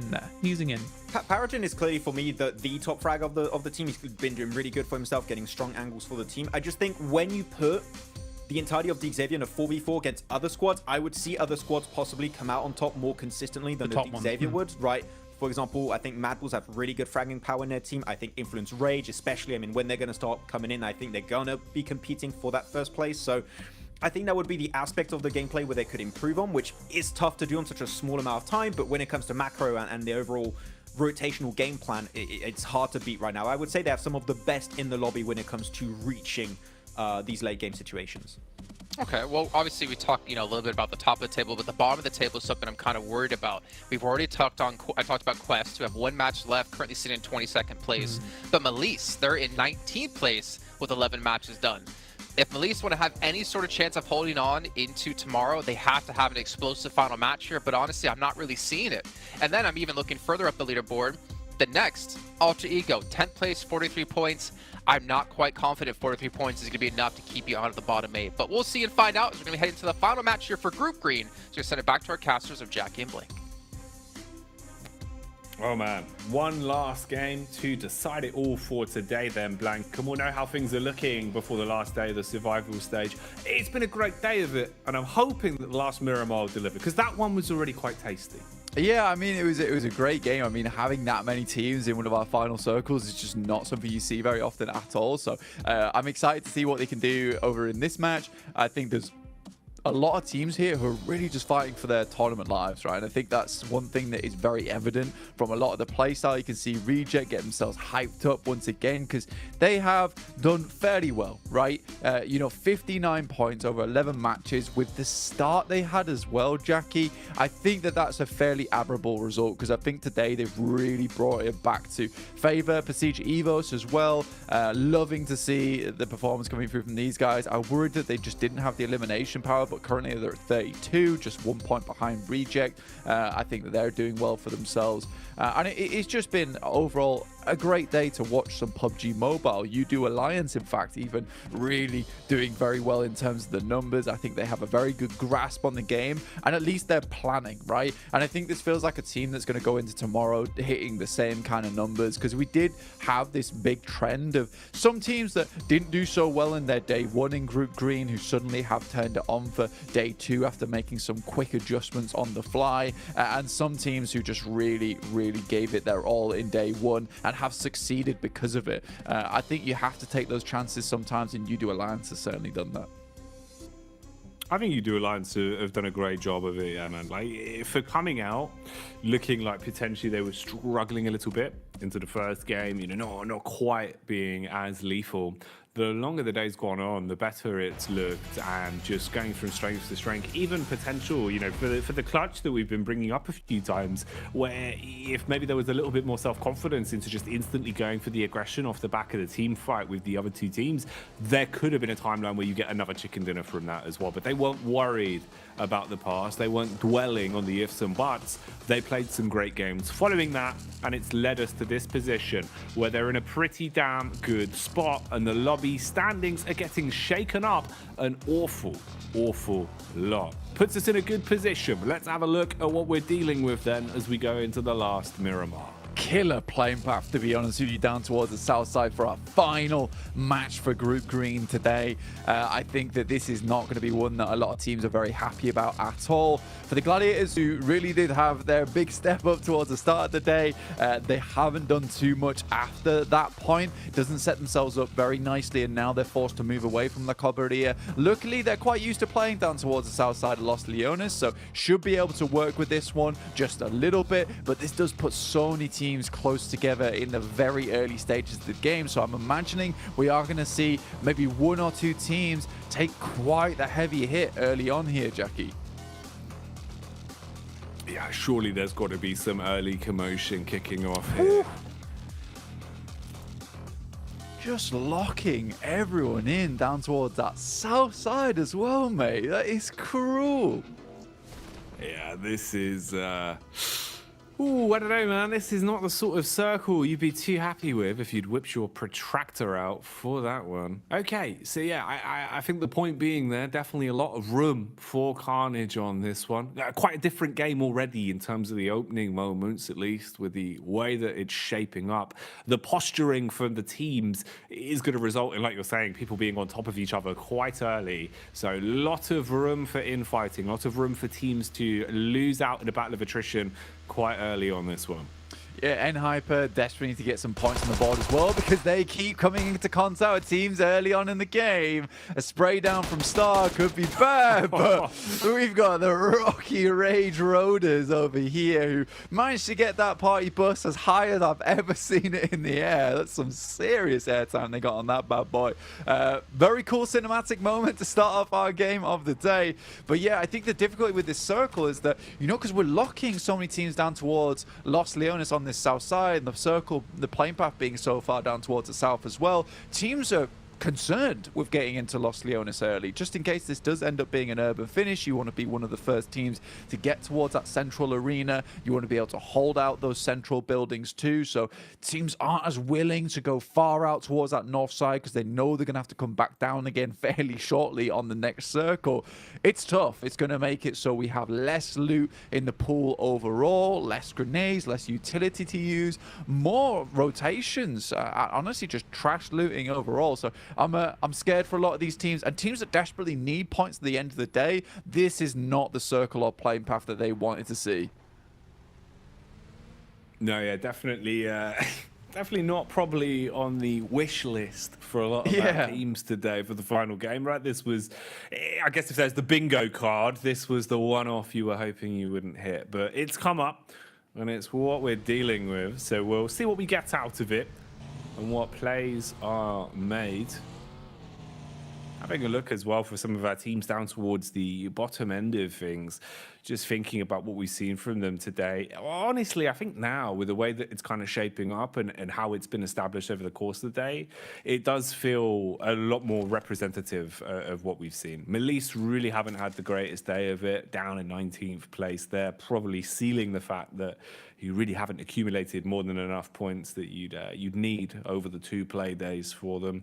Inco as well, always room to get a little bit further up. You'd hope to see the Brazilian side get a bit of a move on. Here they're just taking damage, not what you want if you're a fan of the region, but I'm sure Influence Rage will be doing more than enough to fly the flag once they come back into rotation tomorrow.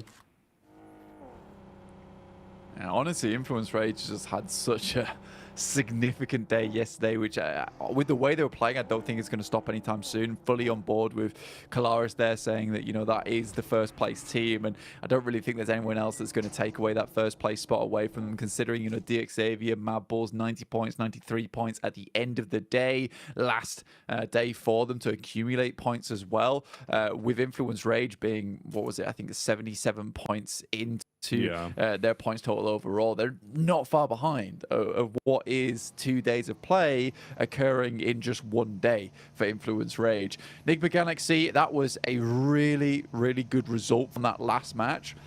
And it was a strong performance as well, with a lot of eliminations found for themselves. Despite that, they're still in 16th place with 28 points. So even with a big game like that one, Enigma Galaxy's still got to toil away at these points totals and get the pickaxe out and start hitting these amazing veins full of elimination points and placement points total, because their job's not done yet. And although that was a strong game for them, it's one of the only strong games we've seen from them today. But again, I think for a lot of teams, they're in real difficulty hours for themselves. And again, all we can do is just watch how this map plays out, how these teams make their maneuvers, what players want to do with this one. Are they going to send this as hard as they can? Or are they going to try go for something a little bit more consistent? Certain teams don't have that luxurious choice. Melise Esports, they've just got to really take it to the max level. They've got to pull out the bandana, tie it around the back of the forehead, and go full Rambo in this game. Giving it to the maximum is kind of the only opportunity you really have. I think playing timid, playing your cards close to your chest this late, when you know how bad it's gone with the overall point score, you've got to take a different approach. You've got to kind of turn up the ante a little bit, get a bit more aggressive, take more risks that potentially you otherwise wouldn't go for, and play for those picks, pay for eliminations, because there's room for it. I mean, if you're talking about Influence Rage as well, those 77 points, keep in mind, they only had the 1 chicken dinner over the course of that entire time, right? The rest of it was all elims. It was all just big games where they were constantly padding stats, constantly finding more and more opportunities to play off the back of the gun skill and build themselves a point score because of that. That's what you need to do. And we've seen prospects like that from a few of our teams today. Gladiators have looked a lot more lethal. They've looked like they're willing to take fights. Mad Bulls have been roaming a lot more. They had some big point scoring games in terms of their elims today, comboed with the 3 wins that we've seen over the course of the whole affair. But definitely a lot more room for Carnage, I think, at this point. Playing safe is going to win you no fans this late.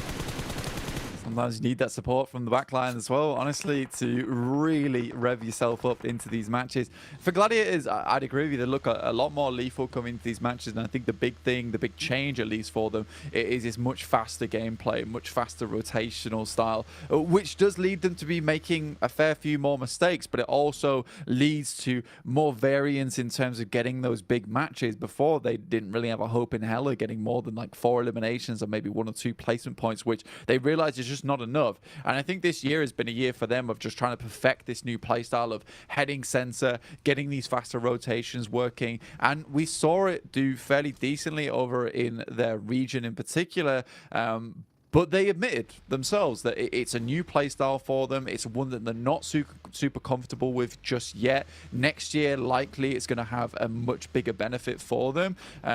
But they know they need to bring that playstyle out here in the final day of their Group Green in the survival stage to ensure they're able to get as many points as possible. They realize that they don't want to leave this up to chance like they did last year and just get pushed out in those final moments.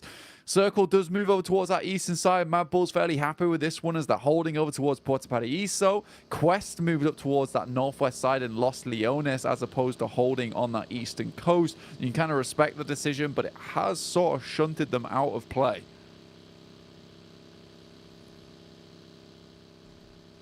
That's been synonymous with their brand over the course of the day as well, which has been unfortunate. It feels that they haven't really had too many opportunities to play the game out to the best of their abilities. Always very unlucky in some of the positioning. You're seeing the movement, the repositioning coming in from Reject Tokyo as they start to set their focus on a further forward position. Regiocio taking a lot of damage. Engine smoking. His back's going to be up. Scared about what's going on around him, but they are still alive for now. Engine's now starting to burn as the jump at the vehicle saved by the car, as that will actually pluck Gladiators out of the air. Perfect timing on that. If it was calculated, that is magnificent, as they've been able to turn the tide on this fight. Gladiators look like they had the drop onto them and should have been able to take out OCO quite cleanly. Instead, they body block it and find the frags, fragmenting Gladiators down to just a 2, and they're quite far back. The trades on this aren't going to be easy, and Sara's already on the res. Yeah, it's sort of a ridiculously aggressive play coming through from Gladiators as well, jumping out the window there with more vehicles in pursuit. A 4v2 on the outside, you're likely just to get shut down, and an instant beautiful DBF shot takes down Matic in the process. In that situation, you just want to just hold in the building, right? Pull out the nades, try and get something done alongside with that, and then wait for the cover coming through from Kitsune and Tixi. You're playing a 2-2 split, right? But you're playing it as if you're all 4 in that one building. So I really did not enjoy that play whatsoever from the Gladiators, and they deserve to have those 2 players get taken down in that process. So a bit of a split mentality in the team there. Now just 2 left alive. We know Gladiators do go for these quite frequent salvage games, but remember, 62 points. That still feels a little bit iffy at this stage of the game for the survival stage. I think, you know, for them, it's all about trying to get as many eliminations extra as possible now, as many extra placement points, because after this, they're done.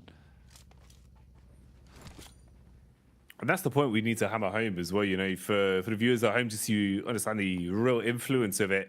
You won't have any more opportunities because, of course, you know, with 3 groups being mixed into the lobbies here, each of them getting exactly 2 days of play, you only have those 2 days. That's it. And your days are now expiring. This is the last game. So any points you find for yourselves here, sure, that's all said and done. But then you factor in the point we brought up on the desk, we brought up again here as well. Influence Rage already nearly have more points than our top teams after playing double the amount of games. And that is a terrifying position to be left in.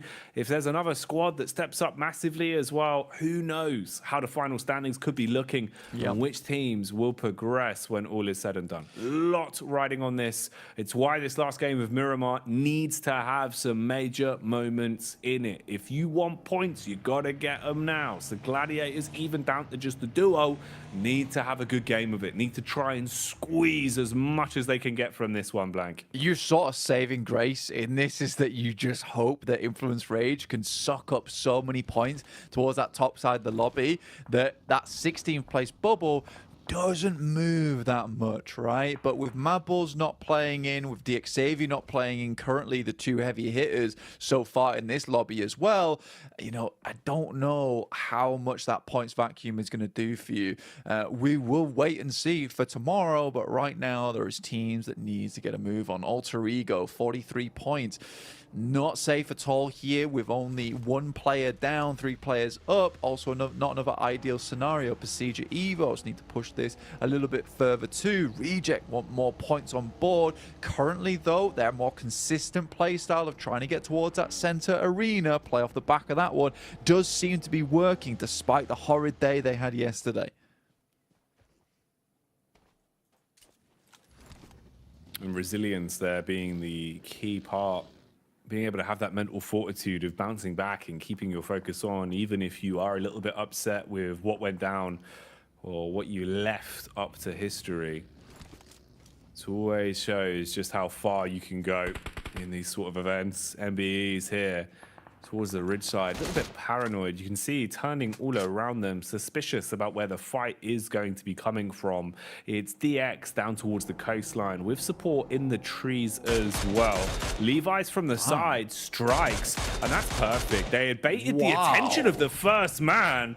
Oh, with all their focus down the ridge on Lamborghini, Levi's just ruins them. 2 back-to-back 6 shots, and he's just chock-a-block full of confidence now. They want to go in blank. Parajin's hot behind the wheel as well, so he's going to be coming in to assist. They're swooping in. This should be a clean-up on them. They outnumber them 2-1. Yeah, I mean, this is just a great play from DX overall, and you can see the quick flick decision in the sense of Levi sees that he's got 2 eliminations. I'm making the call now to push, but I'm going immediately. The rest of the team instantaneously responds, and this is just the communication you can tell going through from DX Xavier. Very difficult to talk about communication a lot of times, but easy to see in this situation with a quick response coming through from the rest of the team of DX Xavier, and exactly why we consider them to be one of the best teams in this survival stage so far. Parajin luckily hits that first aid kit just after the nade pops. We'll bring him back up towards 70%, and although they did get those first 2 initial knocks here, DX Xavier's not sure whether pushing the issue here is worth it or just getting further in towards a circle. Reject taking a fight of their own alongside with Inco and Enigma Galaxy. They look incredibly low though here, with Reject trying to hold on. Nice nade from Sara will finish off a lot of the boys from Inco, and now they are out, down in 21st place. Their day of play is over until tomorrow. 21 points. It's not too bad. It's not the end of the world. Could definitely have been worse for them. And like you said, they've still got another day to try and slay. Meanwhile, there is a battle raging on inside of this building. Control of the house team, 4-4. Link, close quarters engagement. Peppers the bullets around the corner. But just as we see the push in, Shotgun Superstar here for Voodoo Alliance. Jumps out the window looking for the close quarters finish on that one. Knows that Misery's close by. Knows that he's going to be pushed by Luxie as well, but didn't expect the nade from the heavens. They dropped that one on him and blow the bits. You do.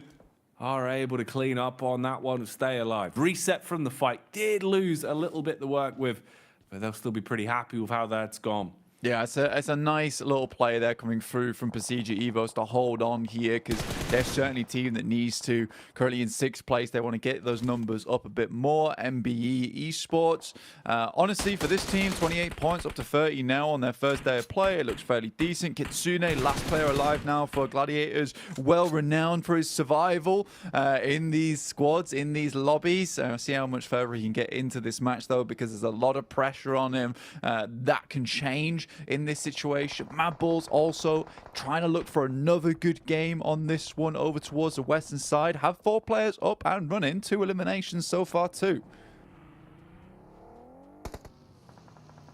Everyone's on the move now. You can see the hyenas in the lobby realizing how many weakened players are lurking around and how many points that translates to. Levi's has been sick today. Really good with some of the shots that he's been landing. Here he tries to play with the timing and wait for the push on in, supporting off the back of the contact found from Lamborghini as they hit those shots pretty cleanly and leave us in a position where MVE are being dissected quite fast. Alter Ego, meanwhile, in the picture-in-picture view, as they're also scrapping. So 2 fights going down. Stereo battles occurring here as everyone is looking to lay claim to a compound and get themselves some extra elims to work with. FaZe have handled the situation thrown at them from Alter Ego. And again, Alter Ego suffering today as they are out. With 44 points, it looks very worrisome for this team going forwards. So for Alter Ego, they just got to cross their fingers now and hope to God that no one comes ahead of them tomorrow. Parajin drops out. It's Fistby from top side, getting a good spray out, but not quite enough as DX Xavier handles them. And you can tell just the skill level from DX Xavier off the back of this fight. They get the 2 limbs, they move up. They have the wherewithal as well to be like, look, this fight's not worth taking. Let's go grab that high ground in front of them. Whilst we've delayed them a lot here, the blue's going to push them in. They're going to have to move up towards us in this spot, and we can take them out later. So there's plans upon plans upon plans here for DXavier, and it's just nice checkpoint gameplay for them, always having a good idea of what's going to come next and how to set themselves up best for it. So for DXavier, strong control on the south side, pretty much cleared out most of the deadly teams. It's just Nigma Galaxy as well as Reject ahead of them, who are both hurting in a big way. Nigma Galaxy down to 2, as are Reject. A lot of damage. A lot of broken rosters already.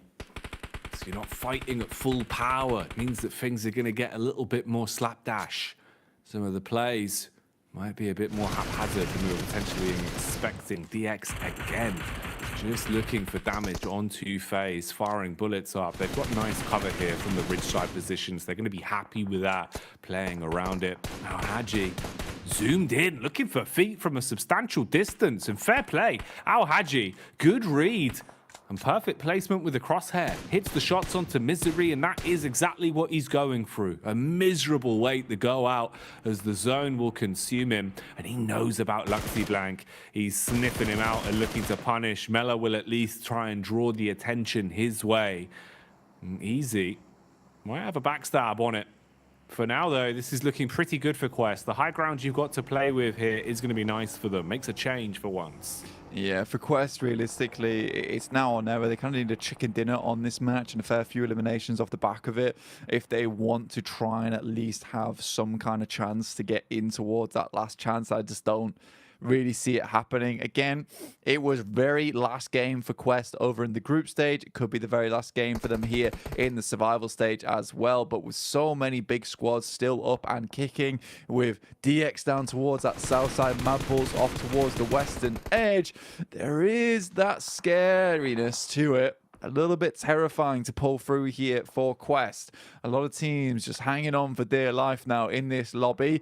We're moving in towards some pretty rough terrain, right, where we're slowly sloping down towards that low ground in the center. Most teams attempting to hold on to this high ground on the edge as long as possible. Haji, back behind the driving seat, trying to find some space to play with. There's not much room, though. A lot of names all close by. A lot of room for a fight to kick off the back of the first domino falling.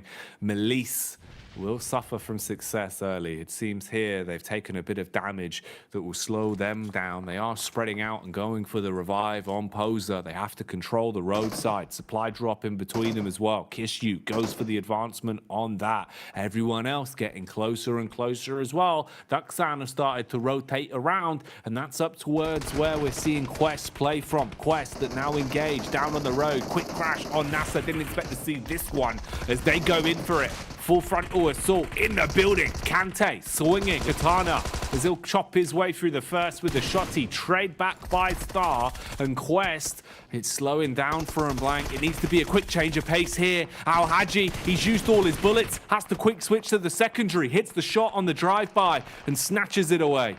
5 elims at least on this game so far, up to 24 points total, but with 3 players, he looks a little bit hopeless at this point in time, but there is a chance off the back of that. There is teams all around them. They'll have to fend off against. FaZe currently trying to push in towards Mad Bulls, trying to pick up some more points at the end of their day of play. Frozen will pick up on Zens as he spots some more players coming in, and there is a jump out the window there as Frozen gets knocked himself, but Mormon is down. This is back and forth here. Mad Bulls versus FaZe, 2 teams that are incredibly well versed in terms of gun skill. Finally it'll be finished off, and of course it's Tulika to make it happen. Big plays there, finally shutting down FaZe that have actually had a pretty sick day of it. They've had a lot of room to expand and take points. Even taking chicken dinners here today, so being able to stop them now and stop it expanding further into the last game of these 2 groups clashing will do wonders for you if you don't have another game to be played going into tomorrow. Evos, or at least just Luxy, the lurker, he's been making a wide rotate on this. Slowly but surely he's starting to stutter step his way up the back and does assault. Hits the first, looking for a follow-up as well, it seems, as he's putting the pressure on the back of Quest. Ooh, my man's in the compound. For Luxy as well, he knows that any elimination point going forward is going to be so good for him. Drops one off towards the right side of the building. More Molotovs been sent through now, able to pick himself up that flush towards Fahidan. Duxan is now out, 25 points on the day. But for Luxy, it's an important fight. Anywhere he can get further into this game is good for him, but there's walls in front of them. It's going to be very difficult to play off the back of. He opts just to send away here, but he'll be sending into very treacherous waters going forward, Jackie. Oh yeah, you're going to need the Wellington boots, mate, as you are going to be knee-high in the murk. Oh, easy firing off shot after shot. Luxy tries to find safe haven behind the tractor. Oh, how's he alive? He's done, yeah. Even if the bullet didn't hit him, the vehicle would have exploded and taken him out. But still, 4 eliminations. That 1 point he was able to accrue over towards Fahidan, and then a single placement point as well. That might be the difference between him going out in 16th, him as his team, as well as just getting a more secure position towards that last chance. So Luxy has done an absolutely phenomenal job for Procedure Evos. I think all fans of Luxy should be really proud of him going forward. In the meantime, Malise Esports, we were talking about them. They needed a big game. They're in towards one of the final circles. There's 7 teams still left alive, and it's Mad Balls going against DX Xavier. 2 of the big dogs in the lobby, currently biting at one another here. That was a loud bark though, supersonic, as it would detonate the player in front of him. So Levi is now crawling away from the fight he's been thrown into. Zerich bombarding bullets, down to 60 in his reserve as well. So using a lot of that ammunition to just try and suppress and keep them locked in position. Nade cascades across as Al Haji will be able to blow Flique away. Al Haji, does he want to go for this one? He's trying to push further up the hill. 40 had an opportunity to swoop in blank, but FS from so far away shuts down Quest and ends Al Haji before any more madness can continue. So DX are now the next on the chopping block, and Chulika is the chef. Comes in and hatchets his way through him with a DBS. Big news there for Mad Balls. That almost certainly secures it for them. I mean, 99 points.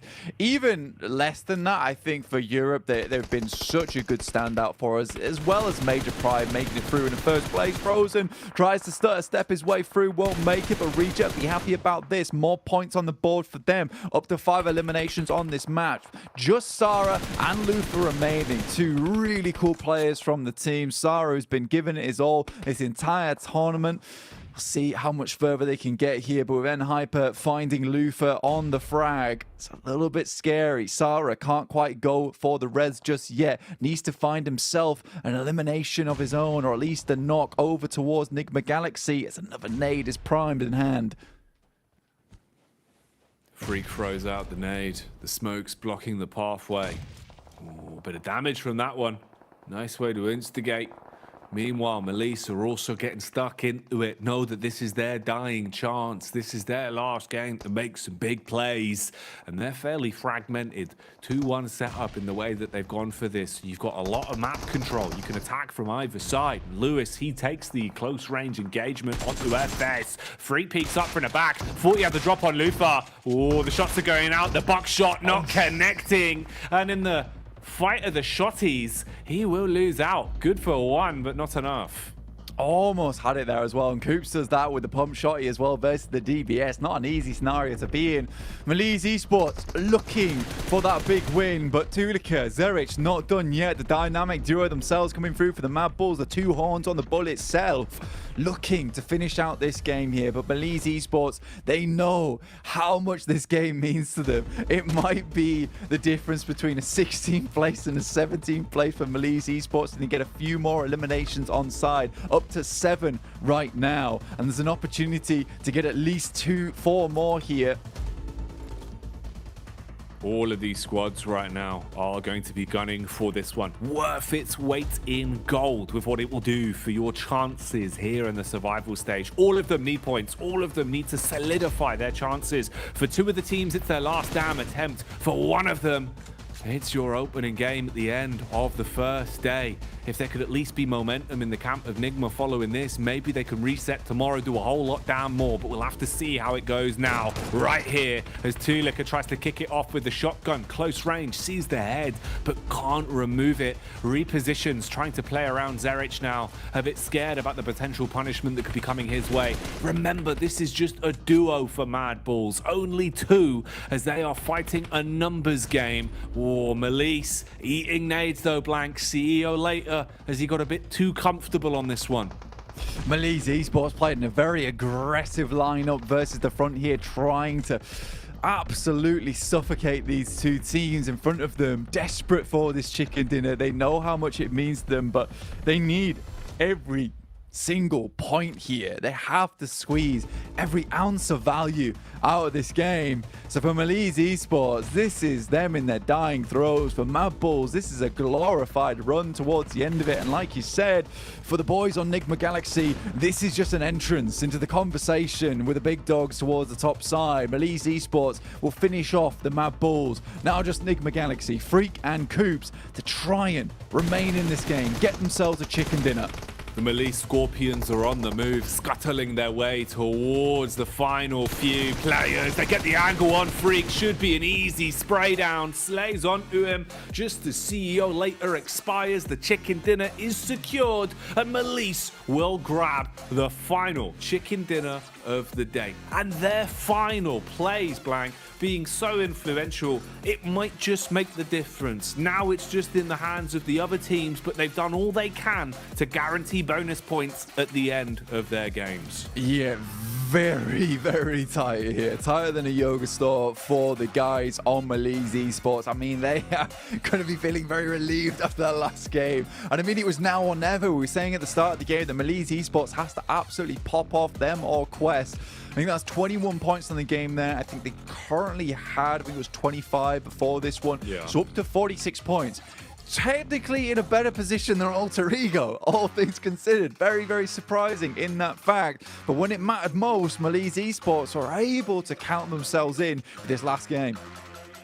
And that's what matters. You know, at the end of the day, everything else that's already happened in yesterday's games and the games earlier on today, right, that's history. That was already written. Yeah. All they could do is take what was given to them at present, and that's a great game of it. You know, they keep the mental fortitude strong, at least guarantee themselves a lot more points. Now, I'll be honest with you, Blank, the difference of 25 points versus even breaking through that 40 barrier, that could make the world of difference. It is just so damn nice to have at the end of the day, because suddenly you're thrown a lifeline. And Melise Esports, we know they have them in him. Like, they're a good team overall. They were excellent in Turkey. It's just we didn't see that same firepower from them throughout this survival stage. It's just stressful to watch. It was indeed. Some stressful games, some crazy plays, and non-stop shenanigans. These are all words that could describe Jason Kaplan as well. So let's head back over to the desk and see what they thought about the explosive games we've had today. You also forgot about talented, handsome, tall, and all-around good human being here, Jackie, as we're back to the desk with Max Van Cars. Keep a straight face. Come on, gentlemen. As we did see, Melise, a team that, of course, you said perfectly, of all the teams that Alter Ego do not want to see do well, was Melise. Was any of these teams at the bottom with 11 matches played, and Melise popped off here? Yeah, the teams that have played now 2 days that were down there, those were the ones that, the teams that were effectively going to end up being on the cusp really did not want performing well. And Melise absolutely knocks it out of the park with this last one. They've been sort of non-existent, right, Max, for the past couple of days worth of their gameplay, but this was, as Blank says, the lifeline that they need. They might end up being a cusp team here. We'll see down the line, but it's a lifeline they need. Over the course of 11 matches, Kalaris, they scored 25 points. They almost doubled 11 matches worth of points in a singular match with this chicken dinner, the 11 eliminations on top. Kisyu in particular, like, fantastic off angles to make sure he was securing that late game circle to make sure that no players from Mad Bulls, no players from Nigma Galaxy could threaten that potential win. That is one of the most important chicken dinners you are going to see at this stage in PMGC. And as you said, Alter Ego at the bottom of the middle bar of the rankings, they are crying after a team like Melise win that. Oh man, this is going to be rough. Yeah, and it bears repeating, actually, the reason we're focusing on them is because they got, 44 points now across the 2 days, did Alter Ego. That makes them now the second lowest team that's played 2 days worth of games out of all of the teams, obviously the last being Quest, which is guaranteed done. So Alter Ego is not quite eliminated yet, not quite on the cusp yet. However, everybody else below them has only played 1 day, which is catastrophic for them potentially. If you're that team now, you're just going to be watching tomorrow's matches and just, Influence Race, please get 60 eliminations this match. Please just get every single win. I would love that. But I mean, there's a lot of chance that we will not see Alter Ego because 11th position right now on the rankings, they could slip down really quickly heading into tomorrow. You know, I'm going to go ahead and say it. Melise are the Turkish Gladiators, showing up exactly when they need to get to the next stage of the event here. Potentially, like we're saying, right? You can still see all the teams on the right-hand side in 13th through 24th place, minus Quest. Only 6 matches played. But the problem is, going into tomorrow, as we said before, Group Yellow has had the strongest teams so far in this event. So it's going to be much more difficult here for any of those teams in 17th through 24th place to obviously rise up the ranks here. But it's going to be tough. I mean, if you're Alter Ego, if you're Melise, if you're, I mean, a couple maybe potential other teams out there, you're going to be sweating bullets, obviously, with these 2 teams in particular. What all is going to happen tomorrow? And it's never a good position to be in when the fate's taken completely out of your hands and you just have to sit back and watch. Yeah, it's going to be tough to fight for a top 16 spot when you got teams back in the lobby like Influence Rage, D+, Kia, BTR. Like, you're not going to have a lot of points available for those bottom teams, so it's going to be down to the wire. And of course, I mean, it's down to the wire because you've got the best teams in the world now, Jason. You're going to have top 16 down to top 5. Even the thing is, I'm even going further than just this stage of the tournament, right? Which is, sure, you might qualify in top 16. That's fantastic. GG, well played. I want to look for the teams that are competing for top 5 spot right now. Those are the teams that might have a chance to go into the Grand Finals because reaching last chance alone doesn't do much for you. At least you have the point reset, but you need to look a little bit further than that. Okay, well, I believe we're going to be heading to the stage here for an interview, if I'm not mistaken. I'm not sure exactly who it's going to be with, or...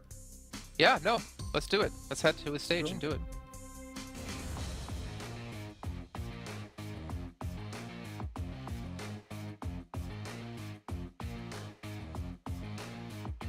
And we are back on the live stage in the Malaysia Battle Arena, Petaling Jaya. And with me, we do have, I'm the host, by the way, Choo Choo. We have the legendary Nate God. I call him the Nate God myself, which is going to be coming up from FaZe Clan Mela with us joining in. And one of the best Red Group's performance here today, other than Uni Alliance, FaZe is also getting the 2nd highest score so far. Now, I have a lot of questions for this team right now. Thai teams used to be one of the greatest team in the world, arguably one of the best in the world, but now you are the only one remaining, which is going to be FaZe Clan in the PMGC stage. Now, can you share with us why is it very challenging for the Thai teams when it comes to this PMGC? ก็คือว่าตอนนี้ไทยทีมเคยเป็นหนึ่งในทีมที่ดีที่สุดในโลกแต่ณตอนนี้ทีม FaZe Clan เหลืออยู่ทีมเดียวในการแข่งขัน PMGC ช่วยแชร์ให้เราฟังได้ไหมคะว่าทำไมการแข่งขันครั้งนี้ถึงมีความท้าทายกับทีมไทยเป็นอย่างมากก็ด้วยความที่สไตล์การเล่นที่เปลี่ยนไปจากรอบ C หรือว่ารอบภายในประเทศของเราครับก็ทำให้ทีมอื่นแบบไม่รู้รายการมูฟหรือว่าเล่นจากผิดจากที่เราคิดไปมากทำให้เราไม่สามารถปรับตัวได้ทันแต่ก็ต้องยอมรับว่าโซนลีกอื่นปรับตัวได้ดีกว่าเราครับ Ella says because of our internal in our country they're changing their play their style so once they come here they cannot adapt it like other teams That's why it's big like challenging in this PWGC. Also, it's more towards regional change that actually make a different sort of play in PMGC. They cost them quite a bit here. But with the only team coming up from Thai region, which is only FaZe Clan right now, do you feel pressured to represent the entire Thai region? And how do you yourself cope with it? And how does the team take it in? คือตอนนี้เหลือทีมเราอยู่ทีมเดียวในการแข่งขัน PWGC แล้วเราก็เป็นตัวแทนของประเทศไทยเรามีความรู้สึกกดดันไหมคะในการเล่นครั้งนี้แล้วเรามีการรับมือกับมันยังไงก็รู้สึกกดดันบ้างครับก็เพราะว่าเราเป็นทีมไทยที่เหลืออยู่ทีมเดียวด้วยครับก็ต้องแบกความหวังจากทุกคนที่เชียร์ที่เป็นคนไทยครับก็จะทำให้เต็มที่ครับ So for him, he feel a little bit pressure because as one of the Thai team remaining here, then all of everyone like maybe expecting the team to get in. Don't cry. Don't cry, brother. You can do this. Come on. Okay. Also, when it comes to your playstyle, right? You mentioned about how you changed internally before, and now, if you compare with the group stage, it's such a drastic change between the group stage and the survival stage now for the side of FaZe Clan. What has changed within those days that make it such a good performance now for FaZe Clan? มันเหมือนกับว่าตอนนี้การเล่นของเราเปลี่ยนแปลงไปอย่างมากจากรอบการแบ่งกลุ่มและรอบsurvival อะไรคือการเปลี่ยนแปลงนั้นที่ทำให้เรามีการพัฒนาการเล่นของเราดีขึ้นมากค่ะก็ด้วยความที่ทั้งทีมปรับความเข้าใจกันแล้วก็คุยถึงวิธีการเล่นหลายๆอย่างนะครับแล้วก็ด้วยที่ศึกษาแผนด้วยกันครับพอนั่งดูย้อนหลังดูสไตล์การเล่นของแต่ละทีมที่ผ่านเข้ารอบไปแล้วก็มาปรับใช้ให้เข้ากับทีมตัวเองครับbecause of all the team, they communicating in the team and they change, they adapting how to play, how to what they missed and they improve it. Hopefully they can keep it going because I do understand there's so much pressure, but you know what? Just do it. And also speaking of which, there's gonna be a lot of your supporters out there. Now the supporters screaming as if you guys can hear this noise. But speaking of which, what do you have to say for all your hardcore fans, including me, for all the fans for Mela and FaZe Clan out there? ตอนนี้ก็มีแฟนๆที่คอยเชียร์เราอยู่เป็นจำนวนมากอยากจะพูดอะไรถึงแฟนๆไหมคะก็ฝากตามเชียร์พวกเราทีมFaZe Clanในวันพรุ่งนี้แล้วก็รอบๆต่อๆไปด้วยนะครับก็ฝากตามเป็นกำลังใจเชียร์ด้วยนะครับขอบคุณมากครับ Please continue to cheer him and supporting him for tomorrow and the next day for this PMWGC. Just 2 days? Not until Grand Final, no? After this also. After this also. Not just within these days, okay? But you know, things get a bit rowdy here. I think it's a day for us. We're going to wrap things up here on the live stage. We're going to toss it back to the casters, read out the stats and data. Have fun, guys, and see you guys tomorrow. Bye-bye. A lot of pressure on his shoulders here, and obviously the team's shoulders, trying to represent Thailand and do the country well. But there's still a long ways to go here. Not only tomorrow's matches, but of course they make it into the last chance, and then they get top 5 there, which is going to be insanely difficult considering the caliber of teams we have. But to end things off on the day, Tulika, 23 eliminations, leading the charge by Levi's. As we heard Jackie talking about putting in some serious work when it came to damage. Yeah, maybe going to have ourselves a Mad Balls MVP after that one with Tulika. But they've been working a little bit on that consistency, Jason, that we mentioned a bit yesterday. It's still a bit topsy-turvy from time to time. They got a win followed up with a 15th place. But when they get a good game, they get double-digit eliminations pretty much every time. And that is going to be so valuable for also the last chance stage. I think that they might just make in top 5 here. But no, it's not Mad Balls play, actually. It's a play from UD Alliance. Oh, okay. Those 2 Erangel games worked out, huh? Seems like it, huh? Yeah, they had a whopping, 1,000 damage on the one that they actually ended up taking. He had that chance for that potential 1v1 up against Procedure, but obviously it didn't work out for him. I think it was Procedure, right? If not mistaken. Yeah. So some tough times for obviously a lot of teams out here. Unfortunately, we do have to say goodbye to one of them already, which will be Quest, as they are unfortunately outside the bubble and have 0 matches left to go. But you know what? At least for them, they can still say they're one of the best teams in the world, and they can take all this experience and come back next year, hopefully stronger. Right, Max? Yeah. I don't know when it's going to happen, but I'm telling you right now that Al-Hajj one day is going to come in this PMGC or PMWI, and he's going to pop off. I don't know when, I don't know which year or decade, but it's going to happen eventually, Jason. I believe in Al-Hajj. Do you believe, Coloris? I'm a cup half full kind of guy. No. We'll see them again for sure. They just need to kind of book up their ideas a little bit and get it going. But something you were saying earlier, Jason, though, about FaZe, obviously we just heard from them in the interview, right? I think you're right on the money with, will this performance get them to the last chance qualifier? Yes, but the last chance qualifier, you cannot bring this same performance there. You can't just wait for circles to come to you and just get a few limbs here and there cheekily to kind of round things out. You need more than that. You need big wins if you want to get top 5 in the lobby that is going to come from that. Right now, when I'm looking at the leaderboards and teams in the top 5 that I'm expecting to go, right now I've got Mad Balls and Influence Rage. Outside of that, I'd say there's still a lot of room for other teams to compete for that one. Like, it seems like D+ Kia could do a better improvement. Same for FaZe, Procedure, Evos, etc. that could be up there. So I think that right now, top 5 has still got a few spots that are going to be heavily contested once we head into the last chance. BTR? Hello, you didn't even mention them. BTR 2, okay. There's too many teams, okay, so it's just to say there's a lot of teams competing for that spot, Jason, but okay. Do I have to list them out one by one? No, that's good. That's all we needed from you, Max, and that's all we needed from you guys on the desk. But before we can head off the day and obviously come back tomorrow, once again, our official smartphone provider here at PMGC, the Infinix GT10 Pro, all of our pros are participating on it because it was born for them.